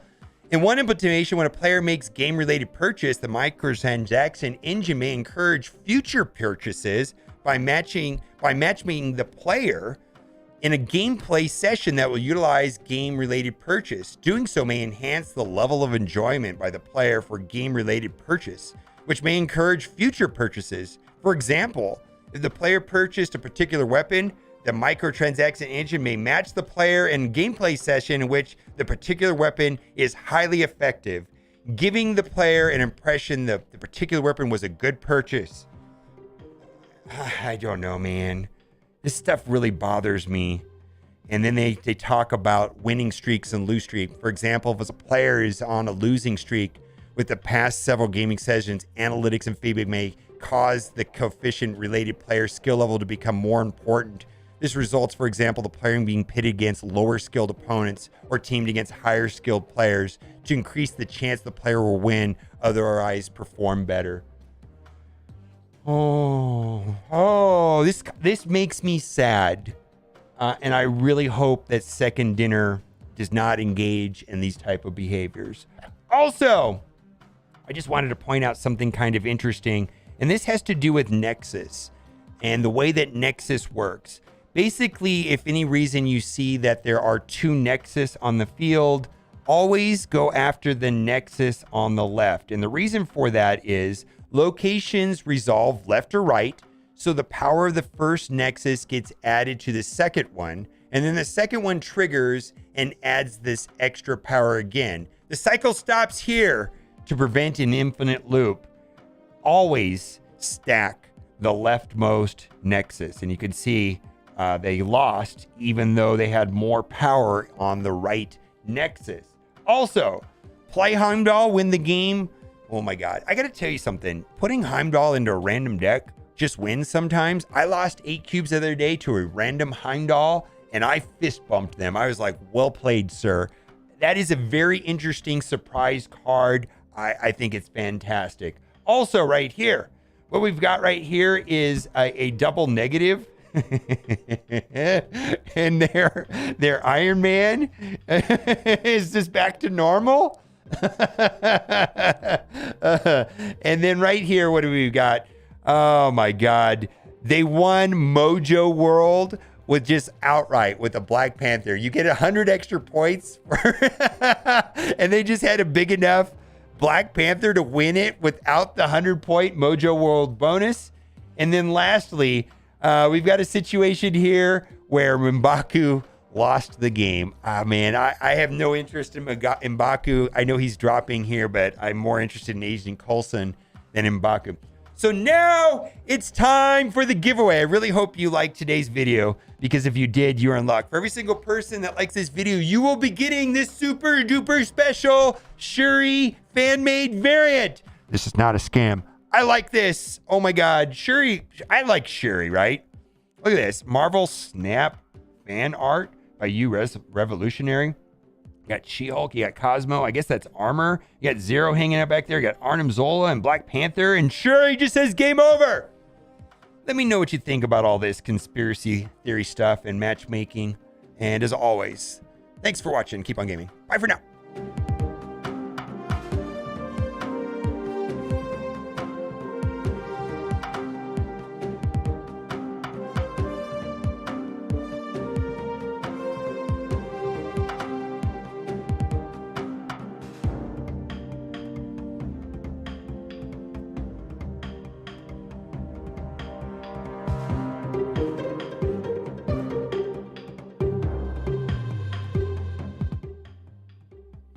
Yeah, I'm going to edit the video. I'm going to edit the video and upload it. I'm going to take the rest of the day off. I'm going to upload this video and upload it.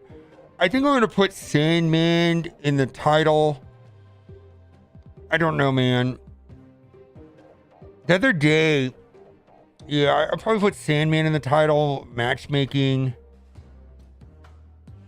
Loot box and MMOR conspiracy theories get crazy because the company guard this harder than the cookie guards their secret formula. I know, man. And I really don't want to go conspiracy theorist on this, but, and anybody that's watched me, you know, I've made these videos before, and Kabam has some that are really scary. And the people that made the patents actually reached out to me, and they were very defensive in that. And I don't know what to say. Like, I get it, but that they made these one of the employees told me that they were bonused heavily to make these patents, and they were making patents for the sake of making patents, and they actually made more money that year making patents than actually their salaries. And so they were making patents for the sake of patents, and they don't know that they ever used any of the patents.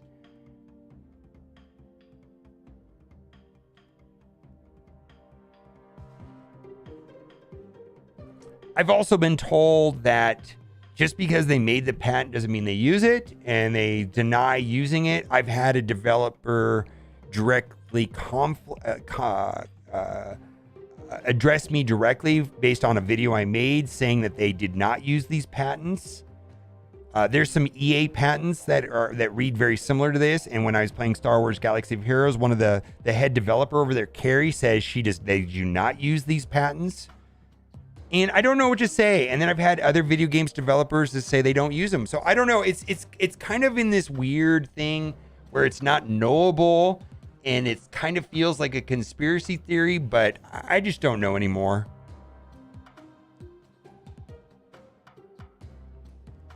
I don't know. Why would they make it, and why would they publish it knowing that someone like me is going to read it?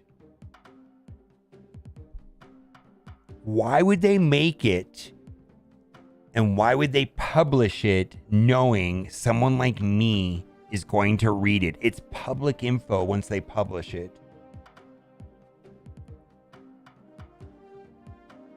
Yes. I don't know, man. I've got some developers that are good friends that absolutely disagree with me on this. And you know who I'm talking about, Steve. Yuletide Bringer's a friend. Like, he's been to my house, and he's a developer for. I'm not going to get into what he develops, but it's not a mobile game. He's a developer. He's an actual developer, video game developer, and he thinks that I'm full of it whenever I talk about these patents. He actually usually chastises me, and he's a friend. Yep, they're devs, and I think he's going to be at my house next week, because he's going to DICE in Las Vegas, so he's going to come out. But yeah, he does not agree with me on these patents at all. He never does, and he just says that you're way off. It's conspiracy theory shit, and I believe him. I don't know, but it's just so weird. It's just so weird. I don't know how I feel when I read these patents. Oh, he said that he's going to be here between Tuesday and Thursday, babe, for DICE, and if he has time, he's going to come by. He's actually, yeah, he's been to the house before.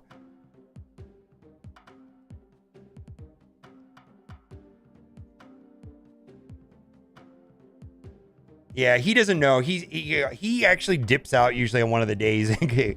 Yeah, anyways.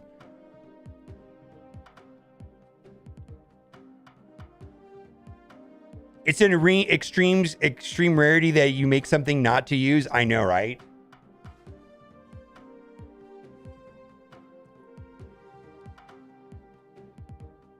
Anyways.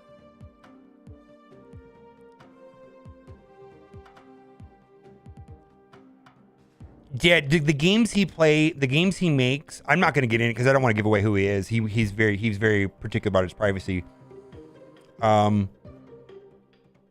The games he make have nothing to do with loot boxes and nothing to do with MMR or anything like these games at all. And nothing to do with mobile titles. I don't want to, because if I told you what he makes, then you'd be like, oh yeah, he would not know. He just wouldn't know.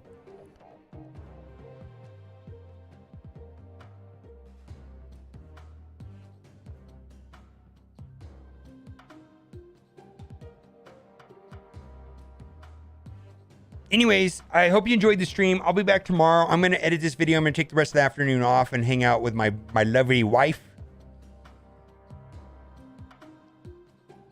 The patent is a thing that's sellable asset that sounds really good to buy aside. Correct. And that's what I've been told over and over again is oftentimes they're selling their defensive patents, or they're going to sell them, or they want to own the tech. They want to be first and have the technology to sell to somebody else. That's typically what I hear.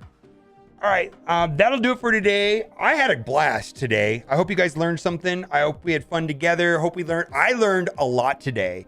I learned a lot about Titania. I think I'm going to spend a week playing her because holy shit, she's hard to play. A lot of stuff we create was defensive, even if it wasn't needed for what we're doing. It had intrinsic value. Okay. DLR, are you a dev of some kind? What's up, Mythic? Do I need to make you a mod? Hold on, let me make you a mod, Mythic.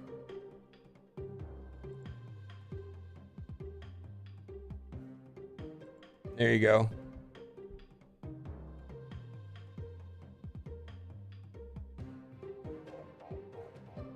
You're the founder of multiple tech companies we've sold. So you know what I'm telling. So so then you know exactly that my conspiracy theories are not 100% solid. I probably shouldn't. There's nothing on this screen. All right.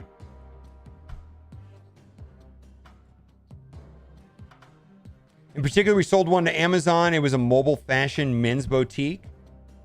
Okay.